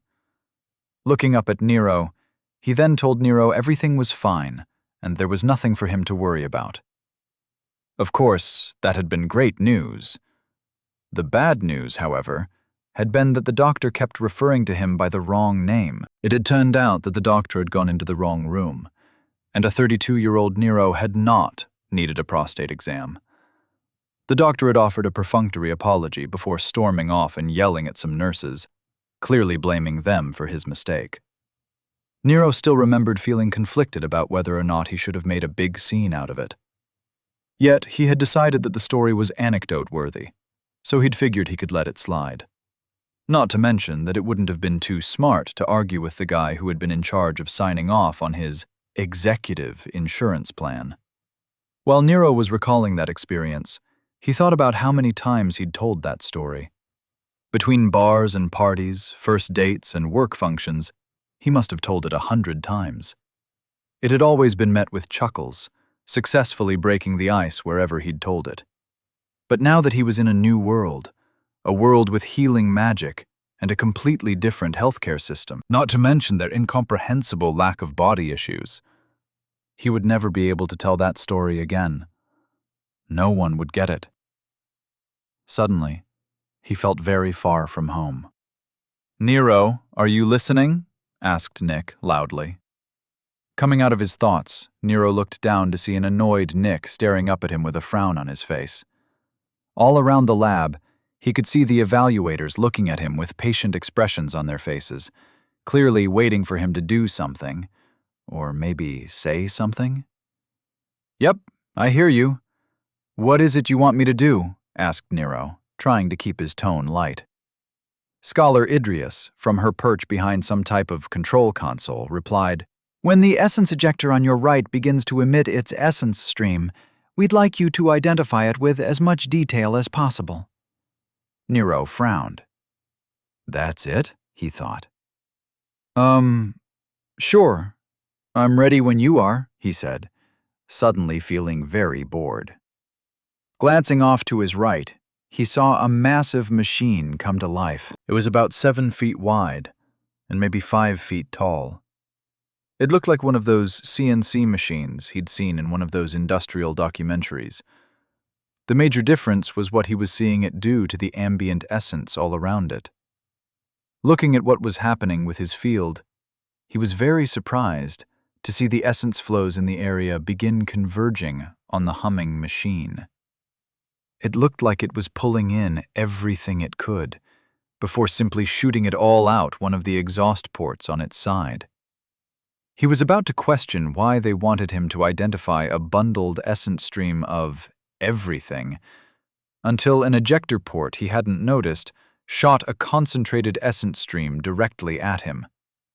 Although he knew raw essence was harmless in this form, he still almost dropped to the floor to avoid being bisected.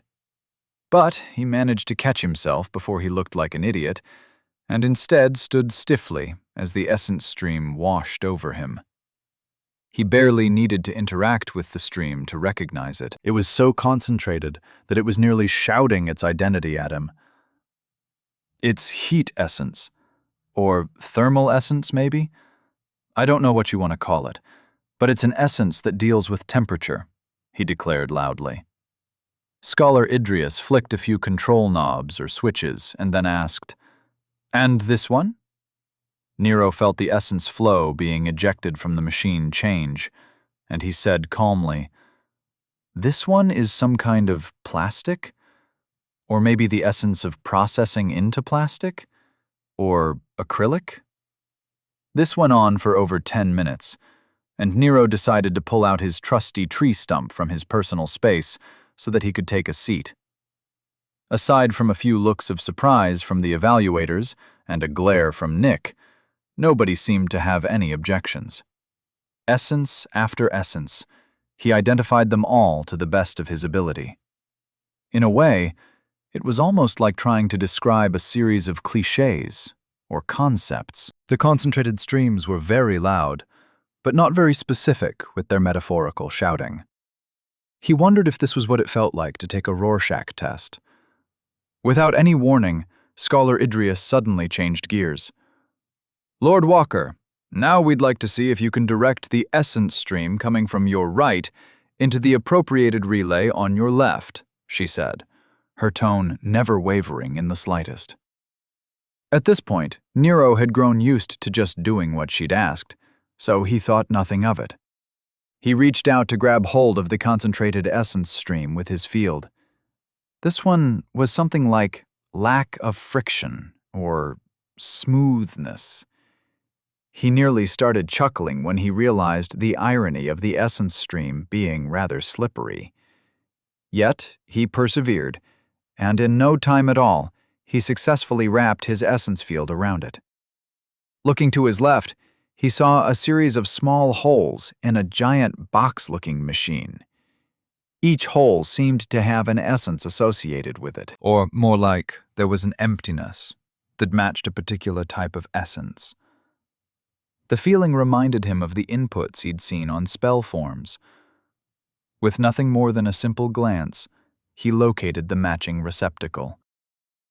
Then, with a slight flexing of his field, he corralled the essence stream into an arc. The moment it attached itself to the hole, he felt the stream accept its new path through the ether without issue. Within the ethereal plane, it now looked like the ejector on the right was launching a curveball at the other machine, and the essence stream was displaying its trajectory. With a smile at how easy that was, Nero refocused on Scholar Idrius and the rest of the evaluators, all of whom were now staring at him like he'd grown a second head, or just declared himself a vegan while eating a stick of beef jerky. Nero's smile withered, and he suddenly felt like he'd somehow screwed up. Had he made a mistake? Immediately reaching out with his field and checking, he couldn't see where he'd gone wrong. To him, it was like they'd handed him one of those IQ tests for children. Put the square block in the square hole. round block in the round hole, triangle in the triangle, etc. Easy. Simple. Seeing that they were all still staring at him with expressions ranging from shock to what might have been pride, Nero suddenly wasn't enjoying being a lab rat anymore. So, did I fuck up or not? He wondered. Before Nero could ask, Scholar Idrius flicked a few switches on her console and called out, "Again, please." Nero, hoping he hadn't just ruined his chances of being a unique, dutifully moved the new essence stream to its corresponding hole. Is that a not working or broken essence stream? How the hell does that work? He wondered ironically, a little distracted by the odd conceptual type essence stream he'd just futzed with. Once again, Scholar Idria started cycling through various essence streams, having him direct them to a matching receptacle on the other machine. Then she switched to having him try to do 2 streams at the same time. That turned out to be much more difficult than he thought it would be. Somehow the receptacles wouldn't lock onto the streams unless he adjusted them simultaneously. How they stopped him from doing just one after the other, he had no idea, but it definitely made the test exponentially more difficult.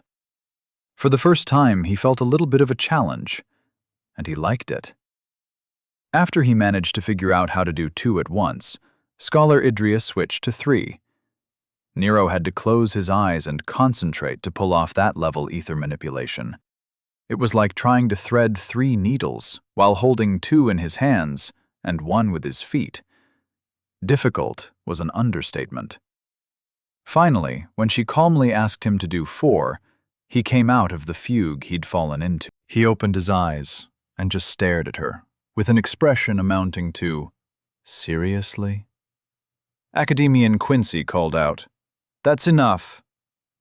Nero watched him walk out from behind some monitoring equipment. Although the man was smiling, his expression could have either been congratulatory or conciliatory. Nero suddenly realized why he was having so much trouble reading everyone. He could no longer feel their essence fields. Something about the platform he was on was isolating him. He hadn't realized he'd grown so used to feeling what everyone was feeling. Not willing to remain in ignorance, he nearly shouted, "Well, say something, damn it!" Chapter 181. Recognizing What's Always Been There. The king rubbed his temples, trying to alleviate the headache which had been plaguing him all morning. Too much was happening in too many places that he had to pay attention to. Even with his prodigious mind, he was having trouble keeping it all straight in his head. Currently, he was sitting at his desk, reviewing the paperwork that had piled up during his absence. For the past 2 weeks, he'd been diving the fields of oppression with several members of his harem. As usual, they'd dragged him into the thick of the fighting, nearly collapsing the entire dungeon with their antics. Despite trying to limit himself to only a few hours a day of combat, they just wouldn't let him hide in his tent and work. Battle junkies, every one of them, he mentally groused, as he recalled his wife, Marissa, laughing her ass off while shoving Helen and the others into his private rooms in their adventuring tent. He could only thank the heavens that the dwarven delegation finally arrived, forcing his harem to cut their adventure short. There was just so much that he needed to do. His plans for the Tower of Fate were progressing rapidly. That business with the centaurs was finally coming to a head. One of his sons, Prince Benjamin, had somehow gotten it into his head to study fate weaving. And Lord Strattings has finally started investigating the nobles in Dorchester's surrounding cities. His plans for the Straits were finally coming together. Every one of these matters needed to be handled with the utmost delicacy if he wanted to keep everything running smoothly. Not everything was progressing according to plan, though.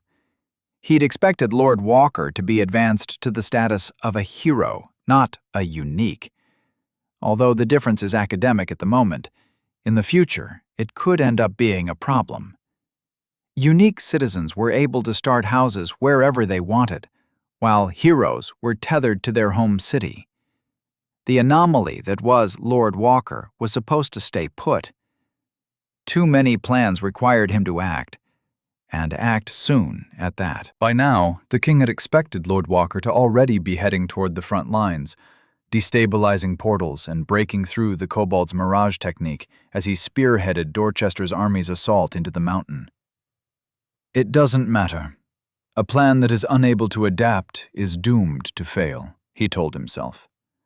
Firming his brow, he started sending out updates and orders across his kingdom. "Lord Walker, are you all right?" asked Academian Quincy. After Nero's outburst, everyone was now looking at him with some concern. Nero, now having pinpointed what was making him feel off balance, replied, "I'm fine, I think. But can I get down from this platform now?" Academian Quincy replied quickly, "Of course. Do you need anything? Does utilizing your ability cause you any stress?" Nero, barely listening to anything after, "of course," hopped down from the platform without delay. The moment he crossed the platform's outer edge, the subtle sense of his surroundings he'd been missing returned. Now that he was looking for it, he couldn't believe he hadn't noticed when it had been blocked off. With wide eyes, he looked around the lab at Nick, Quincy, and the various evaluators. Where before they were complete mysteries, just nameless faces watching him during his testing, their judgmental looks causing him to feel isolated and alone. Now, they were once again people, their emotions clearly on display for him to interpret and sympathize with. Even Academian Quincy, whose essence field was tightly controlled, still exuded something of an emotional presence into the ether. Nero realized it wasn't so much the lack of being able to feel their emotions, but that without being able to see them in the ethereal plane, his brain was having trouble treating them as real. It felt like he was surrounded by uncaring robots, and it reminded him of how he used to feel when he was back on Earth. Simultaneously surrounded by people, but completely on his own. Nick's voice brought him out of his thoughts. "Nero? What's the matter with you?" he asked. Nero looked up at his friend and couldn't stop himself from smiling. He could actually feel the man's concern through the ethereal plane. Now that he knew what to look for, he could actually see the waves of emotion coloring the essence flows. It was like each person was a marker in a pool. Their presence, or identity, was slowly leaking into the ether, spreading out almost imperceptibly. Yet, no matter how many people there were in a small area, there was no cross-contamination. It was like everyone was operating on their own frequency, and Nero could trace back who was feeling what just as easily as if he were following a trail. Nero, now finally calming down, replied, "Sorry about that. I just didn't realize that the platform would cut me off from the ether so completely. I can't believe how much I've gotten used to being connected to everyone." Immediately after saying that out loud, Nero cringed. While he had meant that literally, it sounded incredibly metaphorical and touchy-feely when put into words. Luckily, Academian Quincy was there to interpret Nero's ridiculous statement. "The testing platform we were using has an identity filter, if that's what you're asking about. We needed to ensure that no outside essence signatures were there to accurately test whether or not you could identify an essence flow with just your perception field. What exactly did you notice, and how did it affect you?" he asked, his inner scientist threatening to come out. Nero rolled his shoulders to release some of the tension. "It was weird. When I first got up there, I didn't feel anything. In fact, it felt comfortable and familiar, which should have been my first clue that something was wrong. But when the testing started, I started getting this unsettled feeling that everyone was out there judging me. I just couldn't figure out what you all were thinking. It slowly became more and more important for me to know what you all thought about my performance. It was almost like a compulsion or something," he said, trying to put into words the trippy feeling he'd just dealt with. Scholar Idrius walked up to join them, asking, "And now?" Nero smiled at her, replying, "Now? I'm back to not caring at all what you think. Which is also weird, I think." Nick seemed like he was about to say something, but Academian Quincy placed a hand on his shoulder and gestured for him to wait. Looking Nero in the eye, he said, "I think this is a symptom of your ability. If we take into consideration the fact that you can naturally interpret essence flows by their nature with just a look, it stands to reason that you can do something similar with the minute traces of essence our centers give off. You probably just feel like you already know what we're thinking, so you no longer care about asking us anything." Nero opened his mouth to reply, but then sharply closed it, opting to take a moment to think before he spoke. Nick, not willing to wait, chimed in. "Nero, have you been constantly scanning people's essence fields?" Nero replied, "No, I don't think I have. It's not like I really know what people are thinking, if that's what you're asking. I just kinda got used to feeling a person in addition to just seeing them with my eyes. Hey, does this have something to do with how Kathleen can always sneak up on me?" Scholar Idrius grabbed one of Nero's shoulders and spun him not so gently so that he was facing her. Locking eyes with him, she ordered, "Lord Walker, keep your eyes on me. In fact, put your entire focus on me." As she spoke, she took a few steps back so Nero could see her better. When she was about 2 meters away, she said, "Now, tell me if you notice anything." Nero could feel Nick and Quincy smirking off to his left, but he maintained his focus on Scholar Idrius. He was about to ask her to clarify what he was supposed to be seeing, when all of a sudden she changed. 1 second, she looked totally normal. Then the next, she was the same person, but also a stranger. Nothing about her physically changed at all, but she felt like she wasn't there. Cocking his head to the side, he strained with all his senses to try and see what was going on. Then, like a flower blossoming, she came back into focus. Her presence once again reasserted itself into the ethereal plane. Dropping his jaw in shock, Nero nearly shouted, "What the fuck? How did you do that? What did you just do?" Out of all the magical things he'd seen since he'd arrived here in Dorchester, this was the most magical thing he'd ever witnessed. Quite possibly it was because he couldn't understand what he was seeing, or not seeing. He had no idea of how she'd done whatever it was she just did. Not even a clue. Scholar Idris nodded once, as if she'd successfully confirmed her hypothesis. Turning to Nick and Quincy, she declared, "He's a natural sensor." Nero, not exactly happy about hearing another title that he didn't understand, asked, "And what, pray tell, is a natural sensor?" Being the ever-helpful font of information that he is, Nick replied, "A natural sensor is someone whose essence signature tends to easily connect with those around him. It's not terribly uncommon, and usually just means that you'd be good at some of the more social techniques associated with essence manipulation." Academian Quincy was rubbing his chin in thought. "I don't think he's actually a sensor. I think this is just an aspect of his ability. Sensors reach out, usually due to childhood trauma or as a result of intense training. Nero's field isn't doing that. Instead, he's just easily interpreting what others are putting out into the ether. It's like he's a natural delver." Nick, never one to pass up the opportunity to correct someone, replied quickly, "That's not a thing." Quincy shrugged, not caring if it wasn't. "It's as good a term as any other. You have a better explanation as to how he does what he does?" Nero frowned in thought. He still hadn't been told how he'd done during his evaluation. Just a few minutes ago it had seemed so important. Now he couldn't care less. While he didn't mind being a little scatterbrained and unpredictable, he didn't like the possibility that he wasn't in control of his emotions.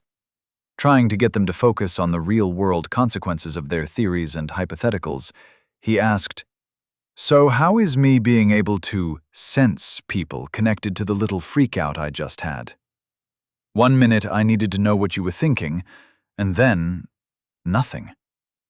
Quincy replied, "I think this was a situational event. You had been heavily relying on your other senses and just not realizing it. When those senses failed you, it must have felt like you'd been blinded. Now that you are familiar with the feeling, I think you'll be able to handle it much better in the future." Nero nodded, hoping that would prove to be the case. "Okay, but what exactly was it that Scholar Idris did just then? How did she make herself disappear in my senses like that? It was like she was there, but she wasn't." Scholar Idris, her voice still maintaining that calm, scientific tenor, replied, "I merely cut myself from the ethereal plane. Think of it as isolating myself from the essence around me." Nero shivered at the thought of how that would feel. He'd come to feel almost hugged by the world around him, and the thought of cutting himself off like that made his skin crawl. Nick chimed in. "There are massive downsides to that technique. While it is a viable method for hiding oneself in the ether, it also removes a person's ability to interact with essence. No magic, no protection. It is a technique that strips a person bare of their fields and leaves them at the mercy of the world around them." Nero nodded, imagining that it was much like a person pulling their identity into their body and losing the protection of their essence field. Coming to an obvious conclusion, Nero asked, "So, that's obviously not what Kathleen is doing. Which, of course, begs the question, what is she doing to hide from me like that?" Nick shrugged, as if he had no idea.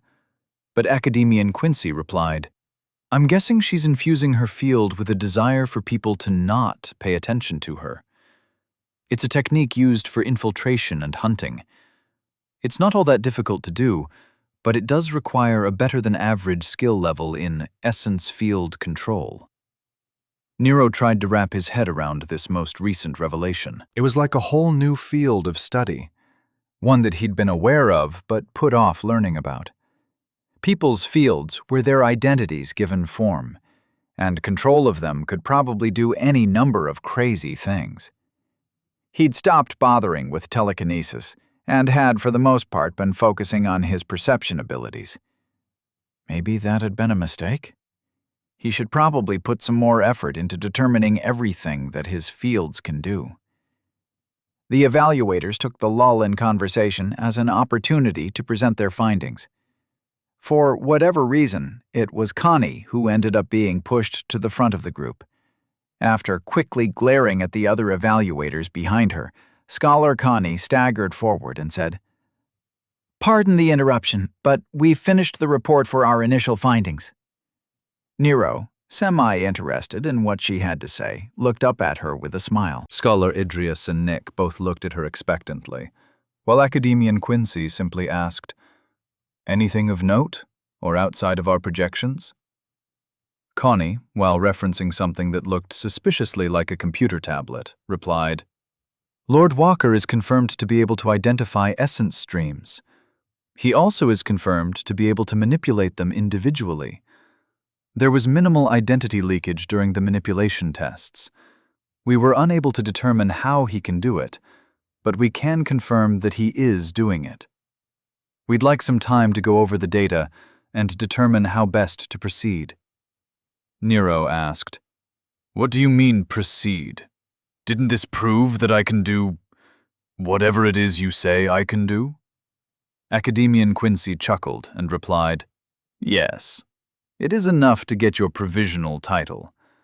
However, there are still some tests we'd like to perform."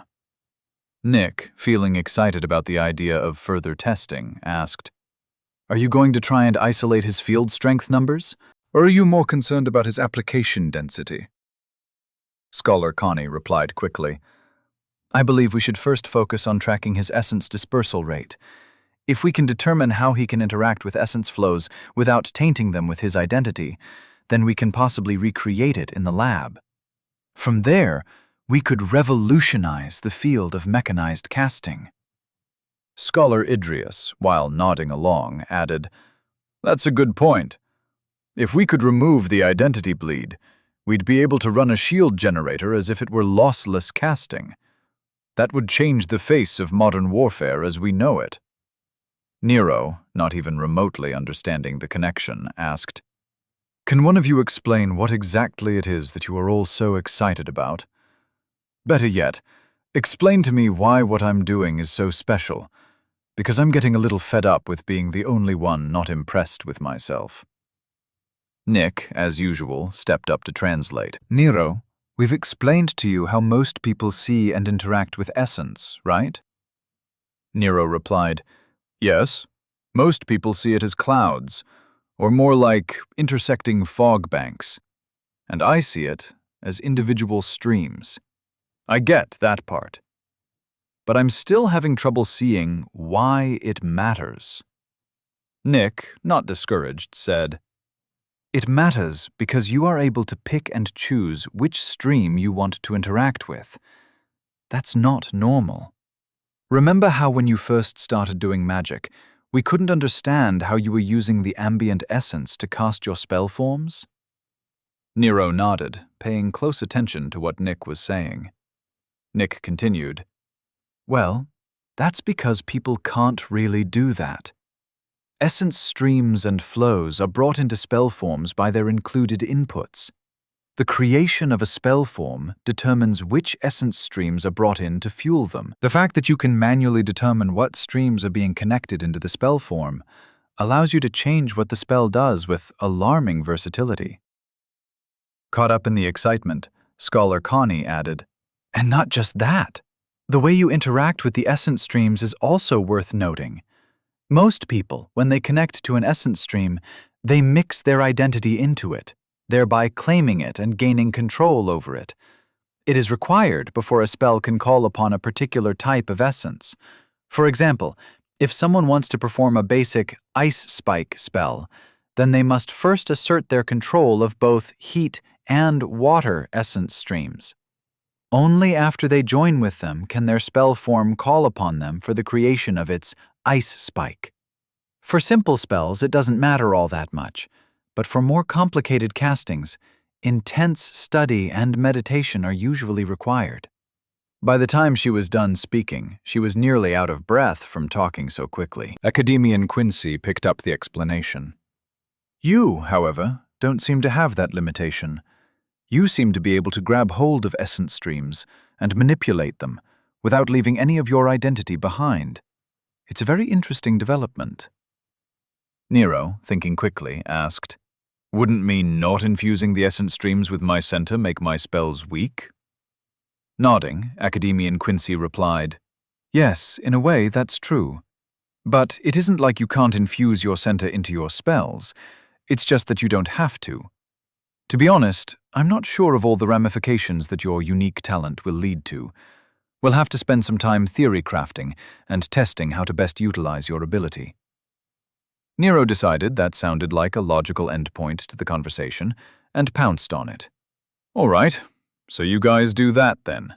Try and figure out some ideas on what I could theoretically do with my gift or whatever. In the meantime, am I right in assuming that I am now a provisional unique?" Scholar Idrius replied, "Not yet. We still have to file everything. By tomorrow morning it should be taken care of." Nodding, Nero replied, "That's good enough. Let's get that done. Then in the morning I can deal with Kathleen and the guards. Mercenaries? Soldiers? Whatever you want to call them. Then, by tomorrow afternoon, I want to sit down with the general and get myself an official quest." Nick looked more than a little surprised to see Nero stepping up and sounding like a leader. "So, you've made your decision on what you're going to do?" Nero nodded. However long he'd been cut off from the world while on the testing platform had reminded him what he'd felt like without his magic. Even though he was playing with essence streams, without the sense of companionship and purpose that seemed to bleed off everyone around him, he felt like the loner he used to be all those months ago. Now, here in Dorchester, having developed a friendship with Nick and a slight feeling of belonging among the citizenry, he felt the need to join the proverbial cause of humanity. Or at least, that's what he told himself. In a world like this, there was an actual sense of community. While freaky, it was also kind of pleasant. But that wouldn't stop him from looking out for number one. Firming his voice, Nero declared, "I'm going to stay here in Dorchester for a while. While Nick and Vera won't be part of my party, they will always be part of House Walker. I won't let them fight the kobolds and the density shift on their own. I'll stick around and do what I can. If I'm able to do stuff no one else can, and if I'm allowed to do it due to my uniqueness, then I might as well get paid for it. So, step 1 is getting the Walker Adventuring Club a quest. Wait, that will be step 2. Step 1 will be forming the club. So, in the morning, if the paperwork is handled, I'll put together a roster and see what we're working with." Nick, amused, asked, "The Walker Adventuring Club?" Nero looked at Nick like he was an uncultured swine. "Every adventuring party needs a name. We can workshop it later. Until then, I'm going with the WAC." Academian Quincy's smile was wide enough to cause his eyes to squint. "I'm sure it will be quite the successful adventuring party. In the meantime, I'd recommend you head back to the Verena estate and get some sleep. I'll make sure that we get your paperwork filed for you." Narrowing his eyes at the man, he said, "Everything goes through Vera first. If she signs off on it, then you're good to go. It's not as if I don't trust you, but I don't trust you. So please, considering how vengeful and petty I am, don't do something that ruins our budding friendship." Academian Quincy's smile didn't falter at all. "Of course, Nero. We'll make sure to prove worthy of your trust." Thank you for going along with our tests.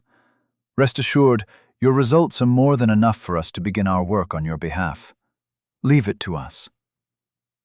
Nodding in thanks, he turned to Nick and said, "Let's go get some sleep. By the way, you're paying for the teleportation. I left my wallet in my other robe." Nick frowned in confusion and replied, "Wallet? Why do you have a wallet? You can pay for things through your link. You have your link on you, don't you?" Nero, already a few steps toward the door, waved it off and replied over his shoulder, "Nick, I'm dissolving my house and giving you and your wife most of my stuff. You can pay for my damn teleportation. And, on the way, I want some candy. I just had an exam. I'm owed candy." Nick shared a few confused glances with the evaluators, but soon shrugged it off and ran after Nero to catch up. He may not always understand what Nero was talking about, but he hadn't had candy in ages. Vera didn't like sweets. Chapter 182. Getting your mind right before breakfast. While in many ways dwarves and humans were very much alike, in others they were drastically different. As a race, dwarves tended to be forthright and honest. That is to say, they considered lying and scheming both a waste of time and cowardly. So it wasn't a surprise to anyone when Ambassador Ironwick protested vociferously when he was promoted to his position. No dwarf in their right mind would want to go deal with the lying, thieving humans infesting the surface world. Yet, despite his many protests, his numerous victories in the challenge hall, and his loudly shouted threats that he would do everything in his power to ruin their relations with the humans, he was still promoted to ambassador and sent on his merry way. Several weeks of travel, along with a few teleports, led to the ambassador finally arriving in Hennings. Grumbling loudly, Ambassador Ironwick stomped through wooden hallways toward the meeting. He could feel the dwarves behind him silently laughing their beards off at his poorly hidden wrath. With his stubby, armor-encased legs stomping into the room, he wasn't surprised to see everyone turning to watch him enter. Seeing members of the dwarven contingent sitting off to one side, he turned on his heel and marched over to them. Not even bothering to wait for them to reorganize the seating, he grabbed the first dwarf within range, hauled him up out of his chair, and tossed him over his shoulder. Before the poor dwarf even hit the ground, Ironwick had already hopped up into the now empty chair and glared at everyone around him. Across from the 5 seats for the dwarves, 5 human nobles were sitting in all their finery, looking like the wastes of minerals that they were. Off to the side sat the king on his throne, watching over everything with a blank look on his face. Ironwick scowled, as seeing someone hiding their emotions was tantamount to them declaring, "I'm going to lie to you, so don't bother listening to a word I say." The king, well aware of how real dwarves viewed humans, greeted him. "Ambassador Ironwick, thank you for joining us. I'm sorry to hear that none of the Shattershields were willing to make the trip, but I'm happy to have you here representing them. It's been many years, but I remember you quite well." Ironwick's scowl turned into a frown, as he didn't remember ever meeting the king. "Oi, you claiming we met before?" The king nodded, allowing a small smile to adorn his face. "It was during the fire demon incursion at the Temple of Morning. I was serving as a captain under General Abernathy." Raising his eyebrows in surprise, Ambassador Ironwick looked deep into his memories and found the king's much younger-looking eyes staring at him from across a table laden with maps and war documents. I remember you now." "By the gods, boy, how are you still alive? I thought you humans only lived a few centuries," he said while smiling fondly at the memory of the battered and blood-covered young man standing tall in front of a fire demon. Although the nobles looked quite offended, the king took the dwarf's question at face value and replied, "For the most part, that's true. However, there are a few of us who managed to live to see 1,000. Nodding, Ambassador Ironwick decided that the human king wasn't as much of a disappointment as he'd thought he'd be. Perhaps he should have actually read that briefing packet he'd been given. Bah, it doesn't matter. The fiddly bits will work themselves out, he told himself. Pulling out a flask from the dimensional pocket on his hip, Ironwick asked, "So, I'm told that you lot want to renegotiate the terms of the treaty. If I'm not wrong, the current one is supposed to hold for another 300 years. Now, normally, I'd just tell you to bugger off and be done with you. But for the battle honors you've earned in defense of my people, I'll hear what you have to say. So, speak, king, and tell me what you want."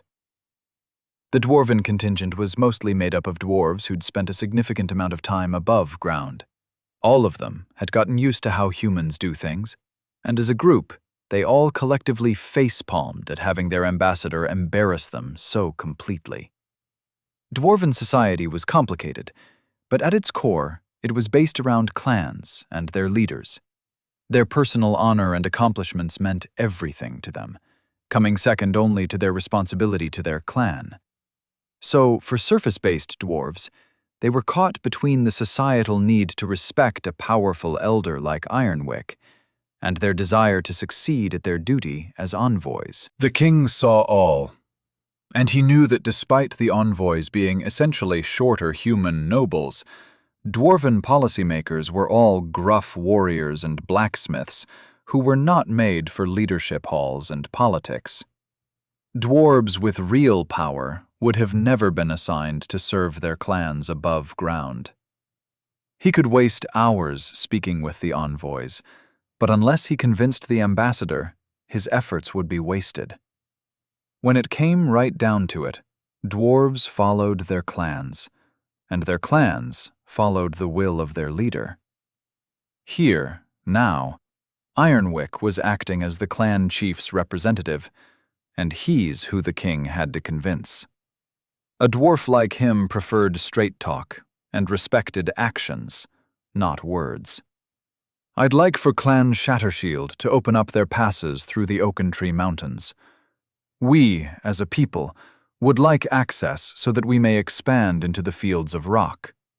In return, we'll increase our trade obligations and allow you to expand east into our kingdom. We're willing to join a few more sub-cities and expand our treaty to include more companion cities, he said, keeping his voice calm but firm. Ironwick's hard face didn't move a muscle, but everyone could see the gears turning in his head. The room sat in silence as Ironwick calmly tapped one of his gauntleted fingers on the table in a slow but steady rhythm. Months and months of talks and planning had led up to the king making this proposal to someone with the power to actually approve it. Yet, patience was the key to dealing with dwarves, so the room remained in silence as the ambassador considered how he wanted to answer the king's proposal. Nero's peaceful sleep was continuously interrupted by Vera pinging him, and when he got fed up and stopped answering her, she came directly into his room and shoved the papers he needed to sign directly in his face. There was no escaping her. But, eventually, it all worked out. The paperwork was filed, and Nero was provisionally raised to the status of a unique citizen. Big whoop, he thought to himself. As it was now almost dawn, Nero gave up on getting any more sleep.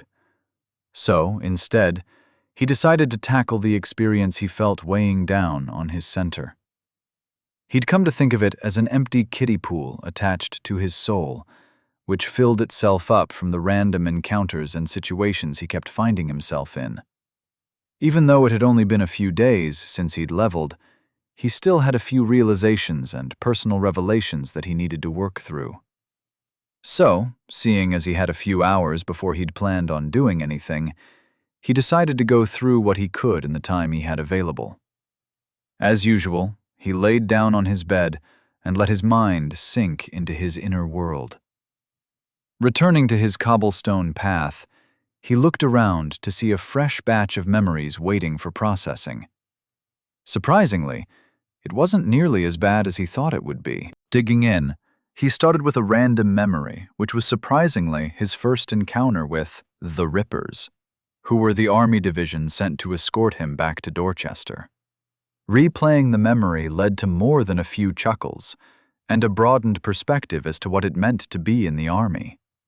He cycled through his meeting with the first evaluator lady, and then carefully reviewed his conversations with Nick and Academian Quincy. Then came the memories of his conversation with Archmage Jennings. Once again confronted with the memory of the Archmage explaining in detail why every one of his choices had consequences far beyond anything he could imagine, let alone understand. As he remembered the weight of responsibility bearing down on him, Nero felt the sky in his inner world darken. The air on his cobblestone path became chilly, and the woods around him looked a little more dangerous than they did when he arrived. Seeing the visual representation of his inner fears being given form, Nero responded in the only way he knew how. That is to say, with insults and anger. Glaring at the cloud-covered sky, Nero shouted, "I call bullshit! I refuse to internalize this type of crap! Sure, my choices have consequences, so what? I will not be held accountable for other people's sucking.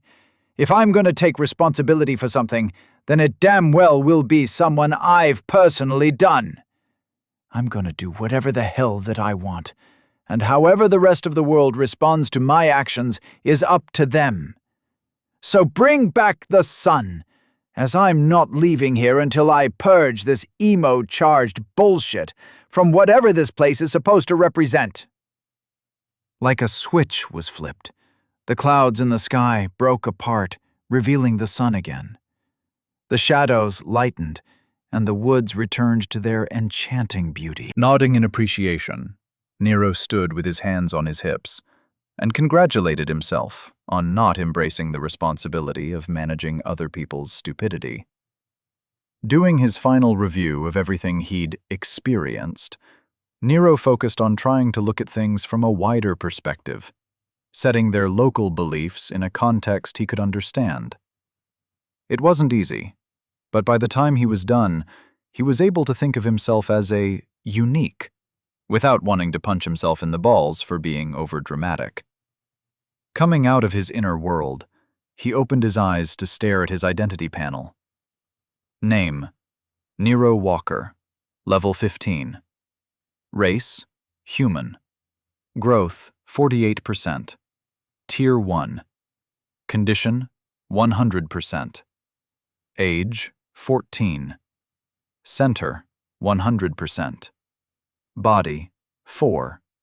Mind: 5. Soul: 2. Confluence: 11. Stars: 0. Pillars: 2/1. Nero frowned at his lackluster progress. Then he immediately chided himself for being greedy. It wasn't like he should have expected a level from just trying to wrap his head around how they do things here in Oglevark. If anything, he should be happy that he progressed as much as he did. Checking the time, he saw that it was now almost 7:30 a.m. All in all, he'd had about 6 hours of broken sleep, which, when he looked at it objectively, wasn't all that bad. Deciding that he might as well start his day, he took a shower and got dressed. For the first time in a while, he opted not to wear his combat gear. Instead, he pulled out the enchanted robes Nick and Vera had given him a couple of months ago. Looking at himself in the mirror, Nero frowned at the bland grey robes. He knew that grey represented neutrality or something, but he really wasn't in the mood to look like a 5 feet 4 inches stick of chalk. Between his white hair, pale complexion, and his abnormally blue eyes, he came to the obvious conclusion that grey was not his colour. Mentally tossing the subject to the back of his head, he left his room in search of breakfast. 2 short hallways and a couple of turns led him back to the living room they'd been meeting in. Snorting as if he saw exactly what he'd been expecting, Nero looked around to see everyone already up and spread out enjoying their breakfast. Nick, Vera, Quincy, and Idrius were all sharing a table, probably discussing something that he'd eventually end up having to deal with. Groups of mercenaries were spread out around different couches and tables, all equidistant from Kathleen, Rose, and another woman who Nero remembered being introduced to as their leader. Her name is Keening or something like that, he thought to himself as he scanned the room. Continuing to look around, Nero noticed that there were a few of the estate's servants floating through the room, refilling food trays and replacing half-full pitchers. Yet, he didn't see the rest of the evaluators. What are they up to? Maybe still dealing with the paperwork or something? He wondered. Nero, I'm glad to see you embracing getting up at a decent hour. Come, have some breakfast before we get started, said Vera, her volume loud enough to cut through the room, but falling just short of turning into a shout. Amused at Vera's demanding tone, Nero made his way over to their table. After offering everyone a polite nod in place of a greeting, he sat down and started filling up his plate with pastries from the tray in the center of the table. Around him, the conversation continued on without him.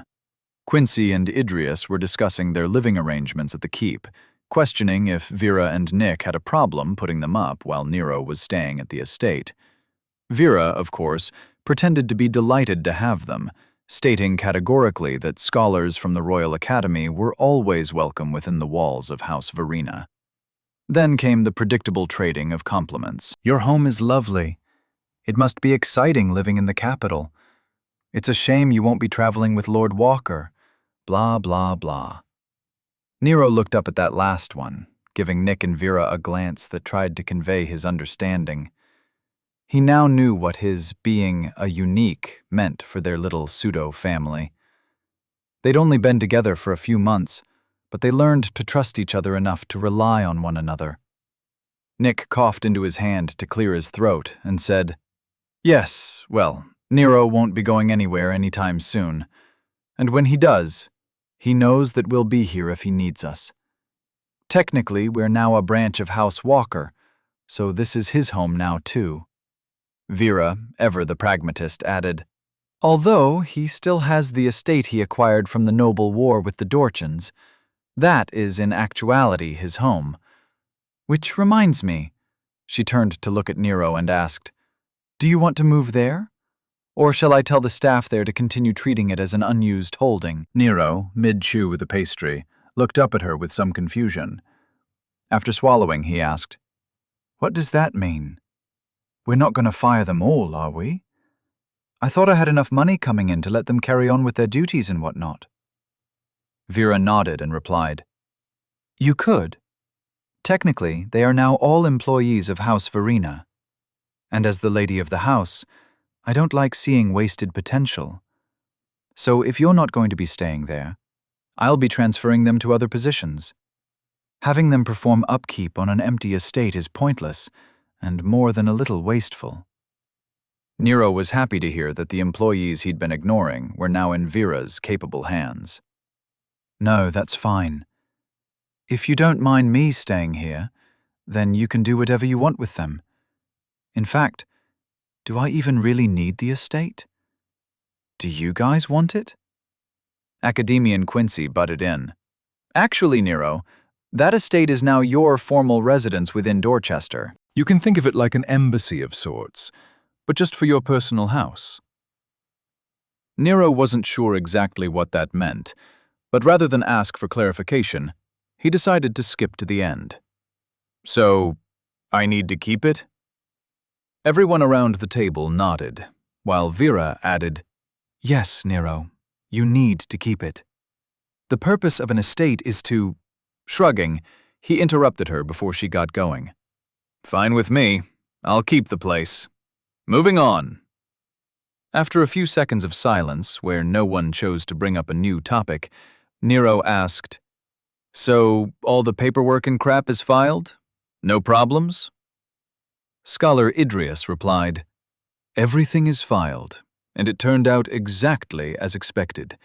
You're now a provisional unique until such time as our evaluation is completed and your updated file is closed. For now, you are a unique in principle, and therefore due all the rights and benefits that your position entitles you to. Nero raised an eyebrow at that, as it sounded like a statement that should come with a plaque, or maybe a medal, at the very least a few balloons and a card.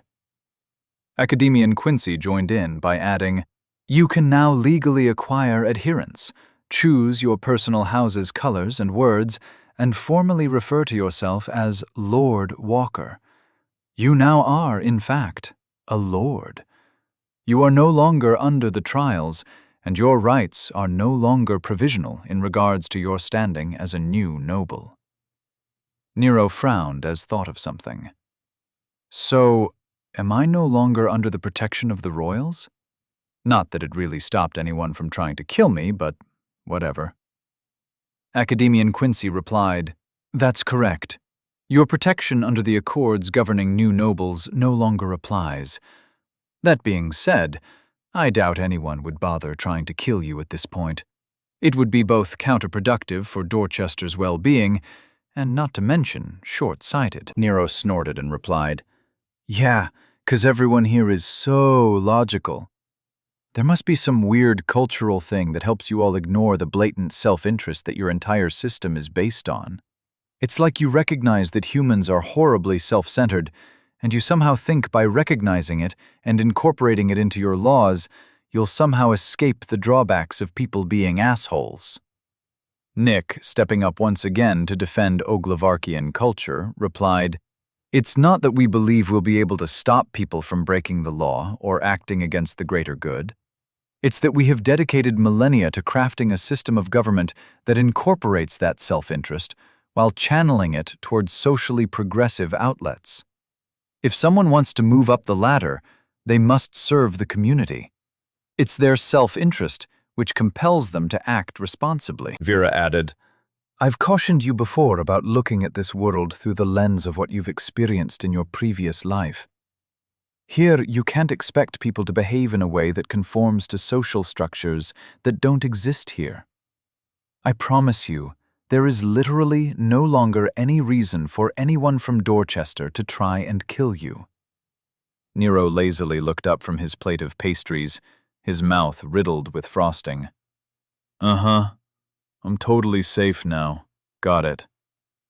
Academian Quincy noted Nero's sarcastic tone and failed to stifle his chuckle.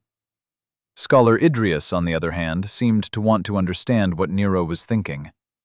Why do you believe you're still in danger? Now that you're a unique, no one here can gain anything by your death. Nero looked up at her with a smile, only to see her staring back at him with an expression completely devoid of humor.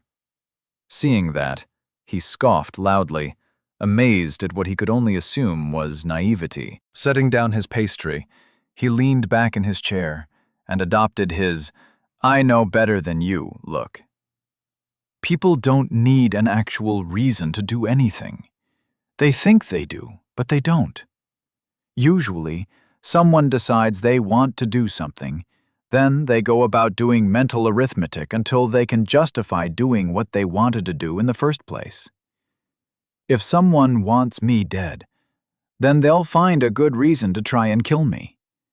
Laws and social conventions barely even enter into it, unless you're talking about how hard it will be for them to justify their actions, he said, his tone full of compassion and understanding. Scholar Idrius was no stranger to intellectual debates, and immediately replied, "But that implies that they would have a reason to want you dead. Now that you are a unique, you are completely outside of the nobility structure.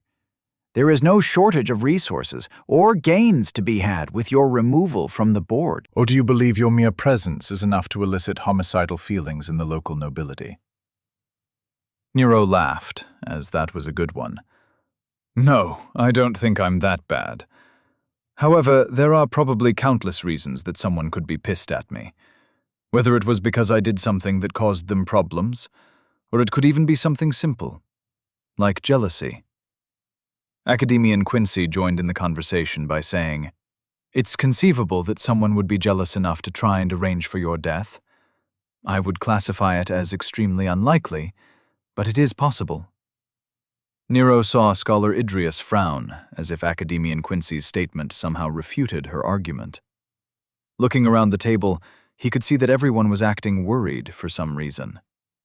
Nero did not want to let them stew in their dark thoughts. Look, I'm not saying that I'm guaranteed to have a price on my head or anything. I'm just saying that I'm not holding out much hope for the whole unique thing to dissuade anyone. From what I can tell, the unique thing is more about keeping powerful people out of power than anything else. Nick looked over at Nero with a confused expression on his face. What do you mean by that? Nero replied quickly, I mean exactly that. When you and Quince here were talking about heroes, bards, lore masters, and other special types, you got your point across, loud and clear. As he finished speaking, he flicked his nose, as if he were signaling that he was now in on the plot. Still confused, Nick asked, Nero, I honestly have no idea what you're talking about.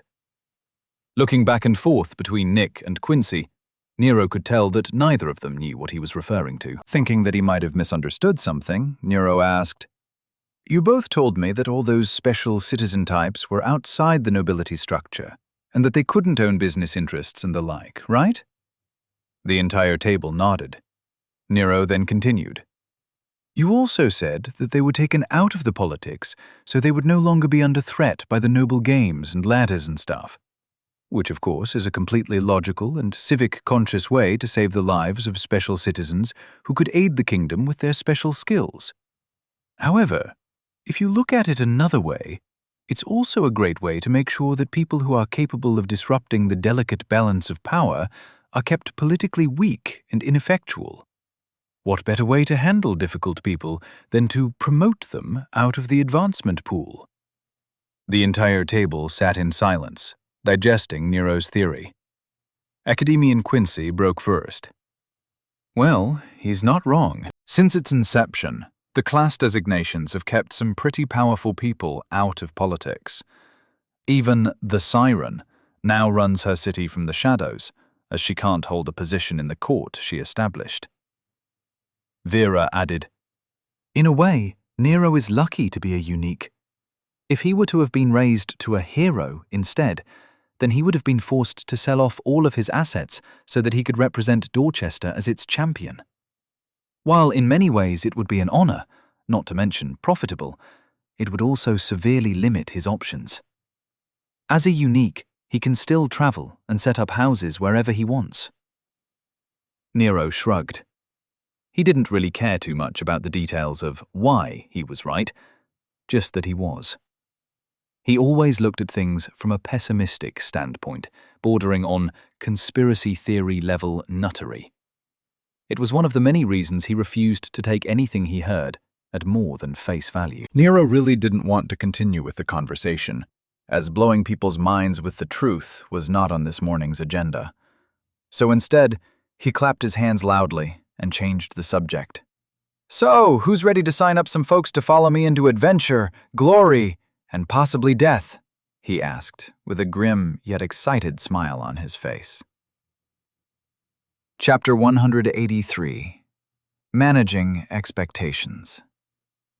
Dorchester's entire council of leadership was present, although very few actually wanted to be there. They were called in for yet another emergency session for one of City Lord Cosgrove's schemes. And, of course, no one was surprised by the fact that it was once again about the illustrious new Lord Walker, who had now been upgraded in class again. One would think that having him no longer part of the latter would finally put their minds at ease, but that seemed like wishful thinking. Lord Volton rubbed his head in irritation as Lord Bennings droned on and on about the proper way for a city to conduct itself with unique citizens. She covered the relevant accords and the local customs which had been agreed upon during the city's founding. She then went into great detail about how Lord Walker had divested his interests, transferring his newfound wealth to the budding house Verena, skillfully avoiding a single valen in taxes. Whether or not she was praising or condemning the young lord wasn't clear, and no one cared enough to ask. Glancing over at the city lord, he almost sneered at how obvious she was being. Since the beginning of the meeting, she hadn't said a word. It was like she assumed they'd all forget she was the one who called the "hells be damned" thing if she kept her mouth shut. She really believes she is that much smarter than us, he thought with some amusement.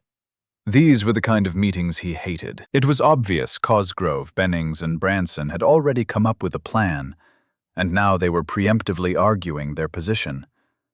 Which of course was pointless, as he and the other lords couldn't care less about how they planned to deal with Lord Walker. He was no longer part of their city. At worst, he was an inconvenient guest. At best, a helpful visitor they could throw at their problems. Looking around, he coincidentally locked eyes with Lord Peyton. They shared a look of commiseration before Peyton turned back to continue listening to Lord Bennings' briefing. Turning to his right, he saw that Lord York wasn't even pretending to listen. He was slouching in his chair, arms folded with his eyes closed. He looked to be thoroughly engrossed in something on his link that only he could see. Lord Volton noticed that Lord Bennings was coming to the summation portion of her presentation. Thank all the gods in the heavens, he thought to himself in relief. It is due to these accords that we can formalize Dorchester's relationship with Lord Walker. Unfortunately, as council heads, you all need to sign the quest issuance. As requested by General Branson, Mage Adept Newbanks has developed several quests that take advantage of Lord Walker's talents while ensuring that the kingdom, and not Dorchester, pays the quest rewards. At that moment, Mage Adept Newbanks stood up from the chair reserved for court mages, waving her hand and delivering the packets she'd prepared to each of the nobles' tables. Mildly interested, Lord Volton picked up the packets filled with quest papers and started reading. As expected, the overly dramatic wording and countless references to the governing accords made for an incredibly dull read. Mage Adept Newbanks's calm voice filled the hall. There are 3 quest pads that I've been asked to develop. The first is purely a request for Lord Walker's support with efforts to pierce the kobolds' illusion screens. He would be based out of the Tower of Magic and aid the mages there with their war efforts. The second is General Branson's idea. It allows for Lord Walker to join army units doing search and clear missions throughout the mountain. The third is my personal recommendation and has the support of Archmage Jennings. The quest will be for Lord Walker to aid our forces in storming the mountain. While Lord Volton looked over the quests, he couldn't help but wonder what these fools were trying to do. There just didn't seem to be a reason for all this fuss. They just finished covering up their mistakes, and here they are scheming again, he thought. Lord Peyton, after reviewing the quest packets, tossed them back down at the table in disgust. Lord York, still ignoring everyone in the room, didn't even bother opening his eyes. His packet sat on his desk, unopened and unread. Mage Adept Newbanks's eyes panned across the room. She could see that the council heads were not happy with what they were seeing. As she had only been involved in the creation of one of these plans, she merely raised an eyebrow and stared at the city lord with her patented "I told you so" look. Feeling like it was up to him to voice the obvious, Lord Volton spoke up. "So, let me see if I understand all this," he said, while turning to glare at the city lord and the general. "You two were worried about how Lord Walker feels about his time in our delightful city. Specifically, how you both went out of your way to play games with him and allowed people to try and assassinate him left and right. Then, after he publicly bested you over and over again, he was promoted to unique. A promotion he earned by being so exceptional that General Branson's forces personally filled out the paperwork without bothering to tell him." Both the general and the city lord were frowning at the not-so-silent rebuke. Lord Volton smiled at their expressions and continued. "So, now that Lord Walker is a unique and out of your control, you want to manipulate the quest system to have the kingdom pay him off.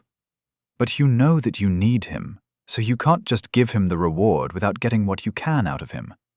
So, you two once again got to planning, and are now trying to refocus the entire war effort with him as a figurehead. You think you can maneuver him into believing it all rests on his shoulders, and you hope that he will be influenced enough to go and get himself killed. Am I missing anything?" Lord Bennings, obviously amused at Lord Volton's interpretation of events, replied, "I've tried to tell them that Lord Walker doesn't care about them, but they refuse to believe he isn't harboring some kind of irrational hatred for their previous efforts against him." Lord Volton snorted a bit in laughter. General Branson addressed the room.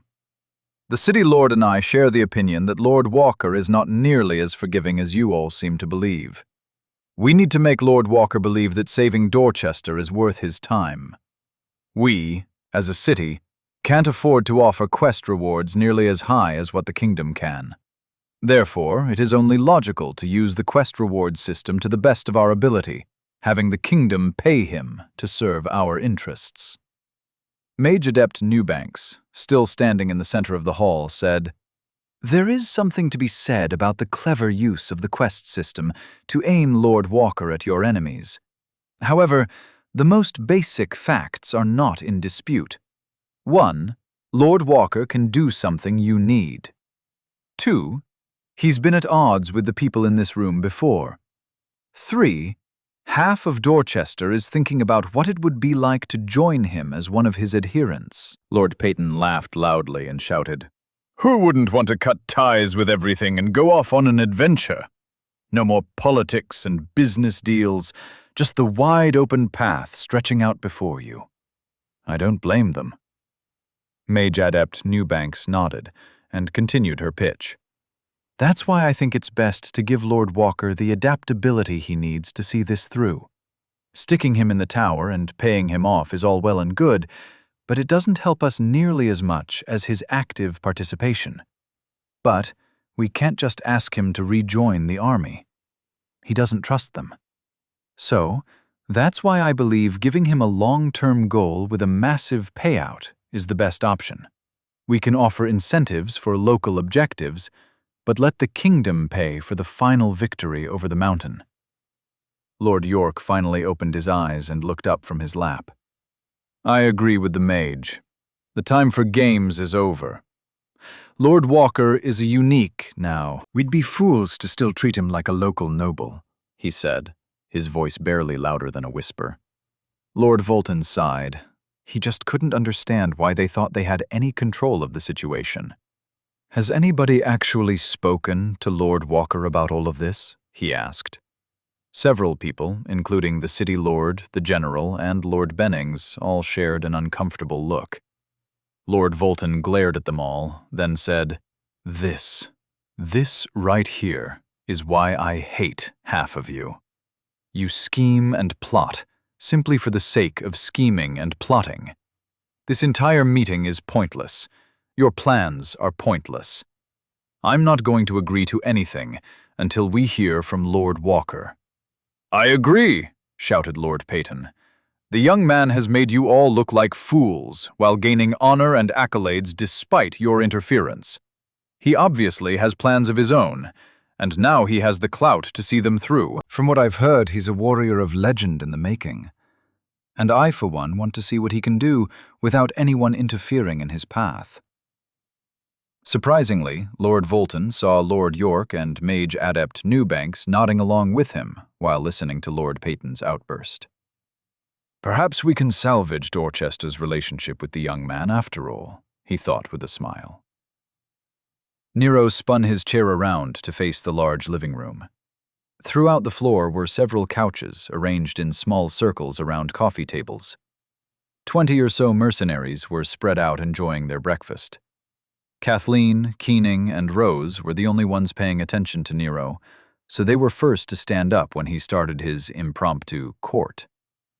Stepping up onto his chair in order to more easily be seen, Nero put his hands on his hips and adopted his signature smirk.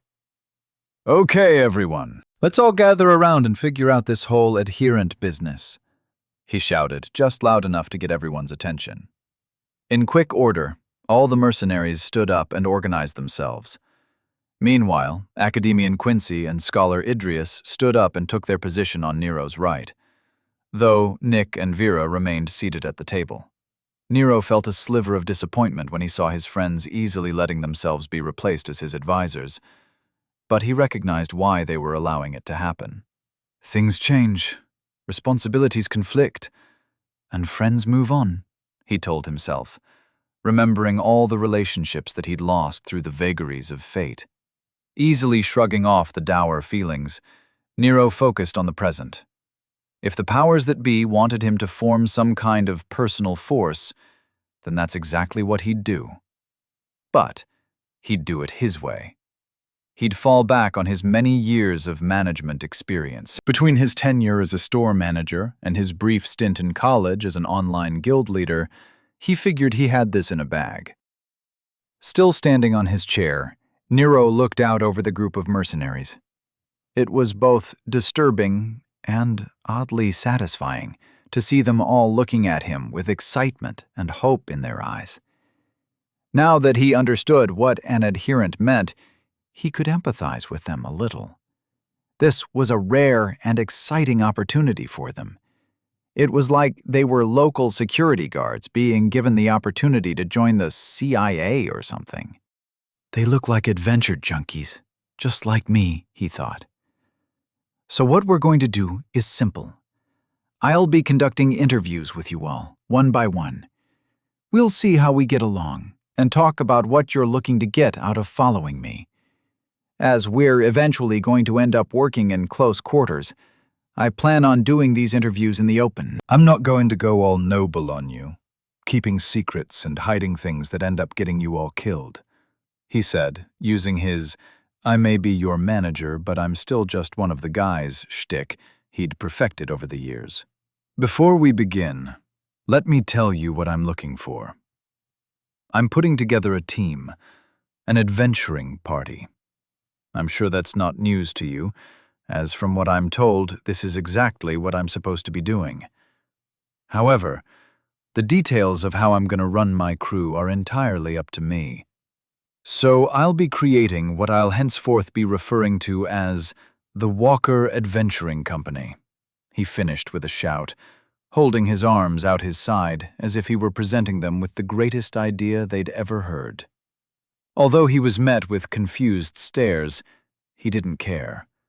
Eventually, they'd all see what he was planning.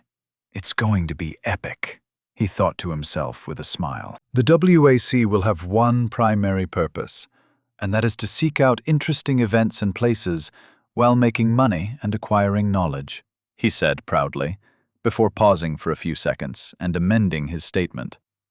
Okay, so 3 primary purposes? 3 primary aims: adventure, money, and knowledge. Yes, that's what I meant. And that's what we'll do.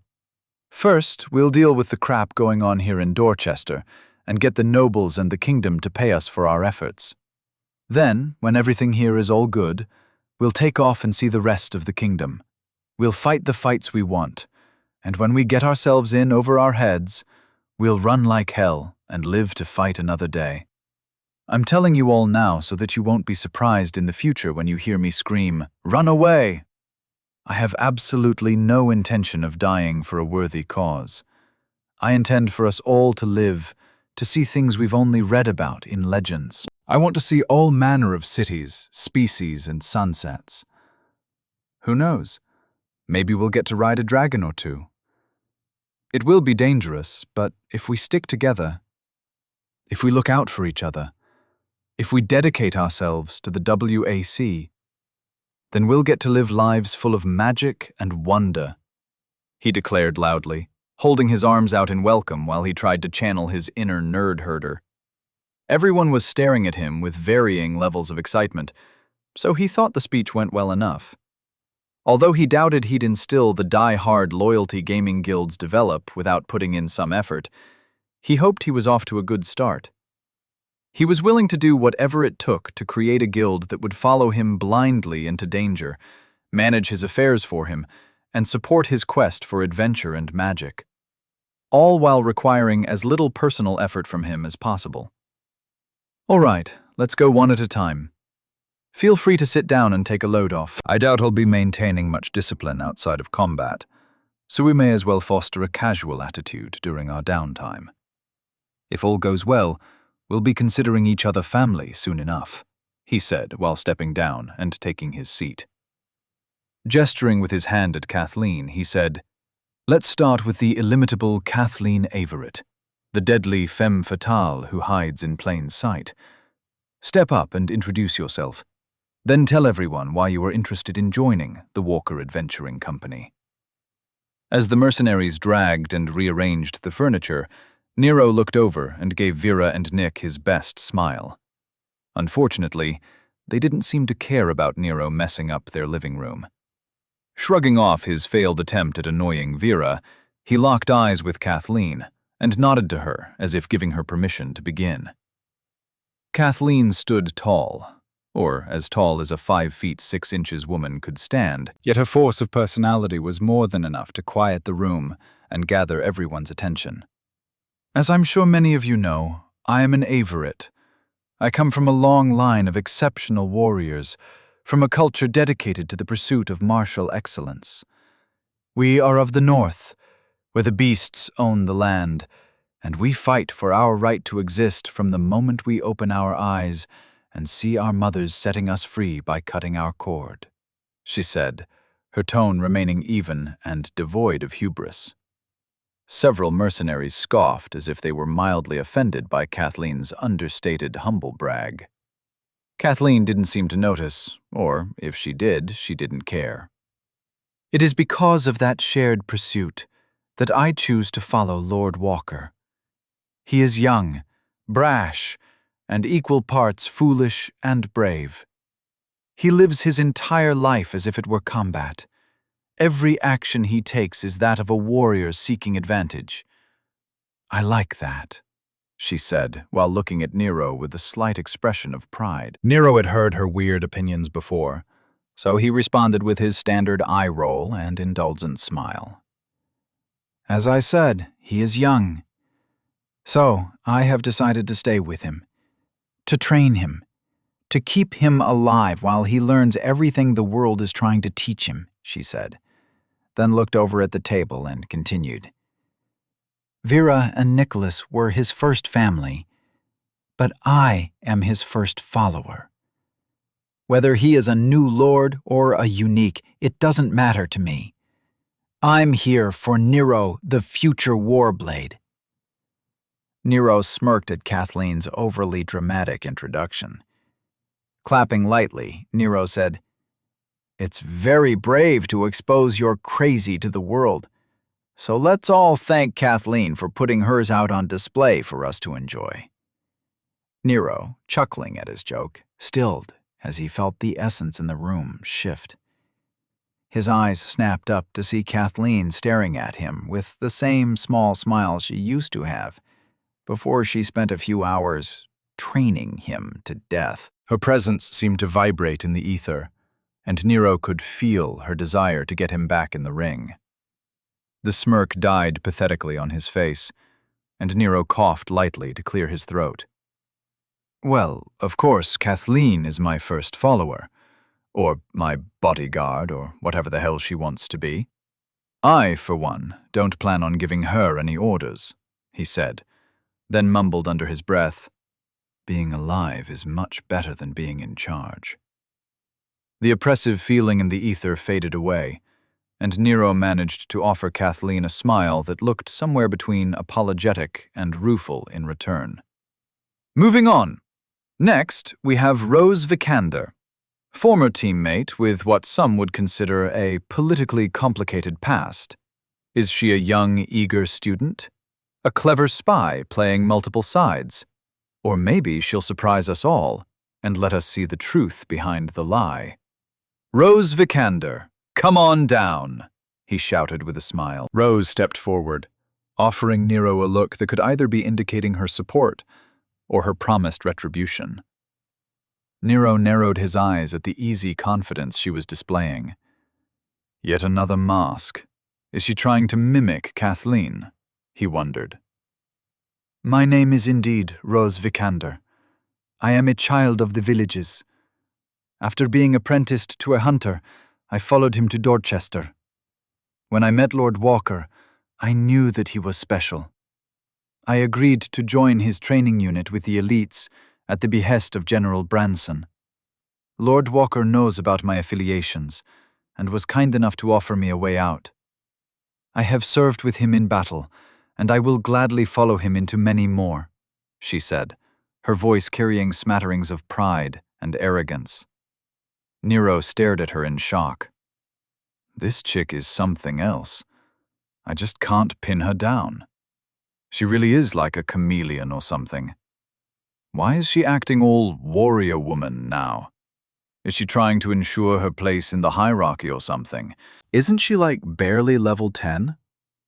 Wait a minute. Did she get a pillar and I didn't notice? He thought to himself in panic. Nero's entire being focused on Rose. The desire for answers was almost too much for him. He knew she was beautiful, but he also knew she was conniving. Yet everything about her seemed to draw him in. He really wanted to figure her out, to understand her. While still sitting in his chair, he locked eyes with her. He could see that she was pretending to wait patiently for his verdict, but behind the facade, he could almost see the real her. Between his perception field monitoring her essence field and the rest of his senses working in conjunction to pierce her mask, he got a glimpse of a scared young woman. Like a shaft of sunlight breaking through a canopy and banishing the shadows, Nero saw the real Rose. It was only a moment, but it was enough. She had been trying to survive, that's all. She sided with the general because it got her away from her old life. Now, with Nero no longer under the general's thumb, she figured her best path forward was to follow him. She didn't trust the general, and could now only hope that Nero would prove to be the man she thought he was. Though it was only a second or two of silence, everyone in the room could see that Nero was deep in thought about something. A few people looked back and forth between Rose and Nero, trying to glean some insight from watching their staring contest.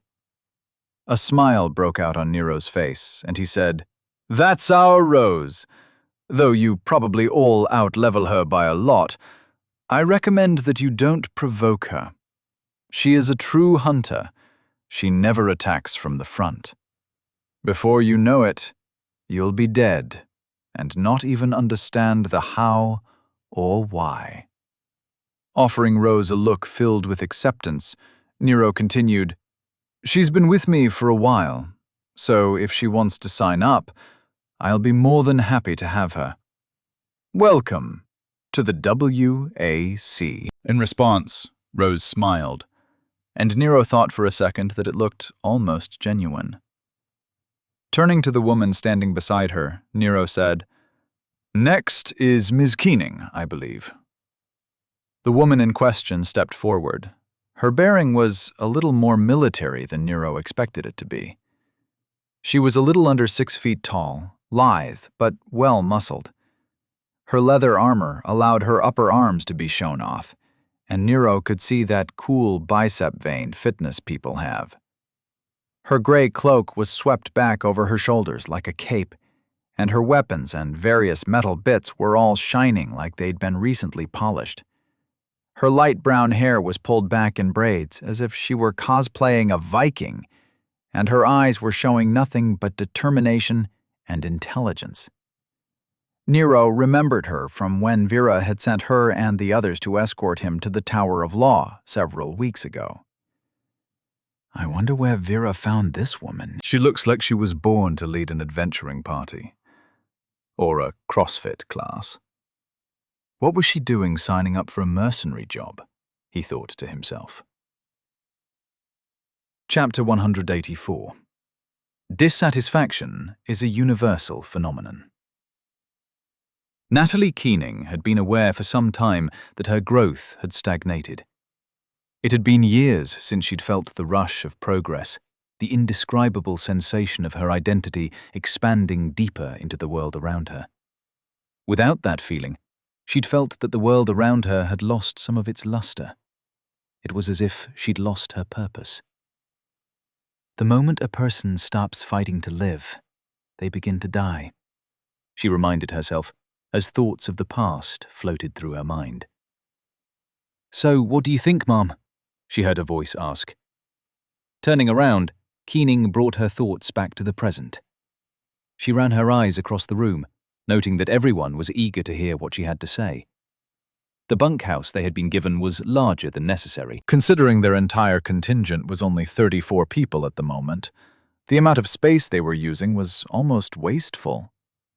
Yet, considering that Mrs. Salvatore, or now Lady Verana, had intended for their forces to grow, the decision to convert the warehouse into a bunkhouse had made sense at the time. She briefly wondered about what would happen to this place after they left, before quickly dismissing the question as pointless. Steeling herself, she took a deep breath and addressed her troops. What do I think? I think that as far as I'm concerned, nothing has changed. Before she could continue, one of her more impulsive recruits snapped. We're being disbanded before we've even gotten a chance to prove ourselves. Everything has changed. Looking over at the man, she replied, Hudgens, first, shut up. Second, what I meant was that we all took this job because we knew House Walker was a house on the rise. But, more than that, Lord Walker himself was the reason we're all here. Starting to pace, she continued talking as she looked up at the ceiling and thought. Some of you know that I joined Precision Shipping around 10 years ago. Before that, I was everything from a village bounty hunter to a certified monster hunter. But after I had a few rough years, I was looking for a change of pace, a place where I could feel like I belonged. And while I found that with P&S, I also found that security breeds complacency. Pausing her steps, she turned back to address the room directly. I forgot what it meant to push myself, to boldly step out of my comfort zone and face a challenge worth overcoming. That's why I took this job. I wanted to join with a young man like Lord Walker. You've all heard the stories of the little lord, the smiling blade, Dorchester's chosen. He dropped into our city like a meteor, ruining noble schemes and causing havoc with his every breath. While we've been training and building this small force, he's been out there in the wilds, fighting monsters and kobolds, despite being raised to the nobility. We're all here because of who we know he will become. A legend. The room sat in silence, digesting her words. One of the few people in the room older than her stepped forward, causing everyone to turn and see what she had to say. Keening looked over and asked, "You have something to say, Nora?" The woman nodded, her face stoic. "No one is unaware of why we're here, and what we hoped to accomplish by serving House Walker. We've had plenty of time to get to know each other. Our reasons for joining up aren't in question. What matters now is what we're going to do now that the house is being disbanded. I don't know about everyone else, but I'm not looking forward to going back to running escort missions and putting up with snotty merchants demanding I help unload their wares." Are we really just going back to precision shipping without any complaints? Or are we going to join House Verena and guard Mrs. Salvatore's house as if we were retired soldiers or something? Keening sighed and replied, "No, Nora. I refuse to move backward. I won't rejoin P&S, and I won't be working for Lady Verena any longer." Many people in the room gasped, as the thought of a long-time guard like Keening abandoning her post was more than a little surprising. "So, we're just going to split up before we even got to do anything?" one of the younger troops asked. Keening's brow furrowed in determination as she said, "Lord Walker is now a unique. I'm sure you at least have some idea of what that means. We can no longer be part of his house in Dorchester, because it will no longer exist. But I plan on asking to follow him as an adherent." Once again, gasps of surprise filled the room. The impulsive young man who started all this asked, "And you think he'll just let you join him on his journey across the kingdom? He's a unique, for heaven's sake. You may have the most impressive record of all of us here, but when it comes down to it, you're a nobody, just like us." Keening didn't shy away from the insult and instantly replied, "And a few months ago, Lord Walker was a newly awakened commoner on his way to Dorchester to join the Guard as a criminal recruit. What of it?" Nora, who was still standing somewhat in the middle of the room, said, "Keening is right. We'll never know if we don't ask. This is our opportunity for something more. If we've learned anything in the short time we've joined House Walker, it's that Lord Walker isn't going to be some useless noble that spends his days sitting on his arse and counting his valens. He'll be throwing himself into danger, facing threats to humanity and civilization like a true Oglevakian. I, for one, didn't sign up for a cushy job. I'm here to see if I have what it takes to be more than just some 30 Valen a day guard in the middle of nowhere." Feeling the hope in the room rising, Keening stepped forward and declared, "None of you need follow me. But for those who want something more, those who want to see the kingdom, to follow a legend in the making, then grab your gear and say your goodbyes. We're heading to the Verena estate to see about joining our Lord on his new path. And this time, we'll be right beside him when he faces the dangers that we've all been hearing about." Almost the entire room shot to their feet and ran off to go pack.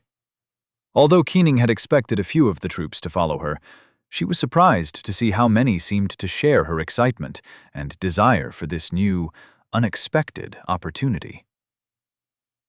Nero watched calmly as Ms. Keening took a deep breath, as if she needed to prepare herself for what was about to happen. The woman looked like she was psyching herself up for an audition or something.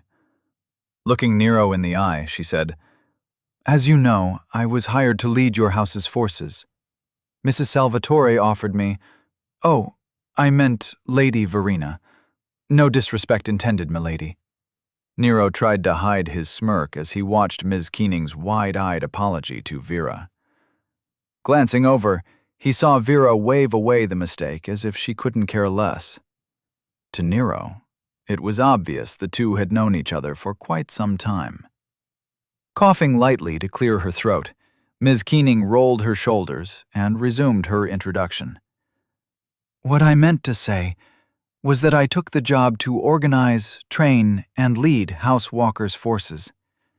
For many years I'd worked for Lady Verena as a guard captain. Now, that's not to say that I didn't enjoy working for her. It's just that I needed a change. Nero could understand that, which to him was kinda surprising. In fact, everything she was saying was a little surprising. She wasn't at all what he'd been expecting. For a good 5 minutes, she stood in front of him, giving him a brief but comprehensive overview of her life. He listened as she described her early years, attending one of Dorchester's training academies, her work as a bounty hunter throughout the villages surrounding the city, and her time on what sounded like the civilian version of monster hunting teams. But what really caught Nero's attention was how she talked about her family. Ms. Keening's parents ran a furniture store for Lord York. She had 13 brothers and sisters, none of which she was particularly close to. While her family tended to focus on scholarly and economic pursuits, she had always been more of a wild child. She felt the call of adventure at a young age, and it had distanced her from the rest of her family. As a result of the family drama, she ended up spending a great deal of time away from her home. Yet she eventually became disillusioned with the humdrum life of a local adventurer. So she ended up taking a job as a guard and working her way up to what sounded to Nero like an impressive rank in Precision Shipping's mercenary forces. By the time she was done speaking, Nero was sitting in his chair, frowning.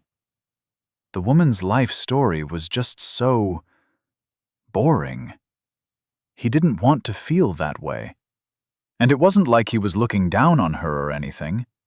It was just that her story reminded him of a typical middle-class woman who'd wasted her life looking for her passion. It was almost so normal that he felt like he'd been cheated or something. The fact that this world, which was full of monsters and magic, could take all of that fantasy and overlay it with something so unoriginal, made Nero feel a little sad.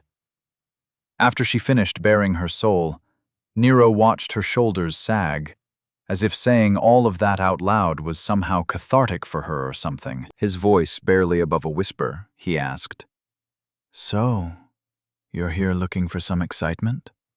Shaking her head, she replied, "Not exactly, my lord. It's just that, well, you changed your path. Every week or two you end up on the Link's news feed. You're always facing long odds and coming out victorious. You are an inspiration. I want to follow you so that my path can go a little farther. I want to see more, do more. Does that make sense?" Nero nodded. God damn, this is sounding more and more like a responsibility I don't want to deal with, he thought to himself. When he'd first heard he'd be able to put together an adventuring team, he immediately thought of building a guild full of warriors and heading out to fight the good fight and experience everything this world had to offer. In the abstract, it sounded great.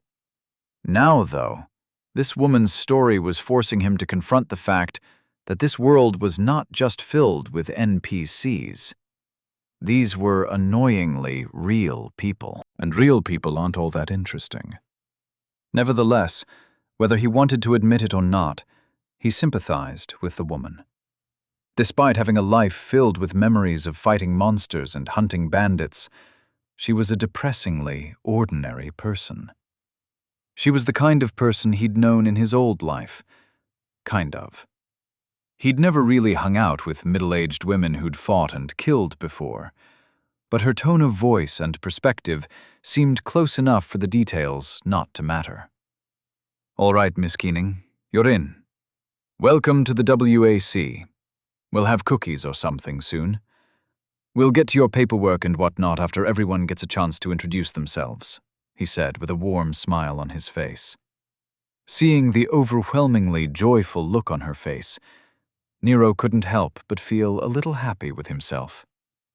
While he wasn't exactly the nicest person in the world, He had a soft spot for the average Joe of Joan, just trying to find their place in the world. Like an Alcoholics Anonymous meeting, one after another, the other former guards introduced themselves. And each of their life stories was just as depressing to hear as he worried they'd be. Nora Faulkner was an older woman who was already suffering age creep. At 72, she still looked 40, but apparently she already felt like her time was over. Her kids were grown, and her husband was no longer in the picture. She wanted to rediscover what it meant to face an opponent in battle, and not just spend her days walking next to merchant carts, acting as a glorified bandit deterrent. Oscar Hudgens was a 35-year-old man who still acted like a rebellious teenager. His only redeeming quality was that he was at least a little bit self-aware. He'd spent some time at a training academy before leaving due to his issues with authority. Joining Nero as an adherent was an opportunity for him to reinvent himself. In his own words, he wanted to find something to believe in. On and on it went. 26 people. 26 life stories. They were both filled with fantasy and weird cultural oddities, while also being incredibly boring and predictable. It took longer than he'd liked to listen to every one of their sob stories, but needs must and all that. Standing up from his chair, Nero looked over the room at the hopeful people spread out across the couches and chairs. Some of them were even sitting on the ground so they could be closer to the meeting. If there had been a campfire in the room, he'd have thought he was at a corporate retreat for middle managers. I appreciate you all trusting me with your backstories. While I can't say I understand what you've all been through, I can say that I empathize with the fact that you've been through it. But, like I said in the beginning, the WAC is going to be something special. We're going to be completing quests, felling beasts of legend, and generally going around looking for excitement. It will be hard work, and more than a little dangerous. You've all made it clear that you're not going to miss the lives you've had here in Dorchester, so I won't be thanking you for your sacrifice or anything. But I will say this. Whatever crappy life you had before today, you'll be carrying around with you until you decide to let it go, he warned. Seeing as how everyone was looking at him with confusion, Nero clarified. What I mean is that regardless of how stupid it sounds, your life is what you make of it. You've already taken a big step by signing up for the WAC, but now comes the hard part. Following through. We'll be training hard, watching out for each other, and trying to survive in whatever dumbass situation I find myself caught up in. So, focus on the here and now, and ignore all the crap that is holding you down. This is the first day of the rest of your life, and all that.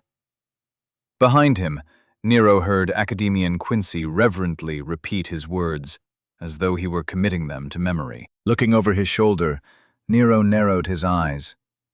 I swear if that son of a bitch starts making money off the sayings I'm stealing, I'm gonna shove my foot so far up his ass, he promised himself. Turning back to look at his new adherents, he said, For now, let's get some food and work on getting to know each other. Afterward, I'll figure out how to get you all formally signed up, and then put together some kind of organizational chart or something. Sound good? As one, they all immediately replied, Yes, my lord. Nero's eyebrows shot up at their overly serious reply. I'm really going to have to work on sounding and acting more presidential if they're going to keep looking at me like that, he thought to himself. Before long, they'd arranged several tables into a line and created a poor excuse for a dining table. Unsurprisingly, Vera had pointed out that they could have just used one of the various dining rooms within the estate. But Nero wanted the impromptu feeling associated with making them build their meeting hall. As far as he was concerned, this was a team-building exercise. Hell, if they had access to a karaoke machine, he would have forced everyone to sing a ballad or two while getting rip-roaring drunk. Their meal went predictably well. Everyone seemed to get along, and there was a spirit of camaraderie building quickly among everyone. The ether was almost singing with the shared feeling of excitement and determination. No one was surprised to hear Nero's plans for taking a few quests in Dorchester concerning the kobolds before they left for other cities. He told them all that despite signing up with the WAC, they'd still be spending the next while defending the city they'd been living in for most of their lives. While that tempered some of their enthusiasm, it also seemed to address some of the concerns they'd been repressing. After all, regardless of how much they wanted to move on, they still had ties to the city that weren't easily forgotten. After the meal, Academian Quincy and Vera were kind enough to arrange for the paperwork to be filled out. Nero found the entire thing more amusing than he thought he would. Seeing an entire table full of combat-ready people bent over a table filling out piles of paperwork in silence was almost surreal. The entire time, Vera, Academian Quincy, and Scholar Idrius were walking around, leaning over to help where they were needed, like they were teachers watching over their students taking placement tests. By the time everyone was done signing their lives over to Nero, the reality of the situation was really sinking in for the poor young man. He'd never wanted this kind of responsibility, and he found the situation more than a little intimidating. However, despite looking like a teenager in the throes of puberty, on the inside, he was a middle-aged man with years of leadership experience. Granted, his leadership experience was more geared toward dealing with underachieving potheads and lazy bastards more interested in video games than doing anything with their lives. But he figured it still counted. While they were all working on their paperwork, Nero was busy dealing with his own. He had to pick his house colors, which, after careful consideration and a little help from Vera, ended up being teal and dark grey. Vera had recommended pink and gold, which, according to her, meant loyalty and greatness. Yet, Nero refused to look like an idiot, so he went with teal for tradition and grey for neutrality. While multiple people pointed out that as a new noble he had no traditions, he replied with what he thought was the most logical argument one could make. Teal and dark grey looked a hell of a lot better than anything else they were proposing. Besides, he was planning on figuring out some traditions at some point, so they could all shut the hell up. Next came his house words. Academian Quincy was particularly interested in what core belief Nero wanted to be displayed on his house's crest. Nero, not being the kind of guy who worried overly much about disappointing anyone, quickly decided on stealing one of his favorite taglines from back home. Namely, game, win, repeat. No one had any objections, and Academian Quincy was once again found himself shocked at Nero's wisdom. Finally, Nero was faced with having to decide on a house crest.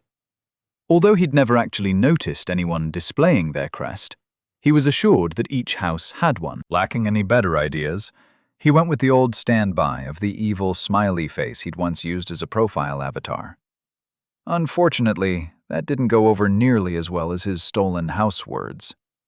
After 10 minutes of Nick showing him various house crests from the city's nobles, explaining in excruciating detail what each part represented, Nero eventually buckled under the pressure and assigned Nick the task of doing it himself. As far as he was concerned, if it was so damn important to choose things that represented his house's founding, then considering the way history was constantly being revised around here, he could always just rebrand himself later. Despite all the paperwork, Nero had to admit it was fun to sit around a table and do his homework with a bunch of new friends. The entire situation reminded him of college, and it brought on a sense of nostalgia that he just couldn't shake. Looking around the table, he thought to himself, I'm in a totally different world. The people here have lived lives that I can't begin to comprehend. But at the end of the day, humans are still humans. In a way, it's comforting that people can still annoy me regardless of where I find myself. Chapter 185. Picking up a quest. Feeling refreshed after his shower, Nick walked out of the bathroom while using a towel to dry his hair. He looked over to see Vera doing her nightly routine in front of her mirror. As usual, he could tell by the expression on her face that something was once again bothering her. After hanging up his towel on the drying rack, he asked over his shoulder, "What's on your mind, dear?" Vera replied testily, "Nothing of consequence." Trying to change the subject, she asked, "Have you finished the paperwork I sent you?" Nick rolled his eyes. The moment he'd finished the paperwork validating him as a noble, he'd sent her the confirmation. Furthermore, considering that the only reason the transfer of House Walker's assets went through was because his house was successfully registered as a branch house. So, obviously, she already knew about it. Not taking the bait, he replied, "Yes, dear. It's all been filed and approved. Now stop stalling and tell me what's bothering you." Slamming the brush she was using for her hair down on the table, she spun around to glare at him. "Did you see how Nero ran his acceptance ceremony?" Nick, trying to keep himself from laughing, replied, "Yes, dear. I was sitting right next to you." Continuing on as if Nick hadn't said anything, Vera hissed, "That young man needs to learn some etiquette. He didn't even ask anyone about their levels, skills, abilities, or even their focus. All he seemed to care about was their personal lives. That kind of lazy leadership is going to end up getting him killed. They are not his friends, and a retinue is not a social club." Can you believe he had them eating with him? Nick, nodding along with a smile on his face, replied evenly, "Yes, dear. It was quite something." Vera spun back around and roughly picked up her brush, angrily returned to brushing her hair while hissing, "Quite something," he says. "Yes, it was most definitely quite something. He needs to learn how to act in a manner more reflective of his position. People won't respect him, and they certainly won't follow him if he doesn't start taking things seriously." Nick, not bothering to argue, replied, "Of course, dear." Slamming down her brush again, she angrily started dabbing some lotion into her hand, before harshly spreading it over her legs. "And I don't know how I feel about stepping back and letting those evaluators take over his mentorship. It may have been a mistake to let Academian Quincy present himself as Nero's hand. We don't know enough about them to trust them with Nero's life and house," she barked. Nick didn't bother to point out that it was Vera who determined that since they weren't going to be joining Nero as his adherents and would be remaining in Dorchester, they needed to step back and let others take up supporting positions at Nero's side. Instead, he nodded along and replied, "I couldn't agree more." Huffing as if she expected nothing less, Vera continued, "And don't even get me started on the fact that the young idiot is trying to turn his retinue into some ridiculous adventuring guild. As if this was the northern reaches, and there were necromancers, wraiths, and warlords filling the wilds with castles to be stormed and maidens to be saved. For the sake of all the heavens above, the WAC? Really?" No longer being able to contain his chuckle, Nick laughed while mumbling, "Yeah, that was something all right." Vera glared at him over her shoulder through the mirror, and continued on as if she hadn't heard him. "That young man doesn't know what he's getting into." At least here in Dorchester, as a noble, he had the protection of the system to fall back on. Now, if he goes through with this madness, he'll be throwing himself and those foolish enough to follow him into whatever idiocy he finds fun or interesting. I won't have it, Nicholas. I simply will not have it. We have to do something." Nick, seeing that his wife's wrath was getting a little out of hand, walked over to her and placed his hands on her shoulders to calm her down. Looking her in the eye with an expression filled with as much compassion as he could muster, he asked, "Are you sure this isn't a little more about you than it is him?" Glaring at him in the reflection, she asked, "And what exactly do you mean by that?" Nick's gentle smile didn't waver. I understand that you're worried about people you don't trust gaining influence over him, not to mention his ignorance of how he should be leading his house. However, nothing is stopping you from offering your aid other than your strict adherence to social protocols that Nero isn't even aware of. Just because you are now in a subservient position as a branch lord doesn't mean he will no longer listen to your counsel. The fact of the matter is that you refused to give it. Vera sighed heavily. Nicholas, it's not that simple. Nero is a unique now. He's only been in this world for a few months, and he's already beyond our help. We can't follow him where he is going without abandoning everything we've worked for. Decades of painstaking effort would be wasted if we gave up our lives and followed him. He needs someone to manage his holdings. Without that income, it would take him years to build up his personal house. Nick nodded, agreeing with her easily. And that's why we're staying here, in Dorchester. Leaning down, he kissed the top of her head before walking away. Over his shoulder, he added, "For the record, I don't think you're giving Quincy enough credit. That man is dedicated to Nero in a way that could only be defined as fanatical. I wouldn't be surprised if those evaluators formed a personality cult around him." Vera, shocked, whipped her head around to stare at Nick. "You cannot be serious." Nick sat down on his side of the bed while placing his link on the nightstand. Shrugging, he replied, "It's just a feeling I get when they talk about him. But think about it. Why are they being so helpful? Why did they choose to take on such a complicated case? And you weren't there for the evaluation they did at Center Research. They all looked at Nero like he was a divine being gracing this plane with his presence." Vera, not taking Nick's word for it, replied, "Well, we'll just have to see about that." Nero woke up the next morning without issue. Aside from a few uncomfortable dreams filled with kobold chiefs meeting in smoke-filled caves and endless fields of lizards organizing their invasion, Nero had slept surprisingly well. His breakfast was a simple pancake equivalent, along with some blue liquid that tasted remarkably like apple juice, which he shared with Nick, Vera, Academian Quincy, and a few of his new adherents. The conversation was light, and the only thing of note was that Academian Quincy had somehow accepted a meeting with General Branson on his behalf. Considering Nero wanted to get the quest situation sorted out, he didn't bother complaining about it. That naturally led to his current situation, getting out of a cab in front of Gate 20's command center. Looking over his shoulder, he saw Academian Quincy, Scholar Idrius, Kathleen, and Natalie Keening organizing themselves behind him. Nero was, of course, conflicted. One on hand, he was rolling up to the keep with a full-on posse. But on the other, Nick and Vera had decided not to come along. Nick had begged off, claiming that he needed to look into the current research progress concerning the war, and Vera was busy dealing with the various businesses and interests she was in charge of.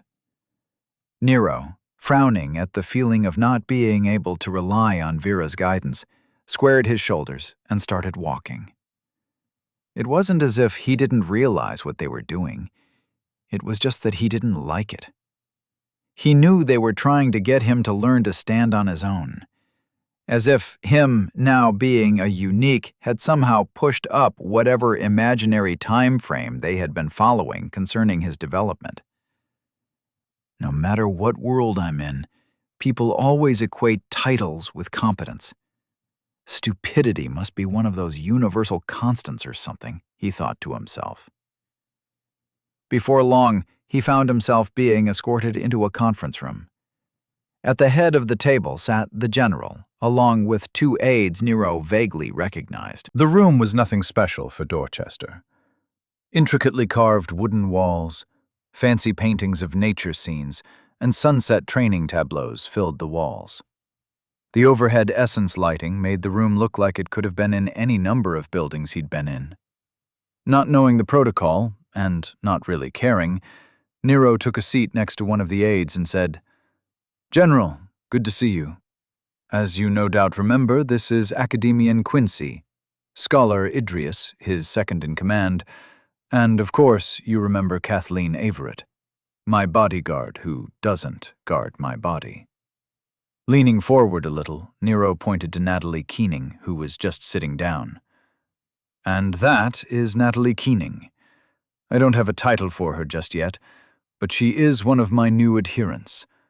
She was chosen by the other recent recruits of the WAC to act as their representative for these talks. The general, caught off guard by Nero acting remotely serious, replied without thinking, "The WAC?" Nero smiled widely and replied, "The Walker Adventuring Company. I intend to use my status as a unique to go around and see the sights while learning magic and killing things that go bump in the night. A few people have opted to join me in my adventures, hence the Walker Adventuring Company." The general sat in stunned silence. His overly large presence at the head of the table seemed to hold the air in the room hostage as he thought through what Nero had just said. Shaking his head quickly, as if he were refusing to contemplate Nero's antics, the general started speaking as if Nero hadn't said anything. "I called you here to express Dorchester's thanks for agreeing to take up quests in defense of her walls. While you are no longer bound by your oaths of citizenship, it speaks to your character that you are willing to defend the cause of humanity while the wilds assault our walls and threaten all that we've built." Nero nodded along, perfectly happy to let the general get through his prepared speech and politicking. The general's rumbling voice carried on. "As your house requested, we've compiled some quests for you to choose from. However you'd be willing to help us, we'd be more than happy to accept. If you have any requests for materials or support, please don't hesitate to ask. We'll do what we can to see you and your companions aptly prepared to face whatever perils you choose to confront on our behalf. Please look through these quests and let me know what you decide on. Feel free to take your time, as I've cleared my schedule for you." One of Nero's eyebrows rose in surprise. The general's entire demeanor had changed now that Nero was a unique. Compared to before, when the general acted like every moment he graced Nero with his presence was a gift, seeing him act like a sycophant was a little off-putting. The aide on the right of the general started handing out little informational packets to Nero and his companions. While the room sat in silence, each of them started to look over what they'd been given. Nero felt a delicate probe on his mind, and he turned to see Academian Quincy looking at him from the seat on his left. Accepting the mental connection, Nero was surprised to feel the man's calm and collected mind. It felt markedly different than Nick's, who was the only other person he'd made this kind of connection with. "What's up?" he asked. Academian Quincy replied, "You looked a little surprised to see the general acting so deferential. I wanted to explain what is happening." Nero interrupted him before he could continue. "Don't bother, I can guess.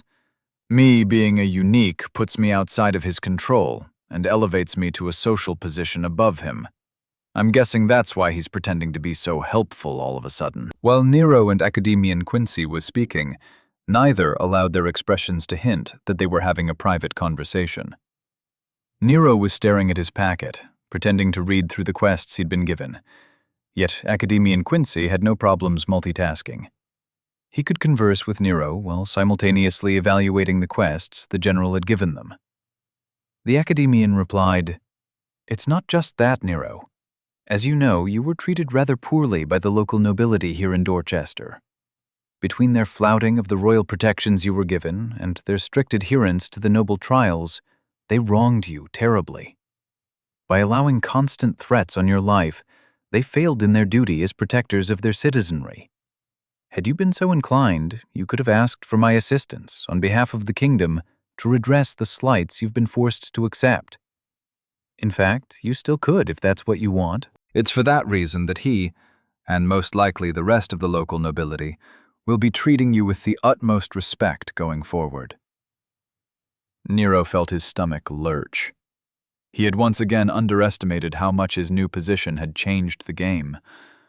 Replying quickly, he said, That's not necessary. I came out all right after it was all said and done. Kicking them when they're down is not really my style. I mean, the city lord killed her kids for God's sake. I think she's paid her dues. And the general not acting like a dickhead is just weird. Let's just choose a quest and get ourselves a job. Feeling Academian Quincy's amusement and pride through the mental connection, Nero felt like the man was misreading something from what Nero was saying. But before he could clarify what he had meant, the man replied, "Very well, my lord." Then he closed the connection. Speaking out loud, Academian Quincy looked across the table and asked, "Scholar Idrius, what do you think about the Dorchester Council's proposals?" Not looking up from the packet she was reading, the stern-faced woman replied, "The quests are well made, the compensation is more than fair, and the level of danger is completely up to Lord Walker's discretion. He could spend the entire war behind the safety of Dorchester's walls if he so wished, or he could be on the front lines, facing the enemy with the full support of the local army behind him." Nero glanced over to see the general smiling with pride, as if Scholar Idrius's words were some kind of validation for him. Nero tried speed-reading the quests, but they were filled with overly complicated jargon that made incredibly little sense to him. Figuring he'd get a second opinion, or at least an opinion from someone he trusted, he looked past Academian Quincy and asked, "What do you think, Kathleen?" The short woman had somehow already finished reading everything, and was now sitting back in her chair as if the proceedings meant nothing to her. Turning her head to look at Nero, she replied, "Choose the third option. You and your party can act as the spearhead of the Miliaries' thrust into the mountain. With your ability to disrupt their portals, you can systematically shut down their incursion while leading Dorchester's forces to victory. Wasting time pointing out the kobolds' exit tunnels is pointless, and regardless of what forces they have below ground, won't stop us from having to go down there and wipe them out." Nero, not surprised to hear Kathleen advocating for the most violent approach she could find, looked across the table to Natalie. He saw her staring at the packet in her hands with a pronounced frown on her face. "Natalie, what do you think?" he asked. After all, she was going to be risking her life with whatever quest he ended up taking. It was only fair to ask for her opinion on what he should do.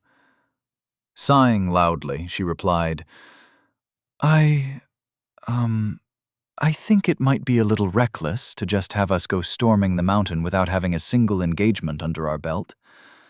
I'm not saying that the members we gathered aren't up for it, but neither I nor them have ever been in a battle like this before." Nero could see that the woman was shaken at the idea of participating in a full-blown war with the kobolds. It made sense, as she had spent most of her life as a glorified bandit deterrent. Therefore, he thought there was some wisdom in working up to the endgame quest Kathleen was advocating.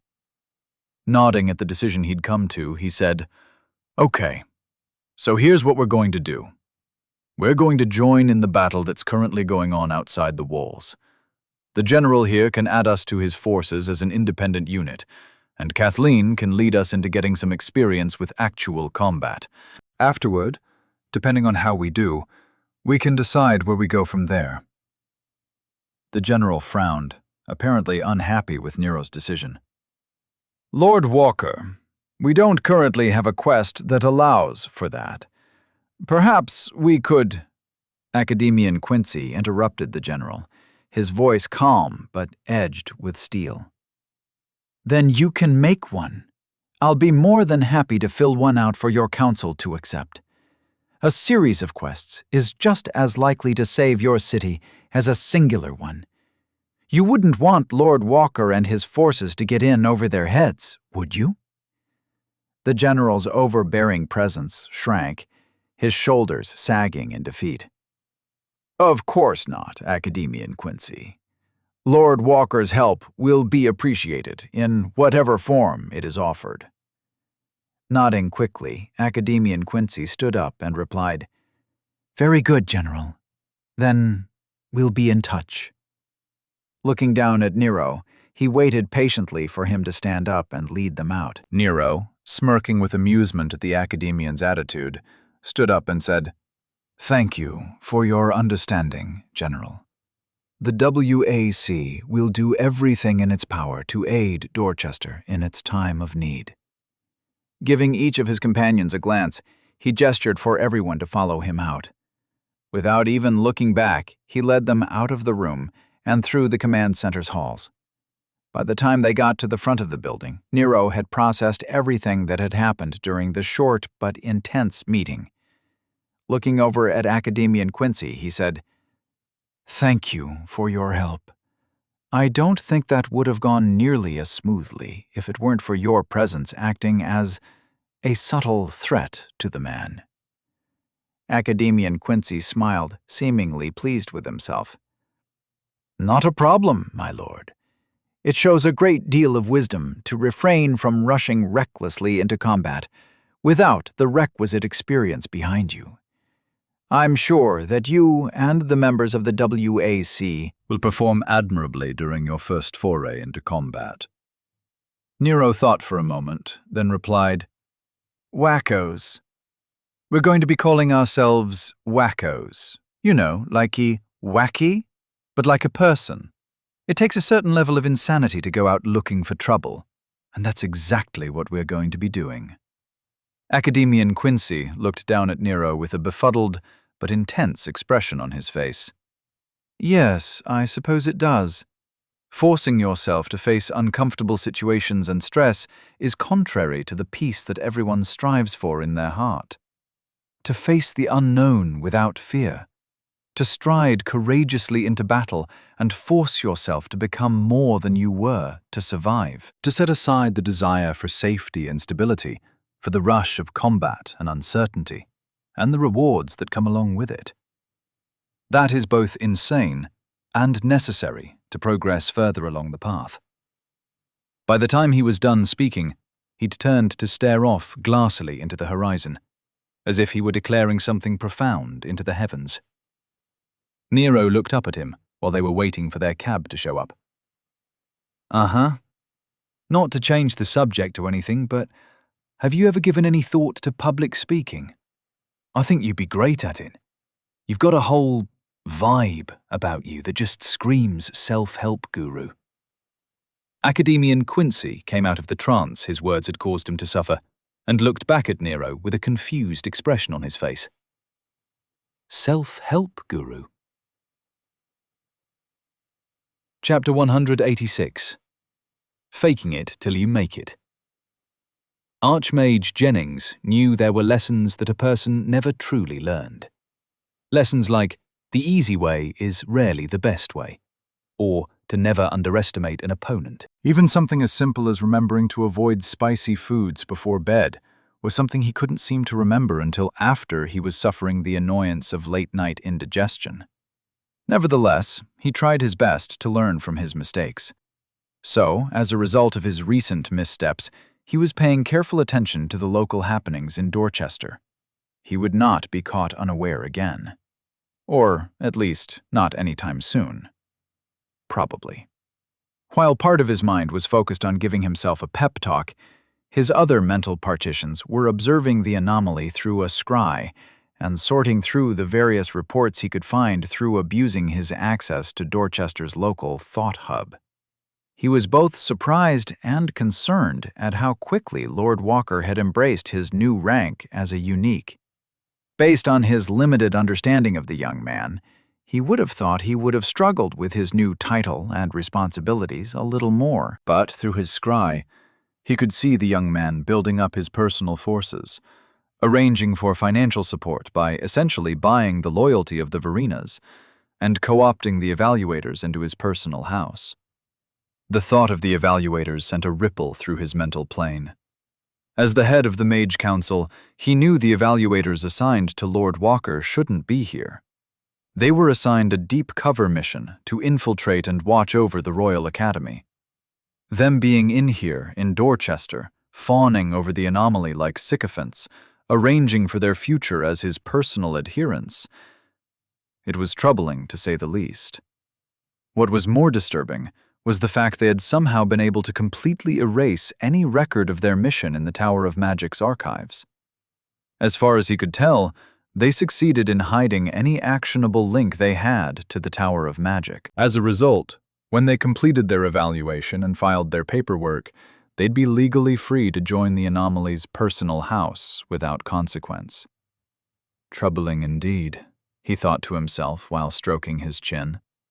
With their help, which was shamelessly being abused by the anomaly, they'd taken care of his legal troubles concerning his finances, irrevocably tied House Verena to him, and mitigated his troubles with the local nobility through quiet threats and subterfuge. He'd even seen evidence of them subtly steering public opinion through local link commentators and faction leaders.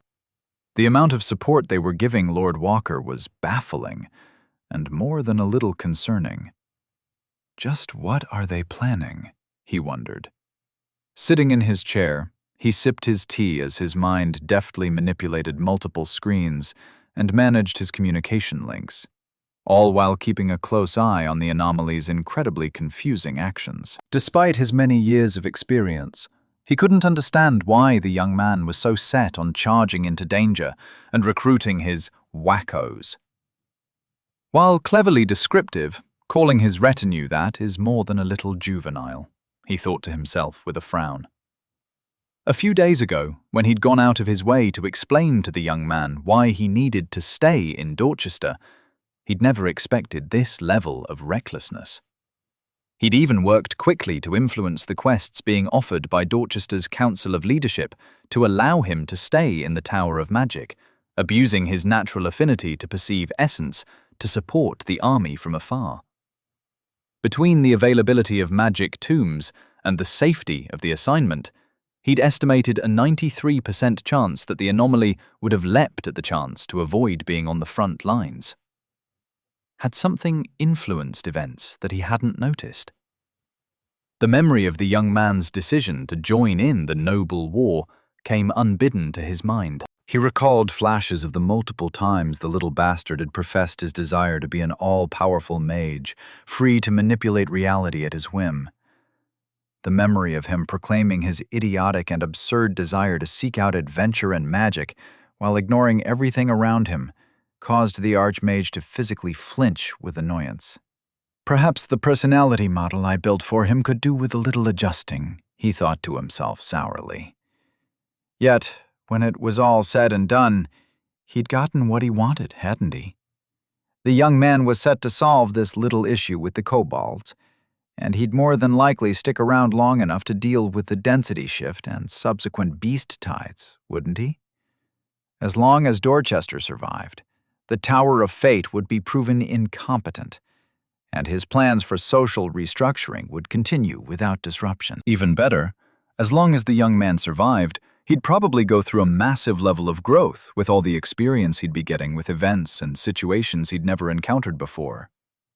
Perhaps the Archmage would be able to glean something from watching how the young man interacted with the ether in a more direct manner than he had been up until now.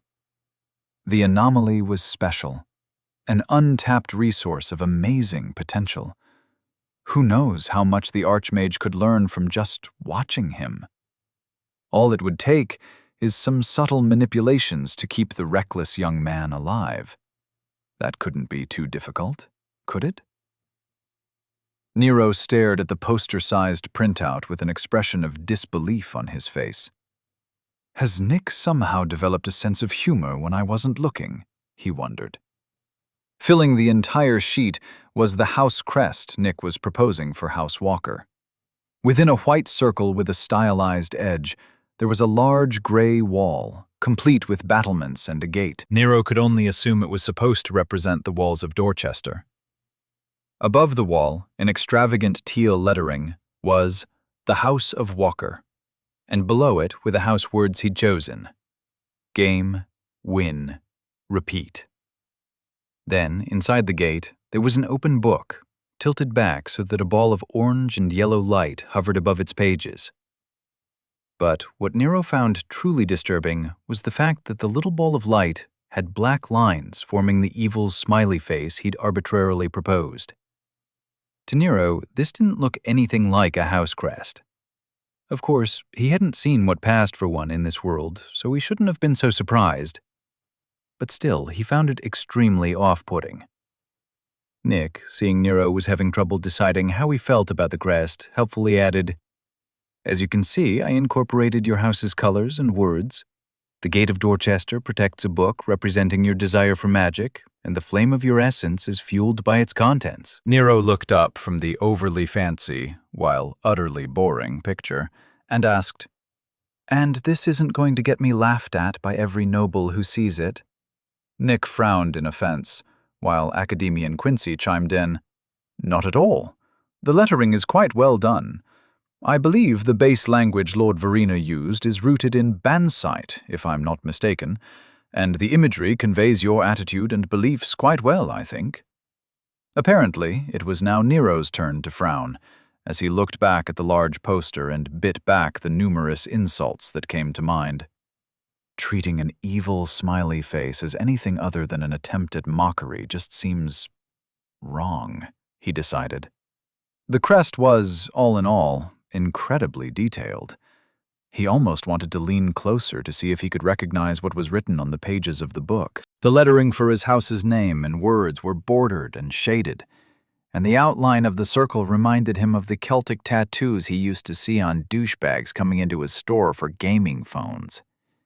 Even the wall and its gate were detailed and shaded, as if they were a picture rather than stock art. Yet he couldn't stop staring at the ball of flame in the middle, which continued to stubbornly glare back at him. Tearing his eyes away, he said, "I guess it's fine.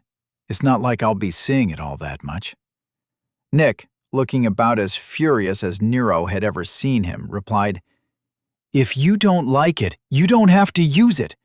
It's not like I spent the past day consulting experts in the archives and having the hells be damn thing drawn out by hand." Nero flinched at the rebuke, quickly backpedaling. "It's not that I don't like it. It's just that it represents me too well. It's like looking into a mirror." "You truly nailed it, Nick. Thank you." Nick's frown vanished, his smile slowly returning to his face. Looking down at the poster with a fond look on his face, he replied, "I did, didn't I? Your fiery and determined personality, built on knowledge and protected by walls of elemental stone, floating in an emptiness that keeps you safe from those you don't trust."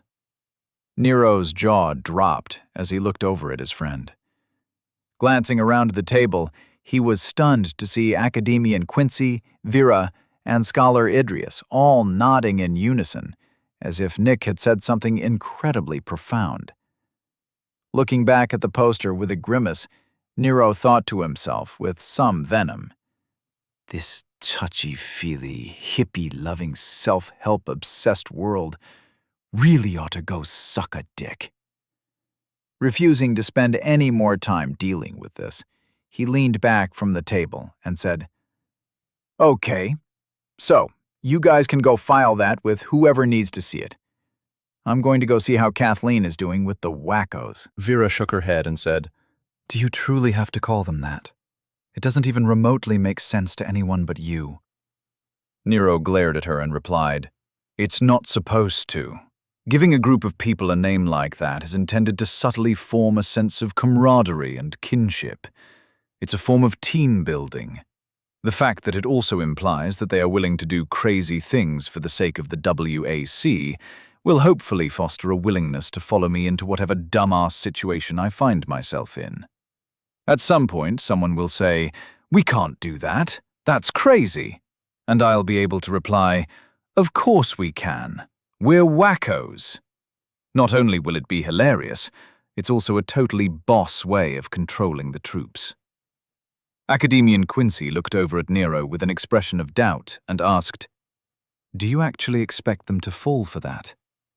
Nero looked at him in shock. "What do you mean, fall for it? I'm talking about a sense of identity for all of House Walker, including me. From the moment I showed up in this world, I've had to embrace the madness, just so I don't end up going insane. You do realize how absolutely batshit crazy you all are, don't you? For God's sake, you legalized corruption and have state-sponsored psychological testing centers. Me calling my troops wackos isn't anything other than descriptive.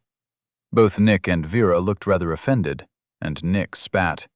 They're not psychological testing set, Nero interrupted him with a dismissive wave. Yeah. They are centers for people to go to so that they can find their path. Whatever. Surprisingly, Academian Quincy was having trouble stifling his laughter at Nero's harsh evaluation of Oglavarkian society. Nero offered Nick a friendly smirk to take the edge off of his insult, letting the man know that he was only joking. Well, mostly joking. All right, I'm off. Let me know if you guys need anything. Turning around, Nero headed out to see how Kathleen was faring with the training. Making his way through the halls of the Verena estate, he used his link to get directions to the basement. While accessing it, he noticed that he had a few pings waiting for him in his inbox. Groaning in annoyance, he tried to go through them quickly, as the last thing he needed was Vera berating him for ignoring them at some point in the not-so-distant future. Among the pings was the quest confirmation Academian Quincy and the General had worked out, along with a formal pass for Nero and his adherents to join the battle outside the walls. Looking closely, he saw that it didn't have a specified time frame, indicating that he could take as long as he wanted with the training he was doing. Unfortunately, there was also an attached report about how long the mountainside engagement was projected to continue.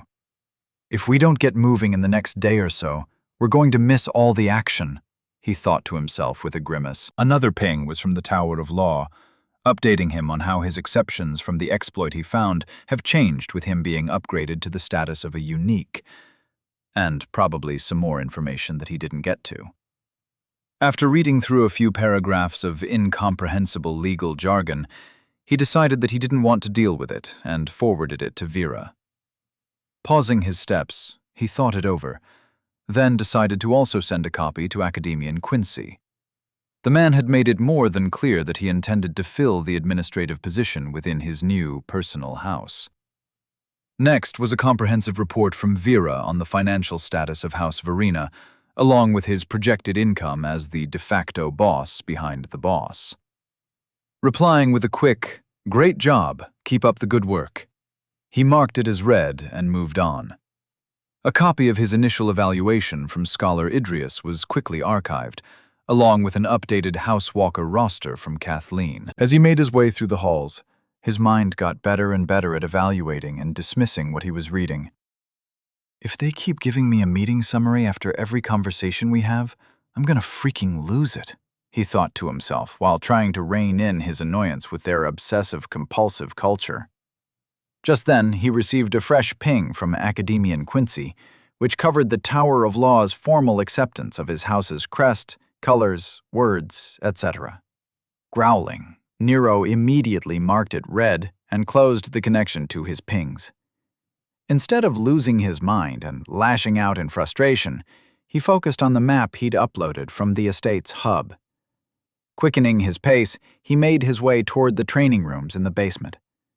Before long, he started to hear the sounds of combat going on in the distance. The stone walls under the estate made him feel like he was making his way into a large dungeon, and the subdued essence lighting running along the walls only added to the oppressive atmosphere. After walking down a ridiculously long hallway, he stepped through the overly large wooden doors and saw his adherents broken up into groups, working on physical combat drills. Off to the side of the incredibly large room, he saw Kathleen overseeing several wackos trying to kill each other with what he could only assume were abilities, as they sure as hell didn't look like spells from what his essence field was telling him. Making his way across the stadium-sized room, he once again marveled at how magic was so casually used in the building of simple training rooms like this. Whether or not it was some kind of space magic at work, or just completely incomprehensible engineering, he couldn't say. Either way, it was both useful and very, very cool. Stepping up next to Kathleen, he asked, "What's cookin', good-lookin'?" Kathleen was standing in what Nero considered her usual pose, her arms crossed and her spear casually leaning against her shoulder. In response to Nero's question, she grunted and replied, "They're all going to die." Nero's eyebrows rose in surprise at her blunt and frightening assessment. Taking a closer look at the combat going on all around him, he couldn't understand how she came to that delightfully depressing conclusion. Kathleen glanced over at Nero's confused expression and reluctantly clarified herself. They aren't trained in military combat tactics. If they face anything more dangerous than a group of uncoordinated bandits who do nothing but run at them screaming from the trees, they're going to get overrun and killed before they manage to get their shields up. Nero chuckled at the imagery, but quickly dismissed it as simply pessimism. Looking up at her with a smirk, he said, "You know, I went into combat without any training to work in a unit or anything, and I survived just fine." Kathleen didn't bother looking over at Nero, her focus staying on the flashy combat going on in front of her. "You shouldn't have. You got lucky. The fact that most of the elites around you knew what they were doing was the only reason I didn't have to pull your body out of the fight to be resuscitated. I also have to reluctantly admit that you are surprisingly skilled for having so little experience," she said with a frown. Nero didn't let her half-hearted compliment get to him. He was well aware of how easily she and any number of people he'd been training with could tear him apart. Deciding to trust in the woman, as she had accepted the position as his personal general, he asked, "Well, General Everett, what would you suggest?" Frowning, she replied with a harsh tone, "I told you that you can't just decide to call someone a general. "At best, I'd be your guard captain. When you manage to have a personal force of over 50,000, you can start referring to me as a general." Nero snorted. "Yeah, like that's ever going to happen," he thought to himself. Continuing on, Kathleen said, "But if you want my opinion on how to handle this lot, I'd have to say it will take at least 6 months to get them into fighting shape." Nero's eyes widened in shock. Once again, he looked around at the hard-working wackos, wondering how she could have so little faith in them. From what he could see, they were all surprisingly skilled. Hell, every one of them could probably kick his ass if he was being honest with himself. With what almost looked like a shadow of an evil smirk on her face, she added, "Since we don't have that kind of time, I recommend we instead join in on the front lines as soon as possible. They have a basic understanding of a shield wall, and we have 3 people capable of casting healing. Not to mention you, who can both heal and act as an emergency medic. As long as we're careful, we should be able to recover from any losses we may suffer." Nero didn't like that she was more than willing to lead them to their deaths. However, he had promised himself that he was going to embrace the crazy, and that's exactly what he was going to do. Every one of them had asked to join him in fighting the good fight, and seeking out adventure wherever he found it. Right now, that adventure was just outside Dorchester's walls, waiting for them. He could almost feel his fingertips itching to cast some combat magic and get back to the fighting. After spending a few weeks out in the wilds, under constant threat, he found himself feeling constrained and uncomfortable with all the safety and security he'd been subjected to. Nodding, he said, "All right. I put you in charge of the wackos, so I'll trust your judgment. "Hopefully you won't get us all killed." Smiling widely, he added, "Tomorrow we'll head out and join the troops beating back the surface incursion. You and Commander Natalie will have command. When we're in the field, just treat me like one of the wackos. For now, carry on with training." Turning around, he started walking back toward the doors. He had some reading to do, along with some serious thinking about how this was all going to work. While saying that he was going to build an adventuring company was all well and good, he had absolutely no idea how to do it when he wasn't in front of a computer or sitting on his ass with stat sheets and miniatures in front of him. Before he even managed to get 3 paces away from her, Kathleen's steely voice halted him in his tracks. "Where do you think you're going? Pull out your weapon and join a sparring group. You're also on healing duty, so be sure to keep your center steady." Nero looked over his shoulder in surprise. Unfortunately, judging by the glare she was drilling him with, the woman was utterly serious about his participation.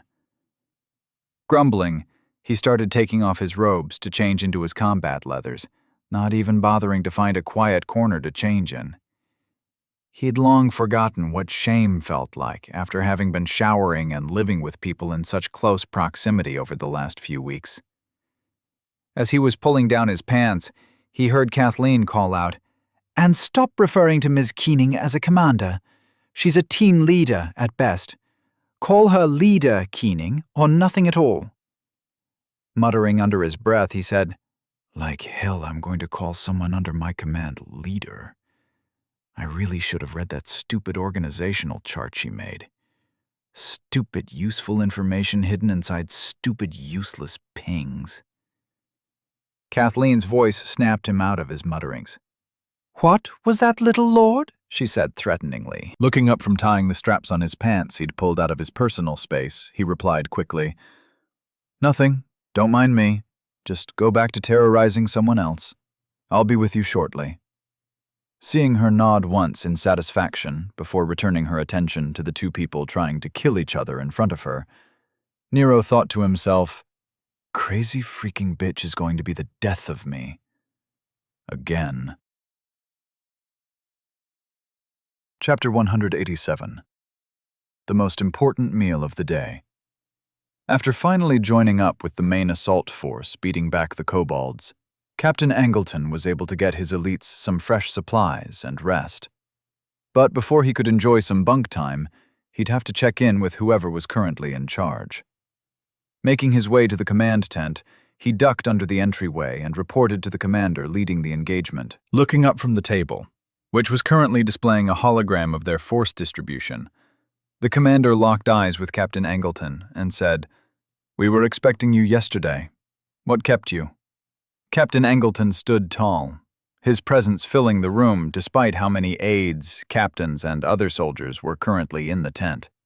It was difficult to make our way around the kobold lines.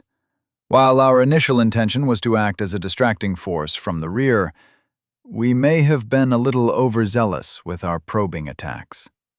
The kobolds quickly decided to throw everything they could at us. We were forced to either retreat into mountain caves and hope for rescue, or choose to fight limited engagements while circling around the engagement area. It took longer than expected to break through. Snorting at the understatement, Commander Dahl replied, "Losses?" Captain Angleton stonily replied, "None, sir." Nodding, the commander returned to staring at the hologram hovering in the middle of the wooden table. "When will you and your elites be ready to re-engage with the enemy?" Not even taking a moment to think, the captain replied, 12 hours. We've already bunked down with the reserves and are getting some rest. We'll resupply and be ready to join the Lions after getting some well-earned sleep." Nodding, but not looking away from the battle, the commander replied, "Very well, Captain. I'll be deploying you and your elites in the morning. Go and get yourself some rest. You can also expect a commendation in your file for your excellent work. You're dismissed." Offering the commander a quick nod, Captain Angleton turned on his heel and made his way out of the tent. Upon leaving, he offered a nod to the guards at the entrance before seeing Sergeant Blackwood get up from the chair he'd been lazily enjoying, holding back a snort at his friend's carefree attitude, as it wouldn't be proper to break his decorum. Captain Angleton began speaking the moment the sergeant approached. "We've got 12 hours to get some rest and resupply our troops. You and Collins are to make sure we get our gear sorted, and be sure to have everyone pick up a few extra shields and throwing spears." Nodding easily as he hurried to keep up with the captain's long strides, Sergeant Blackwood replied, "Yeah, those little bastards sure do like to chip away at the shields, as if they had targets on them. But are you sure you don't want to assign archer squads again? They really helped keep the waves light enough to deal with at walk. I don't think spears are going to be much help comparatively." The captain shrugged a little, as if he were conceding the point. Having some archers thin out the kobolds worked well while we were making our way around the main assault force. But we're going to be facing them head-on now. We need to keep our lines tight, and spears are reusable as we push our way forward. Based on how far our forces have pushed them back while we were busy in the mountains, we should be able to force them back underground in a day or two, the captain said, his voice declaring it as if it were obvious. Sergeant Blackwood grimaced and replied, "Sure, just like when you said it would only take a day to make it through the kobolds and get back here. Or when you said that they wouldn't bother sending siege worms to try and cut us off. Or when—" Interrupting the sergeant's complaining, Captain Angelton's steely voice replied, "You've made your point. Have everyone who was on Archer detail replenish their arrows, and see if we can get some more essence bows." Smiling widely, Sergeant Blackwood replied, "Yes, sir. I must say, seeing your forethought and tactical acumen in action is more than a little inspiring." Turning to look at the shorter man, struggling to keep up with the pace he was keeping, Captain Angleton said, "Sergeant Blackwood?" The sergeant looked up at him with a smile and asked, "Yes, Captain?" Looking away, Captain Angleton ordered, "Stop talking." Thoroughly enjoying getting under his friend, the captain's skin, the sergeant replied, "Of course, sir. Right away, sir. Consider this conversation concluded. Perhaps, when we get back to the troops, you'd like to—" Cutting him off again, the captain barked, "Sergeant!" Coughing into his hand to hide his amusement, the sergeant replied, "Right, sir. Sorry, sir. I will endeavor to keep my thoughts to myself." They continued walking for a few paces in silence, until the sergeant continued, "I would, however, like to mention that—" "Sergeant!" the captain shouted, finally getting fed up enough to infuse his presence into the surrounding ether. Flinching, the sergeant snapped his mouth shut. However, moments later he couldn't help but crack a smile. After all, now that they were back with the rest of the army, he was enjoying the fact that he was still alive and could resume his favorite pastime, which, of course, was cracking his longtime friend's envious iron-like control. Nero woke from another confusing series of what he charitably referred to as dreams. They were somewhat like nightmares, but didn't leave him waking in cold sweats or suffering from a restless sleep. After dragging himself to his shower, he leaned against the wall and let himself enjoy the hot water streaming down his back, while mentally reviewing what he'd seen. Images of kobolds holding some kind of social ceremony with dancing in front of bonfires. Odd, cave-like buildings filled with serious-looking kobolds of varying sizes and colors. Meetings and religious ceremonies with smoke-filled cathedrals carved out of mountain stone, with stalactites and fire-wreathed chandeliers filling the room with dancing shadows and ominous chanting. Throughout it all was that pervasive sense of destiny, a communal desire to seek out new territory and take it as their own. The innate need to make everything like their home, to make it correct. There was almost an underlying hatred for anything that was not them, not theirs, not something. Shaking off the remnants of his weird dream, he shut off the shower and went to go get dressed. Today called for his combat leathers, as he had some kobolds to kill, along with some magic to copy. As he strapped on his boots, he couldn't help but smile at the thought of all the spells he'd hopefully be seeing in action. Between the mages who'd be fighting and the enemy kobold casters, he expected it to end up being a very productive and educational day. Thinking of the kobolds, images of last night's dreams flashed in his head once again. Shaking his head quickly to dismiss them, he thought to himself, maybe these dreams aren't just my overactive imagination playing with itself. I should probably talk to someone about this. Before that thought could fully take root, the alarm he'd set in his room went off again. Looking up at the ceiling in annoyance, he reached out through his link to turn off the reminder to get his ass out of bed and pretend to be the leader everyone thinks he is. These idiots would probably follow a golden retriever into battle if it went out and got itself the title of the most specialist doggo in the kingdom somehow, he thought to himself sourly. After leaving his room, he quickly made his way through the Verena Estate's hallways until he arrived at the large living room they'd been using for almost everything lately. Seeing pretty much everyone already here, he joined them at their tables for breakfast. Considering how early it was, he wasn't surprised to see the first rays of sunlight making their way through the tall windows, looking out into one of the courtyards. Everyone looked ready, their faces filled with determination and excitement. He didn't see a single person looking worried or reluctant to follow him into the arguably idiotic battle he'd agreed to fight. Even Nick seemed to be expecting to come along, as he was dressed in his combat gear. Nero found himself profoundly touched that his friend was willing to come along, but also worried about how Vera would be feeling about him putting himself in danger once again.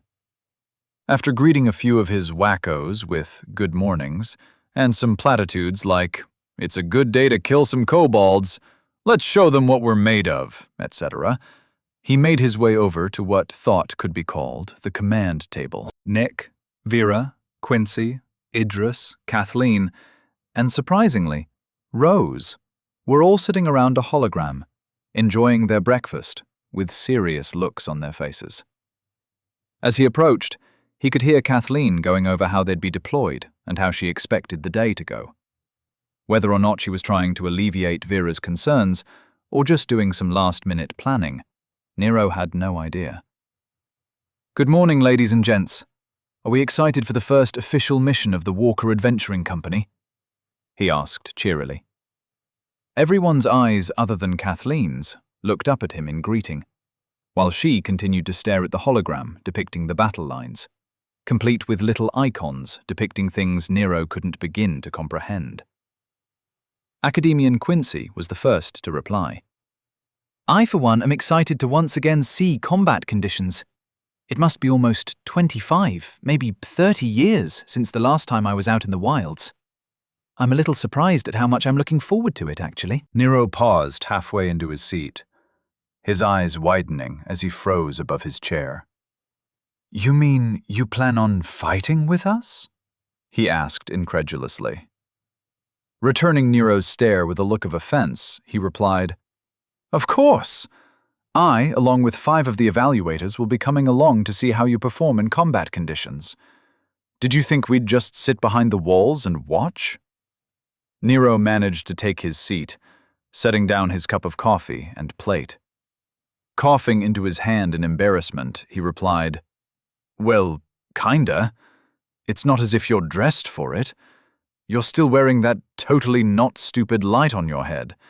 So I just assumed you were only going to be contributing your moral support to this little expedition." With a wave of his hand, Academian Quincy's clothes transformed into dark gray combat robes with teal highlights. Leather straps crisscrossed under his arms, holding what looked like metal rods under his armpits. He went from looking like a comical human-sized nightlight into a full-blown war wizard. Staring in awe at the glowing runes running along the edges of the robe, Nero whispered, "You've got to show me how the hell you just did that. I didn't see a single spell or even feel the essence change around you." "Holy hell, that badass," he mumbled, almost in a whisper. The entire table began chuckling, while Nick leaned forward across the table to ask, "Are those actual casting rods? Are those even legal here?"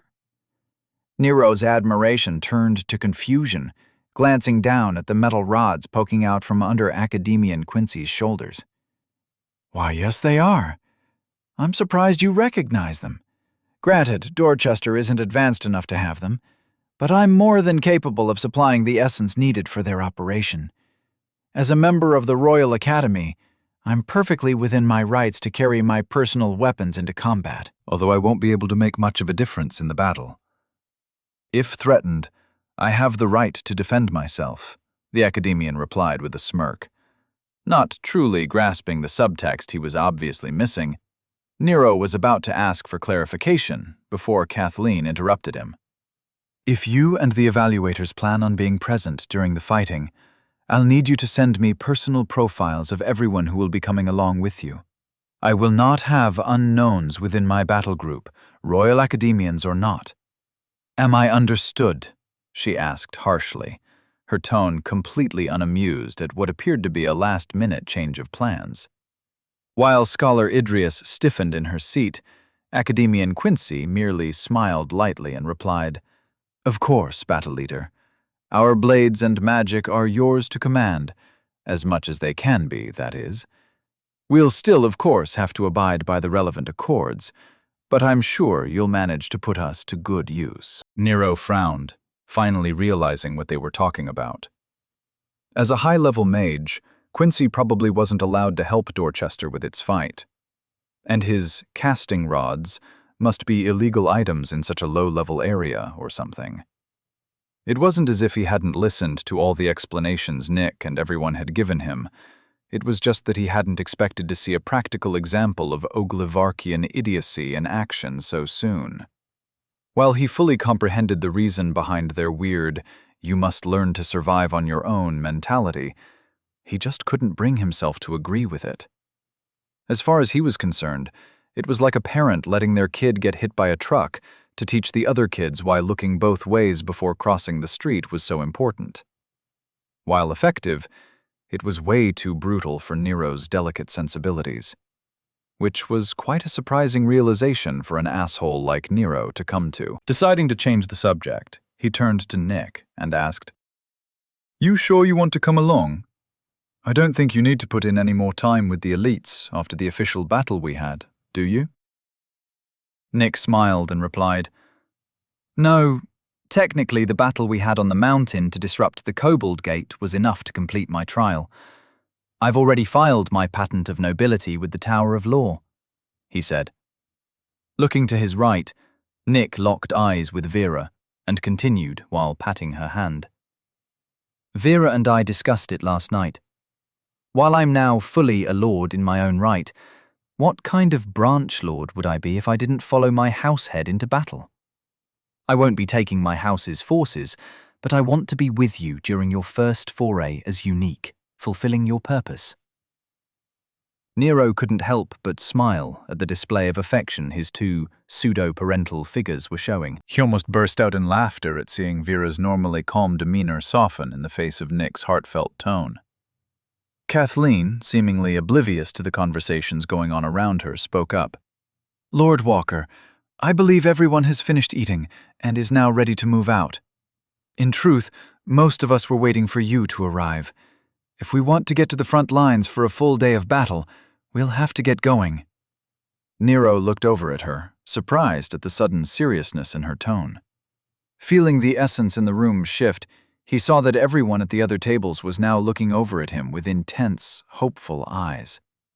Shifting in his seat uncomfortably, he replied, Of course. I can finish my meal while we head out. Picking up his pastry and downing the last of his coffee, he stood up to get going.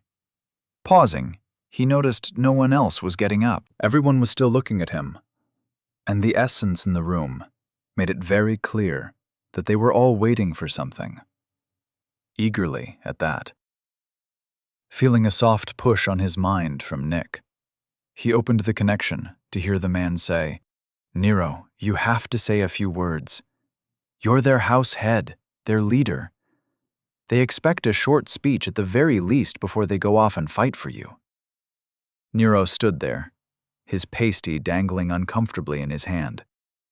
Shouldn't this kind of thing wait until we actually arrive at the battlefield? He thought to himself.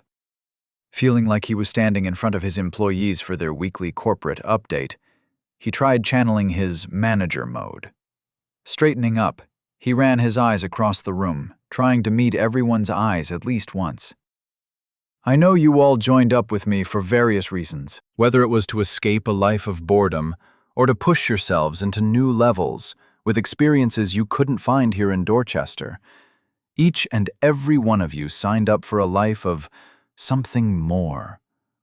A life of adventure. Today we take our first steps together into a wider world. Even though we'll still be fighting for Dorchester, and on the surface nothing is changing, in reality, everything is. We're going out to fight for no one but ourselves. We're going out to test our mettle against enemies that want nothing more than to tear down the walls and remake the world into a landscape of charred rock and barren soil. Our choice to fight is not for some imagined duty or for the greater good of Oglevark. We're going to be fighting because we want to. The intention is everything. So stand up, grab your gear, and follow me into battle. One of our choosing, one we fight for our reasons. Out there is the adventure we've been waiting our entire lives for, and together we will embrace it with both hands. So, follow me, and today will mark our first steps toward the shared destiny we will forge together. Let everyone know that the Walker Adventuring Group is here, and our path will not be determined by anyone but us. He finished with a shout, holding up his pastry as if it were a sword. While everyone did stand up and join him, he didn't exactly get the response he had been hoping for. There was no great cheer or rousing declarations of their imminent victory. Instead, he saw thoughtful looks with an undercurrent of determination. Through the link he still had open with Nick, he heard, "Well, not exactly Tiburon's call to victory, but I guess it will do." It was a little self-serving, wasn't it? Perhaps next time you don't have to make it so obvious that you're only doing this because you feel like it. Maybe try and sound a little more hero-like? Mentally sneering, Nero replied, "Yeah, that's not going to happen. The WAC is all about its members, and getting ourselves paid while fighting interesting monsters and experiencing crazy fantasy shit that we can brag about to whoever will listen. We're in it for the LOLs, Nick. We're in it for the LOLs." As the entire room began organizing itself under Kathleen's loud, barking orders, Nero heard Nick reply, "While I had hoped your intentions were a little more noble, you having such a unique outlook isn't all that much of a surprise now that I think about it." Chuckling, Nero replied, "Holy shit, Nick. You can make puns even with the translation thing going on? You have no idea what this means, do you?" Meeting Nick's eyes, Nero couldn't stop himself from smirking at the confused look on the man's face. Chapter 188. Once more into the battle. Glancing up from the hologram displaying the real-time scrying feed from the Tower of Magic, Commander Dahl watched Captain Angleton leave the tent. The man was more impressive than he remembered him being. Even his presence was considerably stronger than he recalled. He'd heard word days ago that the captain had somehow earned the ire of the general, and while he hadn't been ordered to dispose of the man, his superiors had made very clear that preventing Captain Angleton's return to Dorchester would see him rewarded. Ever since he'd joined the military, he'd always struggled to keep politics out of his command. However, sometimes there wasn't much he could do about it. When faced with a man like the general, he didn't have much choice but to turn his head and pretend he didn't see anything. And, for the most part, it had worked. He'd risen through the ranks quickly. From his beginnings on the road crews, he'd served in almost every department of Dorchester's army. At one point, he'd even been in nominal command of the captain, though that was years ago. Thinking back, he remembered the young man's much smaller frame standing in front of his desk at Gate 7 Command. The young man's youthful exuberance was barely contained behind that stoic expression of his.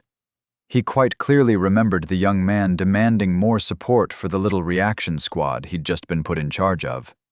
Frowning at the memory, Commander Dahl recalled how that little meeting had turned out. The captain had indeed gotten his support, but as a result, Central Command had thrown him and his troops into the worst situations they could find in retaliation for his audacity. Yet, here he was, still alive. Despite everything he'd been through, he'd just grown stronger in spite of it. It was commendable and inspiring in a way. Sighing, he returned his attention to the hologram in front of him. "You don't have to like it, you just have to do it," he reminded himself grimly. Nero and his wackos departed the Verena estate without issue. Nick had given Vera a quick kiss goodbye, and Nero was seen off with a firm nod and demand for him to bring her Nicholas home. There was no marching or semblance of formality involved at all. Their trip took advantage of the Asta platforms to save time and brought them directly to the command center nearest to the fighting. Nero wasn't sure if they were allowed to use the private military teleporters as a result of Kathleen's careful planning or Vera's abuse of this system on his behalf. Either way, he wasn't about to complain about it. On the way, Kathleen made use of the Thought Hub to connect the entire party, all 35 of them. While she was using it to give everyone a briefing about what they'd be walking into, Nero was struggling to contain the amount of information he was receiving. While the entire party made its way through the streets, Nero was stuck in the middle of the pack, feeling everyone's mind through the link. But what made it even worse was the feeling of all their essence fields bearing down on him with their emotions. It was like he was being assaulted on two fronts, through both his mind and his perception field. It was more than a little annoying. He could tell that no one else was having a problem with it, so he could only chalk it up to another one of his idiosyncrasies. As it wasn't completely debilitating, he just grit his teeth and kept his mouth shut. After all, he had more important things he should be worrying about. Namely, Kathleen's briefing, which he'd been ignoring. Shaking off his discomfort, Nero listened in on the plan. Apparently, Kathleen had done her due diligence after being given command, and her plans were surprisingly thorough. She'd already contacted the commander of the battle, Commander Dahl, and arranged for them to join in with the daily reinforcements coming in from the supply camp. She covered their likely deployment orders, how they'd be fighting under shield generators, the unit breakdowns and team assignments, both methods for quickly eliminating kobolds, and how to deal with surprises. She kept her voice firm and professional, and Nero could feel the entire party syncing up their emotions as if they were slowly becoming a single field. For Nero, it was an impressive thing to witness, the manifestation of everyone coming together spiritually for a singular purpose was something he hadn't noticed before. In a way, it resembled the mobs he and the others had fought in the wilds. However, the resulting essence fields working in coordination were drastically weaker than what he'd seen with the actual mobs. While Nero was distracted with his observations, Kathleen made it clear that the 5-man team leaders should keep an active connection with her. She referred to it as the command connection, and Nero could tell that everyone seemed to already understand what she was talking about. As it seemed rather self-explanatory, he didn't bother to interrupt the briefing to ask for clarification. Looking around, he could see the citizenry of Dorchester watching them pass. He couldn't help but think how weird it was for a group of well-armed people in various types of armor to walk down the street without anyone feeling threatened or calling the police.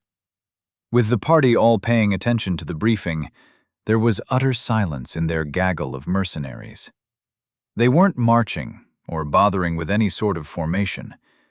It was just a large group of grim-faced people stomping down the road with their weapons on display for everyone to see. Shaking his head at the mental imagery of what they must look like, he refocused on what Kathleen was saying.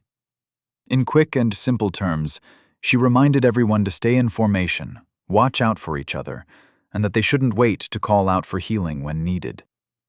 Nero found himself marveling at how incredibly easy she was making everything sound. Compared to what he'd dealt with while serving with the elites, Kathleen was doing an amazing job of making it sound like they were heading out for a fun activity under the sun, rather than a perilous fight against the horde of kobolds they were actually looking forward to. Yet, like all things, her briefing eventually came to an end. After making their way through the same gate they'd used the last time he'd gone out into the mountains, they picked up their pace and made their way through the outer city to where the army's tents were set up.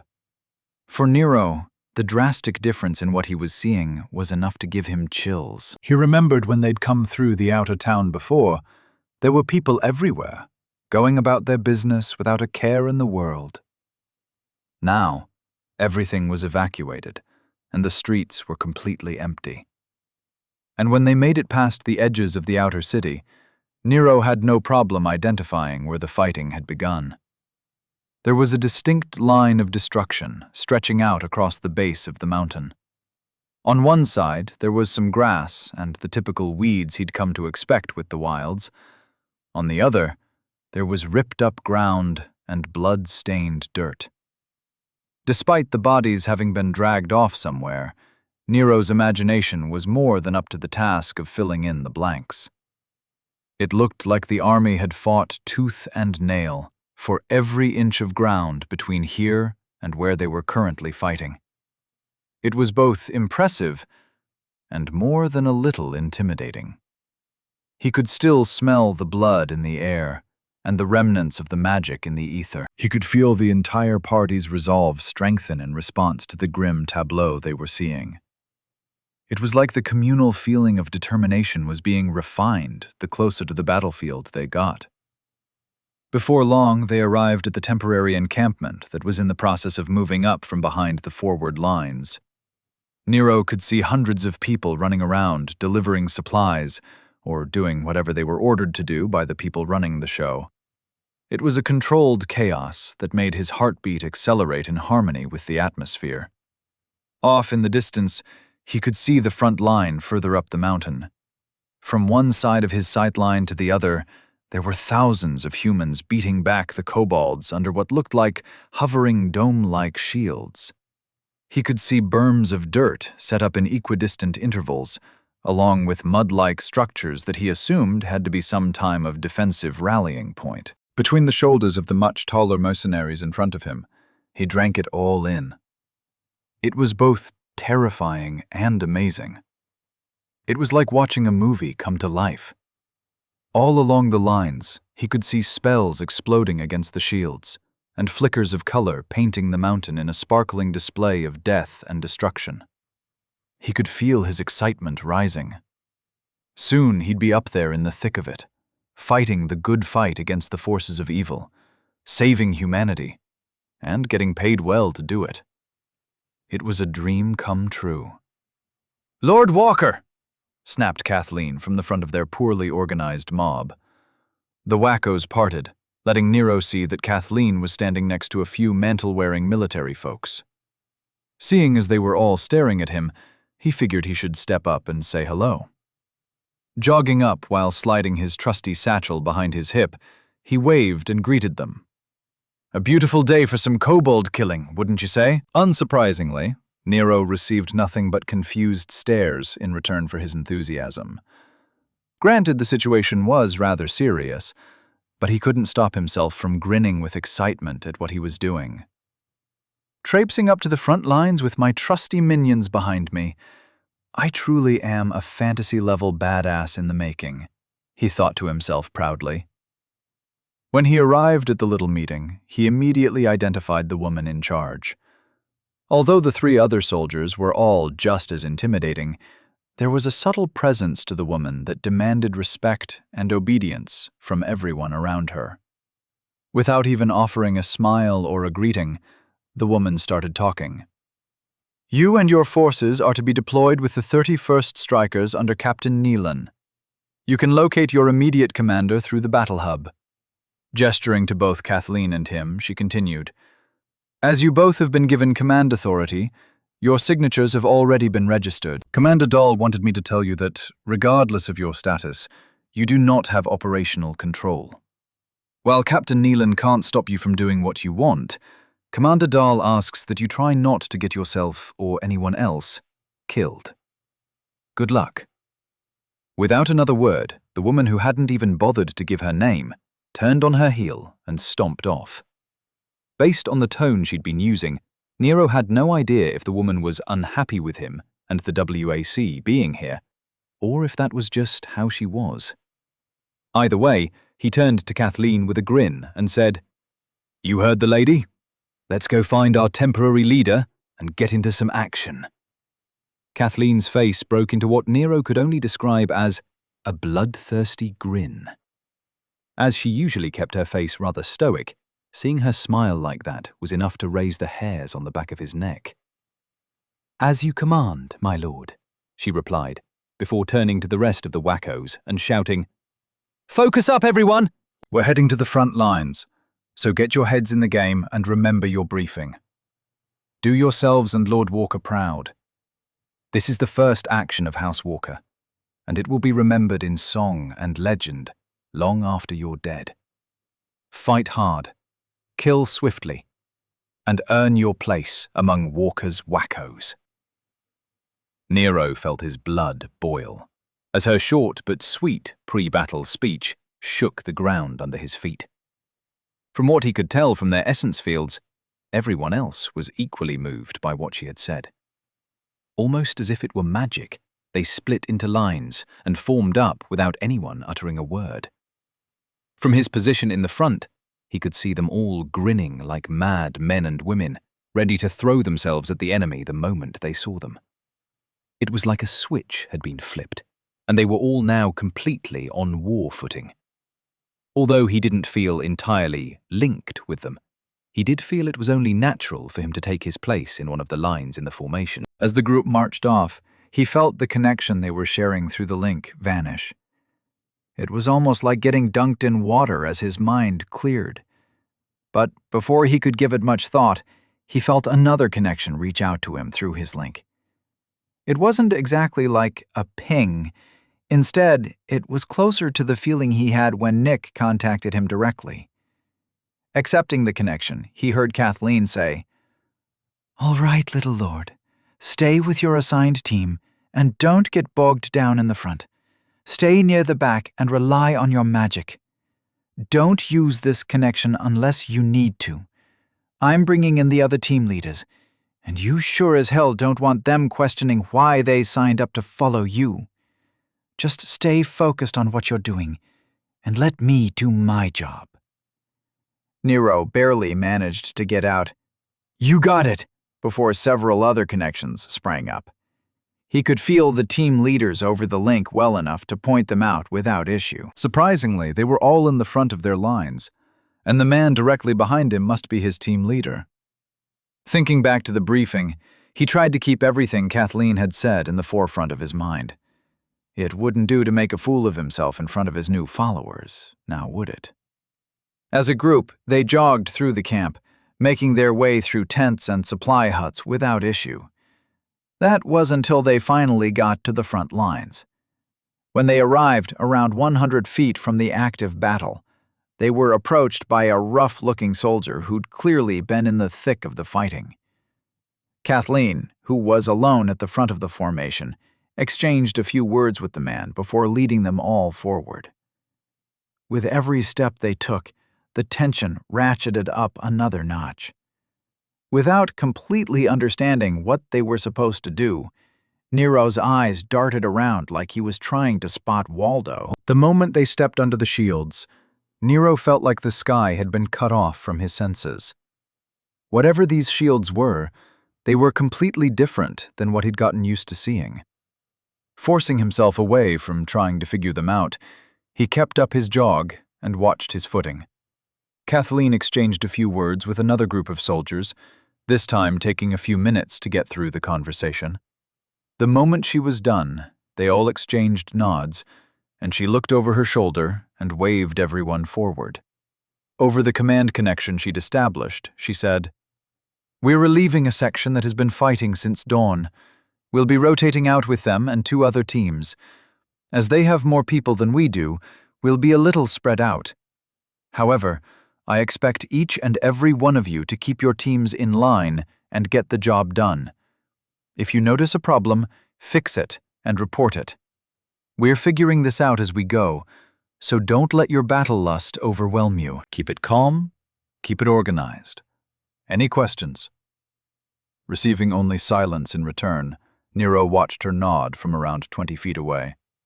For him, it was still a weird feeling to be having a conversation at such a spread-out distance. But he didn't have time to worry about it, as Kathleen was already marching off to find the position they'd be taking over. Keeping his head on a swivel, Nero was able to see a lot more now that he was in the front of the formation. He could see the fighting going on barely 50 or 60 feet from where they were jogging. He could see the mud walls being raised and lowered by mages as they pushed the front line of the battle ever forward. The sights and sounds were all equally pulling, and he was having trouble forcing himself not to focus on anything in particular. Almost abruptly, Kathleen stopped and turned to stare at the front lines. Hefting her spear in one hand while facing away from the formation, Nero heard her voice over the command connection. "I've just received confirmation from Sergeant Moss. In 2 minutes, they'll pull back and we'll take over. Get your teams ready." Nero almost jumped as the man behind him put his hand on his shoulder. Turning around, Nero was surprised to see the man smiling. "All right, my lord. You just stay in the back and let us do you proud. Thank you for this. I've always dreamed about fighting in a battle that meant something." Looking over Nero's head, the man's eyes scanned the scene with a look of bone-deep gratitude in his eyes. "Fighting bandits and monsters are nothing when compared to this. One day, I'll be able to tell my grandchildren that I was here, fighting hordes of goblins and defending the walls like a champion." Nero had no response to that, so he just offered the man a pat on the arm and a smile. Holy shit. These people keep talking about this like it's some kind of epic or something. I'm really going to have to step up my indoctrination game to keep up with their weird interpretation of events. Otherwise, if they realize I'm just a guy who likes this type of shit, their disappointment is going to end up with me burning at the stake or something, he warned himself.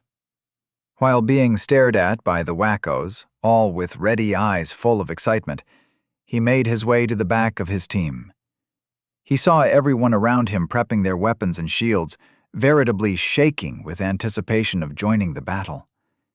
In the back, he could see the evaluators all wearing their combat robes, staying well away from the formation, but close enough to keep watch. When he met the eyes of Academian Quincy, he could swear the man was trying to keep his grin from showing. Drawing his sword, he hesitated to pull his shield out of his personal space. He decided he wouldn't need it, as his role in the coming battle was going to rely on his magic. Healing and ranged fire was what he was going to be doing, and that was what he was going to focus on. Over the command connection and through ether, he felt the moment everyone was waiting for. Kathleen's strong voice shouted, "Now!" And as one, they surged. They moved in unison as the soldiers in front of them opened up and allowed them to take over. It wasn't nearly as smooth as Nero would have thought it would be. But then again, most of these wackos had probably never done anything like this before. He could see his followers spreading out in a line in front of him, while a few stayed back and started firing arrows and magic over their heads. Looking left and right, Nero felt completely out of place. He took a moment to understand the positioning, then another to watch as the wackos began engaging the chest-high kobolds. They weren't coming in tight packs like he'd been expecting. If anything, the kobolds were charging the lines as if they were trying to bog them down and stop them from advancing. And it was working. He stood there like an idiot, doing nothing, as he tried to do the mental math of how long it must have taken for the army to advance this far, if this was the pace they'd been moving. It was a long game of inches to get this far away from where the battle had started. Over the connection, he heard Kathleen's voice harshly interrupt his musings. "Is everything all right, my lord?" Nero whipped his head around to see Kathleen. She was a few sections over, almost lazily killing kobolds with her spear. He could see her occasionally glancing over at him with a stern look on her face. Immediately feeling sheepish for having let himself once again get distracted, he replied, "Just taking a minute to drink it all in. No worries." Looking over to his right, he saw one of the wackos who had some magical training. Her name was Lisa, or Lita, maybe Janet, something like that. Reaching out with his perception field, he watched her cast some type of exploding ball of green light that after being thrown over the lines would explode and coat the kobolds in sticky acid. That looks easy enough, he thought with a smile. After switching his sword to his offhand, he delicately reached into his center and pulled out some essence, carefully copying the spell form she was using. Ignoring everything going on around him, his entire focus was on putting the simple spell together. When he was done, he smiled like an idiot and let it fill itself from the surrounding essence in the ether. Amazingly, he was left with a blob of glowing green light in his hand. Idly letting it bounce up and down a few times, he could feel the potential destruction waiting to be unleashed.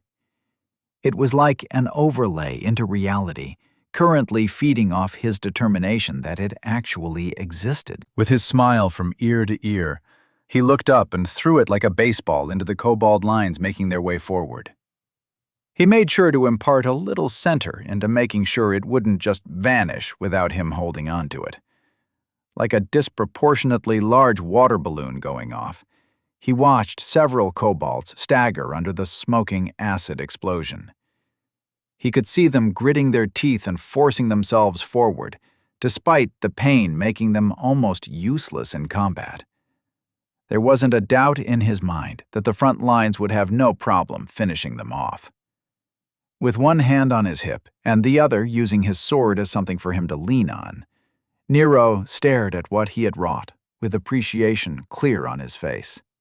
I wonder if I can somehow combine it with one of the targeting spells, so I don't have to actually throw it, he wondered, clearly embracing the idea that he needed to work smarter, not harder. Chapter 189. Theoretical Verses. Practical Academian Quincy stood in the middle of their little formation. Scholars Idrius, Mortem, Yarborough, Vaxus, and Dramit stood alongside him on his left and right. All of them were in their combat robes. Yet only Academian Quincy and Scholar Idrius had enough personal skill and reserves to maintain an enchantment connection, allowing them to use their preferred robes. Unfortunately for the others, the essence in the ether was simply too thin to maintain anything stronger than the basic enchantments found in the weaker cities of Oglavark. So, while Academian Quincy and Scholar Idrius were both resplendent in their shining robes lined with glowing arcane runes, the other looked like elitist assholes watching the battle without even bothering to change out of their robes. Yet none of them were complaining. They were all simply too excited to see Lord Walker in action. Even though they'd seen him fight through memory engrams, seeing it in person allowed them to use all of their senses to figure the young man out. Every one of them had spent more than a few hours trying to discern the thought process behind some of Lord Walker's actions, not to mention just how he did what he did. So now that they had been given the opportunity to see him fight in person, they were simply too excited to worry about how vulnerable they were without their normal accessories, or how ridiculous they looked. Standing several paces behind the support section of the lines, they watched in confusion as Lord Walker looked around as if he were deciding whether or not he was actually going to participate. Not knowing what to say in response to his odd behavior, they stood in silence, despite their isolated mental connection being hosted by Scholar Idrius for convenience. The first one to break was, unsurprisingly, Scholar Vaxus. He had always been one of the more impatient members of their little infiltration team. "What's he doing?" he asked, his irritation at not getting to see their new lord doing anything clearly on display. Ignoring him, they all continued to observe Lord Walker with every one of their senses, both ethereal and physical. "Perhaps he is unhappy about how small a section of the line he's been given," posited Scholar Mortem. Mentally scoffing, Scholar Yarborough replied, "I doubt it. They're lucky to take over what they have. They're untested and can barely field 6 teams right now. Until he grows his forces, this is the best he can expect." Not missing a beat, Scholar Idrius added her own opinion to the discussion. "I believe he is just soaking in the experience. This is his first large battle from behind the front lines. Before he was on the line, fighting in melee. Now that he is acting as a support mage, he probably—" She trailed off in stunned silence, not surprising anyone with her inability to continue. They all marveled at what they were seeing. Right in front of their eyes, they saw Lord Walker copying a spell form from the mage a few paces to his right. Granted, it was a simple Tier 1 combat spell form, one used in situations just like this to offer support while not requiring much center. The spell form was intended for low-level mages to aid their melee counterparts during long engagements while maintaining their essence reserves. Yet, despite its simplicity, Lord Walker had not cast a single spell that could explain how he was doing what he was doing. The only reason they could even tell that he was copying the spell was because he was doing it so slowly, so carefully, and that the spell form was so universally known. Normally, mages would cast observation spells in order to see what other mages were casting. It took skill and practice to identify someone else's spell during combat. In certain cases, normally outside of combat, an observer could follow a spell form being created. But it required the caster to open themselves up to the observer, along with no small amount of effort on the observer's part. Even then, it usually required the caster to carve their spell form slowly, basically screaming their intentions into the ether. It was a matter of intention. Without someone intending to show their spell form, an observer should only see a general outline of a spell, not nearly enough to copy it so easily. What Lord Walker was doing wasn't necessarily impossible, but it was the equivalent of watching a person casually walk across a tightrope while blindfolded, backwards, and during a snowstorm. Or perhaps a better comparison would be finding someone who can read what's written on a page while both the page and the ink are the same color. Usually, to learn a spell, a mage would be shown the spell form intentionally. No one in their right mind would try and copy an active spell. It just wasn't done. There were piles of research on how to best impart a spell form in a way so someone else could see it. Countless studies have refined the art of teaching into a well-developed system, one which, over time, has become an unchallenged common practice universally accepted across all of the known world. Scholar Mortem whispered over the connection, "Are you all seeing this?" "He didn't cast any observation or perception spells, did he?" asked Scholar Yarborough. "I didn't see any, but I might have missed it," replied Scholar Vaxus. Interrupting their conversation, Academian Quincy replied happily, "No, he didn't. He's simply watching the woman cast the spell and copying the ethereal echo her center is causing in the ether. It's like he's a walking, talking ethereal essence scanner." Scholar Idrius, sounding impressed, replied, "I know that it is theoretically possible to do what he's doing, but seeing it in person is quite something, isn't it?" Scoffing, Scholar Yarborough replied, "Yeah, it's something all right." Academian Quincy watched closely as Lord Walker continued to toss his spells over the front lines into the charging kobolds. He narrowed his eyes in interest when Lord Walker paused, holding up his spell form as if he were unhappy with it for some reason. Suddenly, Lord Walker thrust out his hand, and a spike of acid launched itself into the distance, skewering, then exploding inside a kobold's shoulder. Apparently not satisfied, he lowered his hand again and stared at it for almost a full minute. Then, without warning, he thrust out his hand again. This time, one after another, balls of acid shot forward, flying into the kobolds like a series of essence charges. Scholar Yarborough whispered, her voice somewhere between confusion, terror, and awe. "Did he just create a spell variant for the spell form he just learned? How is that even possible?" Academian Quincy replied quickly, "I believe he somehow grafted the infusion and stabilization sections of the spell form onto one of the stone spike variants he created during his time in the wilds." Everyone stood in silence, letting Academian Quincy's simple explanation sink in. Once again, it was conceivably possible to understand what Lord Walker had done, but it was so totally incomprehensible to them that anyone could actually do it. Almost a whisper, Scholar Idrius hissed.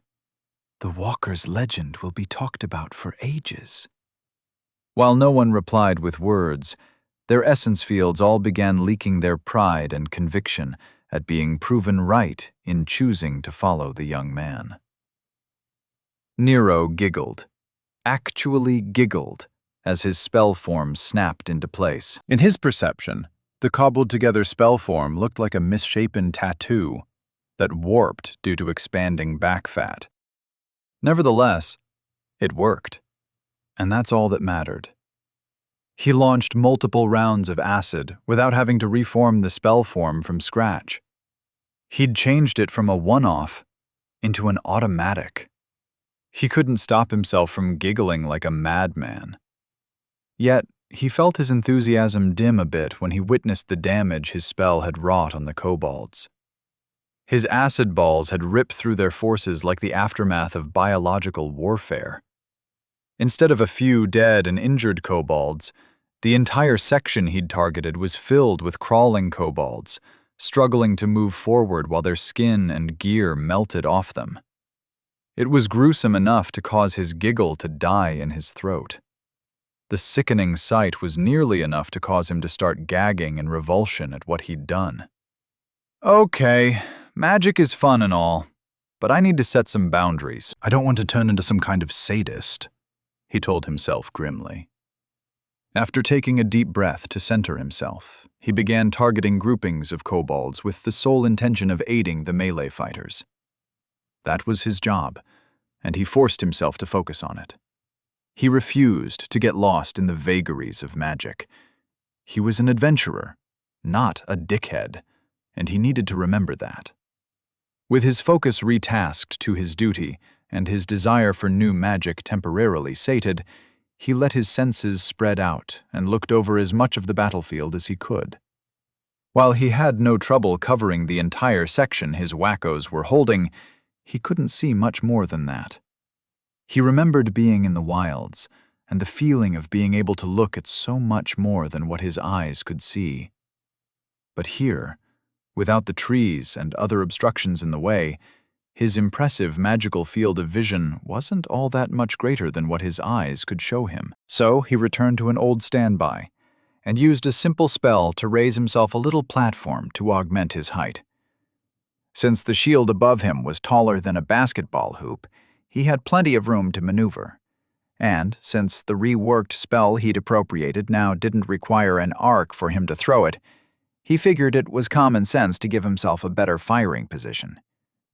Now standing on a 4-feet-tall block of dirt, Nero continued his assault on the incoming kobolds. Wave after wave of enemies were pelted by his acid balls, each causing the kobolds who were hit to fall easily before the wacko's blades in front of him. Just like the last time he'd faced them, he could see that their attack didn't make any sense. Looking around, he wondered if they were trying to reopen the portal with all their sacrifices. He could see them amassing in the distance, the shamans and taller kobolds corralling the little ones and sending them off to die. He could even see a few surviving siege worms being herded into attack formations. What he didn't see was any sort of ritual that could explain the idiotic charge they were doing. While he continued to pelt them with acid, he noticed Nick a few teams over from him. Focusing his senses on the man, Nero watched him form some kind of fireball in his hands before launching it like a volleyball over the lines. Nero paused his attacks to stare at the man in disbelief. He couldn't understand the point of that kind of delivery system. Who in their right mind developed a spell that was launched by underhand serving it into the enemy? But Nero couldn't deny its effectiveness. In front of the area Nick was manning, there were large sections of earth that were burning merrily and causing the kobolds to struggle to find a safe path forward. Nero could even tell that Nick was doing his best to not completely cut them off. Instead, his goal seemed to be to make them slow down and approach in a single file before they met their end via the fighter's blades in front of him.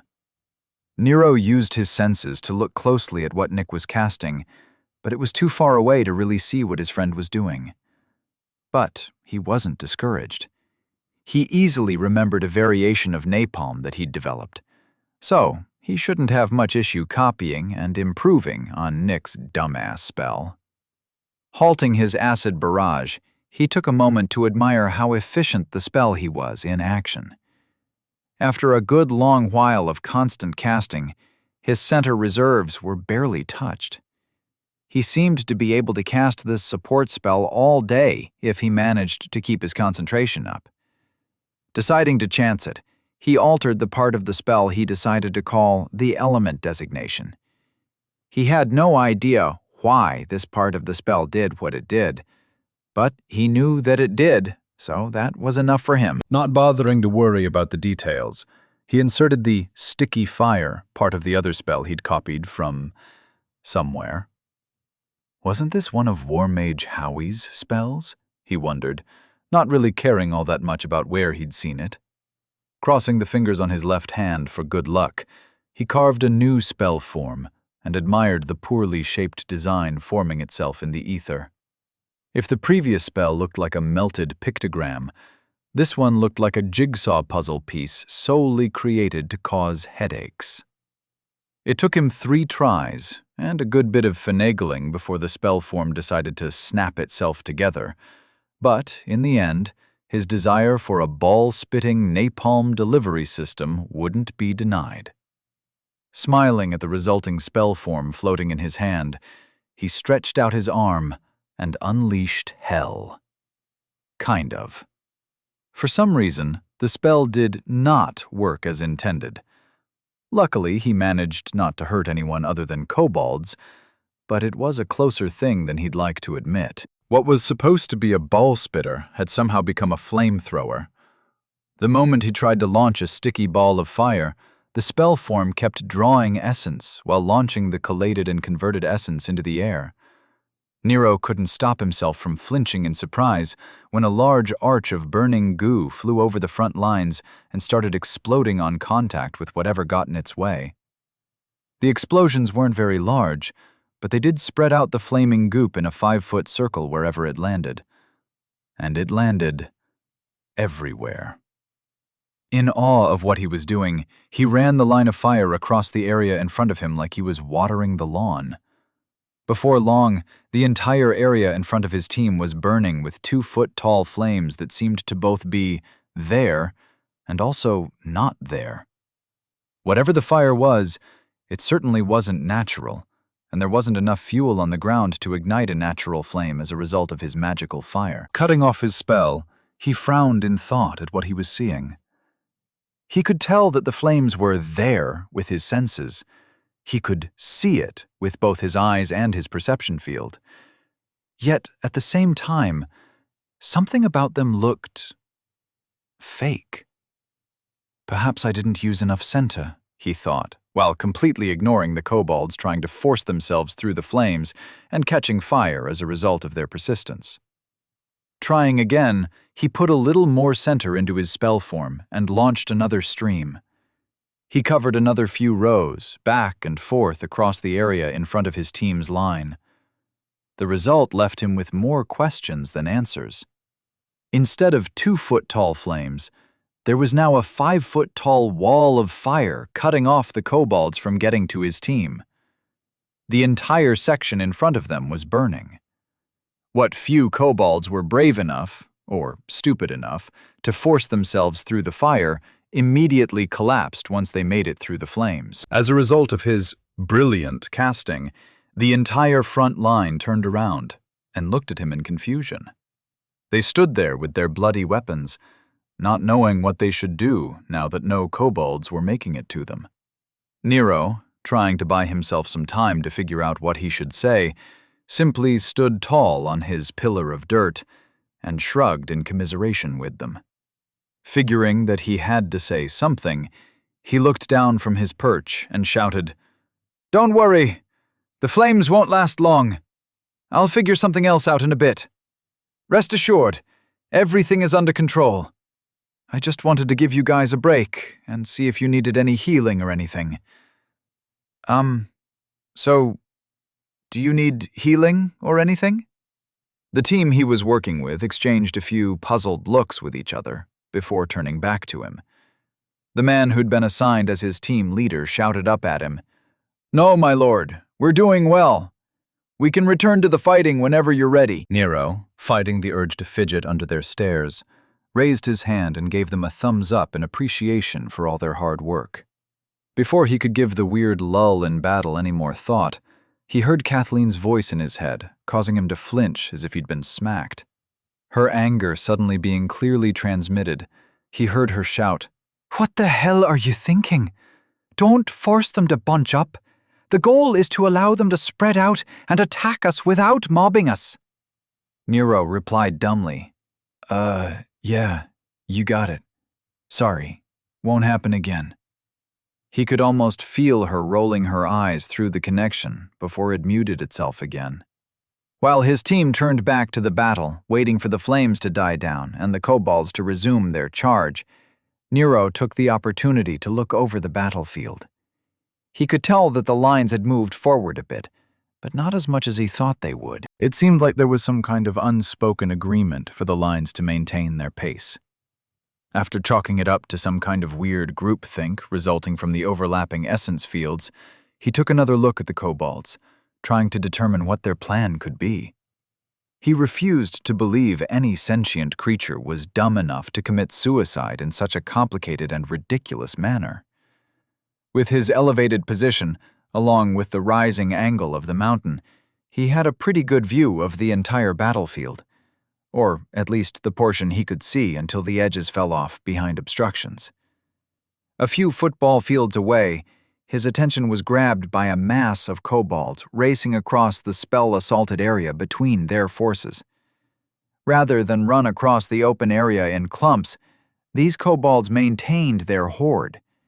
It looked like a long, thick line of kobolds shooting out from their forces like a lizard-filled laser. Nero turned to see a bunch of soldiers riding horses, like they were racing to beat the kobold rush. Realizing there must be some kind of relief force meant to reinforce the line wherever it seemed like it might buckle, Nero suddenly understood what was happening. The constant assault of weak kobolds was merely meant to slow down the human advance toward their position. It was simply a buffering maneuver. The crazy bastards were sending their weakest to their deaths so that their stronger forces could muster organized assaults on the lines. He assumed it must be both incredibly effective and terribly wasteful. Not to mention completely classist and evil. Nero's attention was caught by the team in front of him, getting ready for battle. He looked over to see the flames he'd sprayed everywhere finally going out. As they died down, he saw a horde of kobolds grouped up and ready to renew their assault. Rather than coming one at a time, it looked like he'd accidentally herded them into an ad hoc formation. Well, shit, he thought to himself. Feeling the need to apologize, he shouted a little too loudly. "My bad, guys. Don't worry, though. I got this." Raising his hands in front of his chest, he focused on creating 2 acid ball-spitting spells in each of his hands. While it took some effort to keep them both fed with his center and active, it wasn't that bad considering he wasn't trying to maintain the complicated version of his mage armor. Firming his jaw and dropping into a very poor imitation of a horse stance, he held out his hands and let loose with his magic. He imagined himself looking totally badass while standing on his pillar and dual-casting his acid machine guns. He managed to keep his positive attitude for all of 10 seconds before he flinched away from what he was seeing. The dense grouping of kobolds made his acid explosions so much worse than he'd expected. He'd also clearly invested way too much center in what he was casting, since the kobolds were practically melting in front of him. Between the dying screams and the omnipresent sound of hissing from the acid, he felt the bile in his throat giving him mouth sweats and reminding him of the time when he was forced to dissect a pig in his high school biology class. Dropping his hands after he cleared out the field, he heard an angry voice coming from below his pillar on his left. "Seriously? How do you expect us to pick all that up?" the man shouted. He stood there with his hands on his hips, in front of a few people pushing a corpse cart. Nero realized they must be the ones in charge of clearing the kobolds off the field, and immediately felt like he'd accidentally knocked over a display at the supermarket. These poor bastards were just doing their jobs, and he had to go and make it so much worse for them. Thinking quickly, Nero reached into his personal space and pulled out one of the shovels he'd grabbed in case he needed it at some point. Tossing it down to the man, Nero shrugged awkwardly and said, "Sorry, man. I'll try and keep them ready for easy pickup going forward. I'll admit that my spell may have gotten away from me a bit. You can use this to scoop them up. Don't worry about returning it. I've got a spare. Thanks for all your hard work." Nero finished with as charming a smile as he could muster under the circumstances. However, in response to the gift of his shovel, all he got in return was some cursing and the man stomping off. Although he felt bad about it, some of his guilt was alleviated by the fact that the man did, in fact, take the shovel with him when he stormed off. Chapter 190. Ask for forgiveness, not permission. Reaching out over his command connection, Captain Angleton contacted all the sergeants currently under his command. "It looks like they're massing another assault further down the line. Expect to see some shamans and assault leaders along with the standard grouping of greater and lesser kobolds. I'm told there isn't any sign of siege worms, so it shouldn't be too bad." The moment he finished his transmission, he heard Sergeant Blackwood on his right groan in annoyance at him baiting fate with his words. Ignoring him, he mounted his horse and looked over his troops. Along with his elites, he'd also been put in charge of 2 100-strong units of mounted cavalry. So far, he'd found them both capable enough. Although he had to admit it was annoying working with their captains. Captains who didn't like that he preferred to personally coordinate the sergeants under his command. All his sergeants, theirs included. Both Captain Inkla of the 410th and Captain Onslow of the 208th had nearly choked on their pride when he told them to pass their command connections over so he could manage them. Even now, he could tell that they were still maintaining separate connections to keep in nominal charge of their teams. While he understood the emotional connection they must have to their leadership positions, he still found it annoying. They'd wasted 30 minutes trying to convince him that he should just pass all his orders through them so that they could handle their own units. How they were unable to see the inefficiency in that was nothing short of mind-boggling to him. Subtly sighing, he watched as the men and women under his command mounted up. He could see them sticking to their units, obviously maintaining their distance from anyone who wasn't part of their command structure. They'd been like this for hours, and his repeated commands, which could help coordinate them into a greater force, had fallen on deaf ears. Apparently, they preferred to have 2 connections drawing on their reserves, rather than simply submit themselves to his temporary authority. Just like the last 3 times they'd been deployed, he pushed down his frustration and forced himself to focus on his duty. He had soldiers of Dorchester to save, and whether or not these prideful idiots wanted to work together or not, it didn't change what he was going to have them do. They'd face the enemy together, and they would pull out whoever fell before their soul was lost to the plains. Using both his command connection and his voice, he called out, "Relief Force 3, on me!" With his field urging his mount forward, he took off at a gallop. Behind him, he could feel the entirety of his temporary force collapsing into a rough formation and following him into battle. After casting a quick Far Eye spell, he located the area command had told him to reinforce. He could see the kobold assault already starting, as a dense horde of kobolds struck out across the buffer zone they'd been maintaining. From what he could tell, the intelligence seemed accurate enough, and there didn't look to be any surprises incoming. However, he'd still remain cautious. Over the past few hours, he'd felt a growing sense of danger. The sense of doom was slowly building up around him in the ether, and while he wasn't a fate weaver or even a man of faith, he had been a soldier long enough to respect the power of predestination and instinct. Yet, fate was not absolute. So, no matter what grim future awaited him and his troops, he'd face it with the unbreakable sense of determination that he'd honed over his many years of service. With his duty firmly rooted in his heart and his identity as a knight in his soul, he had no doubt that he'd persevere. Suppressing a grimace at the thought of how many good men and women might die for his pride if he weren't careful, he forced every unnecessary thought into the back of his mind and concentrated solely on his mission. He had a duty to the soldiers currently under threat, and he wouldn't let his concerns weaken his resolve. He was a knight of Dorchester, and his body, mind, and soul were one. Nero watched the new spell form he just completed fire off a mud ball into the kobold assault. The soccer ball-sized sphere of water-infused earth flew through the air and smacked a kobold directly in its sneering snout. As expected, it exploded beautifully, showering the little bastard in wet dirt. However, aside from some stumbling and what was obviously some kobold version of a curse-laden rant, the kobold didn't seem to be hampered all that much. Groaning in annoyance, Nero muttered, "What the fuck am I doing wrong?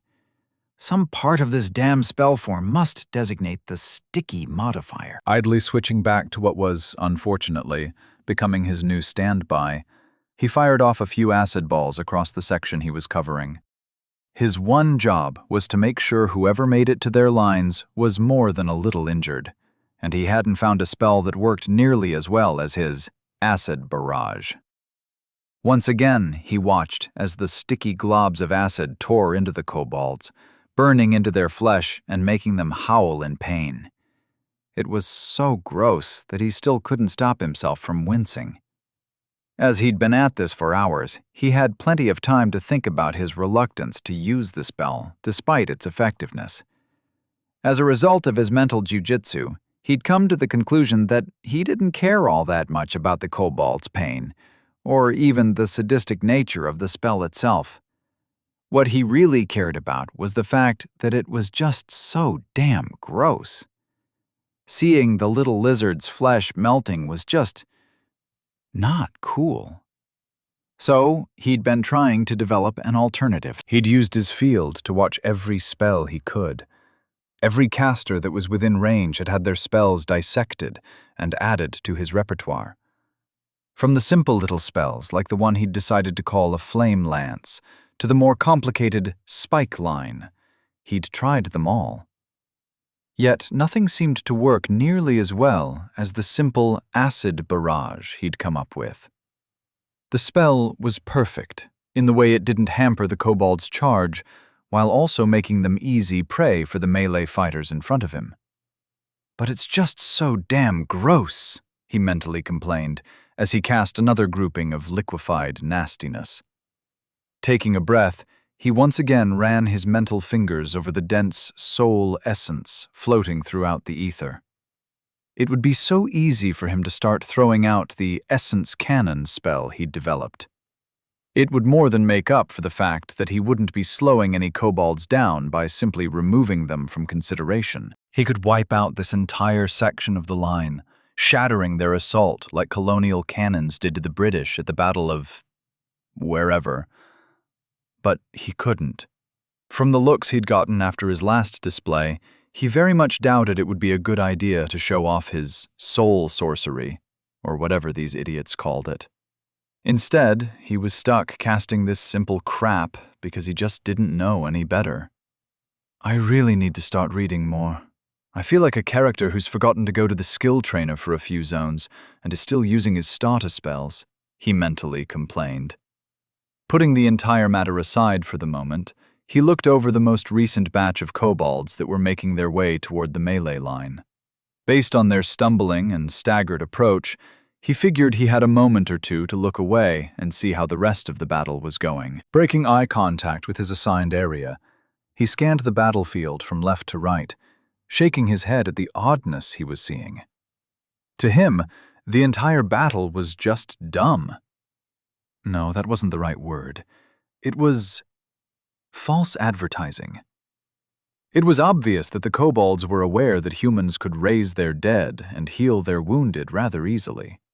Just like it was obvious to the humans that the only threat the kobolds posed was when they overran one of their positions. Therefore, aside from a few random pockets of real battle, the rest of the fight was merely a holding action. It was window dressing, a pale imitation of what he had expected war to be.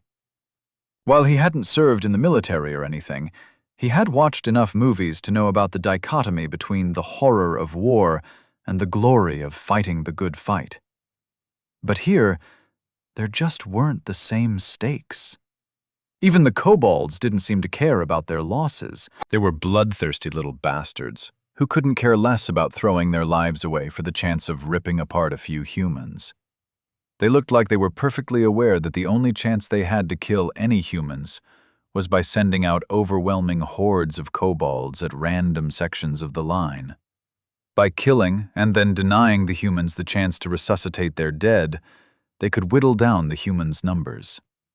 And the humans were perfectly happy to fight the war in drips and drabs, not pushing too hard to close the distance and force an all-out fight. Dorchester's leadership had obviously done the math and knew that their small amount of losses would get them to the hole the kobolds were using to tunnel to the surface if they just kept at it. Slow and steady. Boring, he mentally griped. It was such a letdown. He was expecting a glorious fight filled with the pathos of the reality of war, contrasting with the triumph of man against the inhuman hordes. Instead, he got whack-a-kobold. Frowning in thought, he wondered if this was why he was so annoyed with the acid barrage spell he'd been using. The pain was just so unnecessary. He didn't mind killing the kobolds, but he didn't like that it was so pointlessly gruesome. He almost expected a referee to pop up out of nowhere and flag him for unnecessary roughness and unsportsmanlike conduct. Suddenly, he had a thought which caused him to snort in self-recrimination. His unhappiness with the situation probably boiled down to him being denied the adrenaline rush of real stakes, along with the fact that the magic everyone was using sucked. I shouldn't be reading into things. There's no point in getting all philosophical about it, he told himself, while idly throwing out another acid barrage to the next line of kobolds making their way to the melee fighters. Glancing over across the open range between the two forces, he saw that the kobolds were getting a little denser in front of the area to his left. It was subtle, but it wasn't exactly hidden. He could see some of the bigger kobolds herding the little ones into groups, while some kobold casters and other biggins grouped up behind them. Looks like there might actually be something for me to do here in a minute, he thought to himself happily.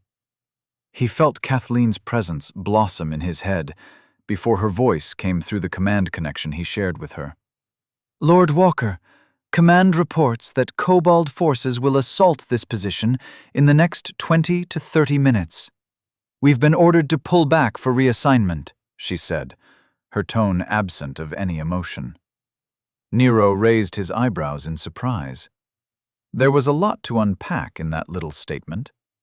It seemed neither Kathleen nor Command was even bothering to pretend that they were currently in any danger. They didn't say the kobolds would be increasing their offensive or anything of the sort. Instead, they said, they'll be assaulting this position. Looking at the poor kobolds currently dying under the blades of the melee fighters, Nero felt like sarcastically replying, "So you don't even consider us under assault at the moment?" But he figured there wasn't any point in taking away what little glory his wackos might be feeling about their contribution to the war. Instead, he replied, "So, Command is worried about Dorchester's new, unique, actually being in danger? That's a load of shit, Kathleen. We didn't come out here for a picnic."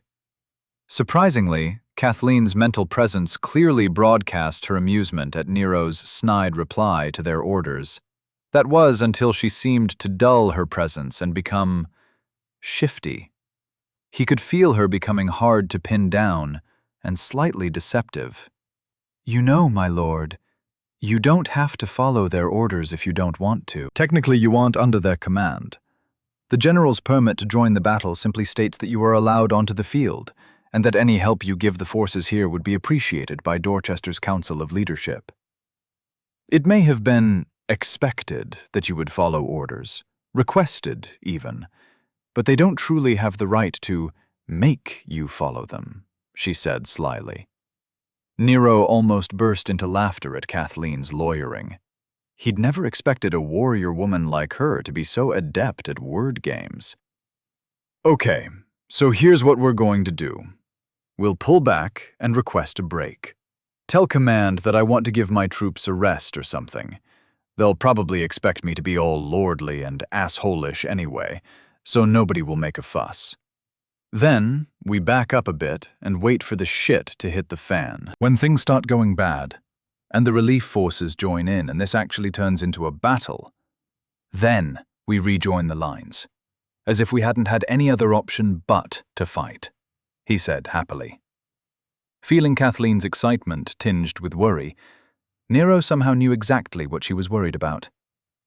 "Of course, we're going to give everyone a heads up. I don't plan to keep secrets from my wackos. Well, not secrets like this." Realizing what he just said, he continued, "Forget that last part. My point is, I'm not going to be a dickhead and send them into danger without giving them prior warning." Kathleen's excitement lost that tinge of worry and instead took on a hue of pride. Or maybe respect. All in all, Nero was feeling decidedly worried about his increasing ability to pass people's emotional states over the mental connections he was using.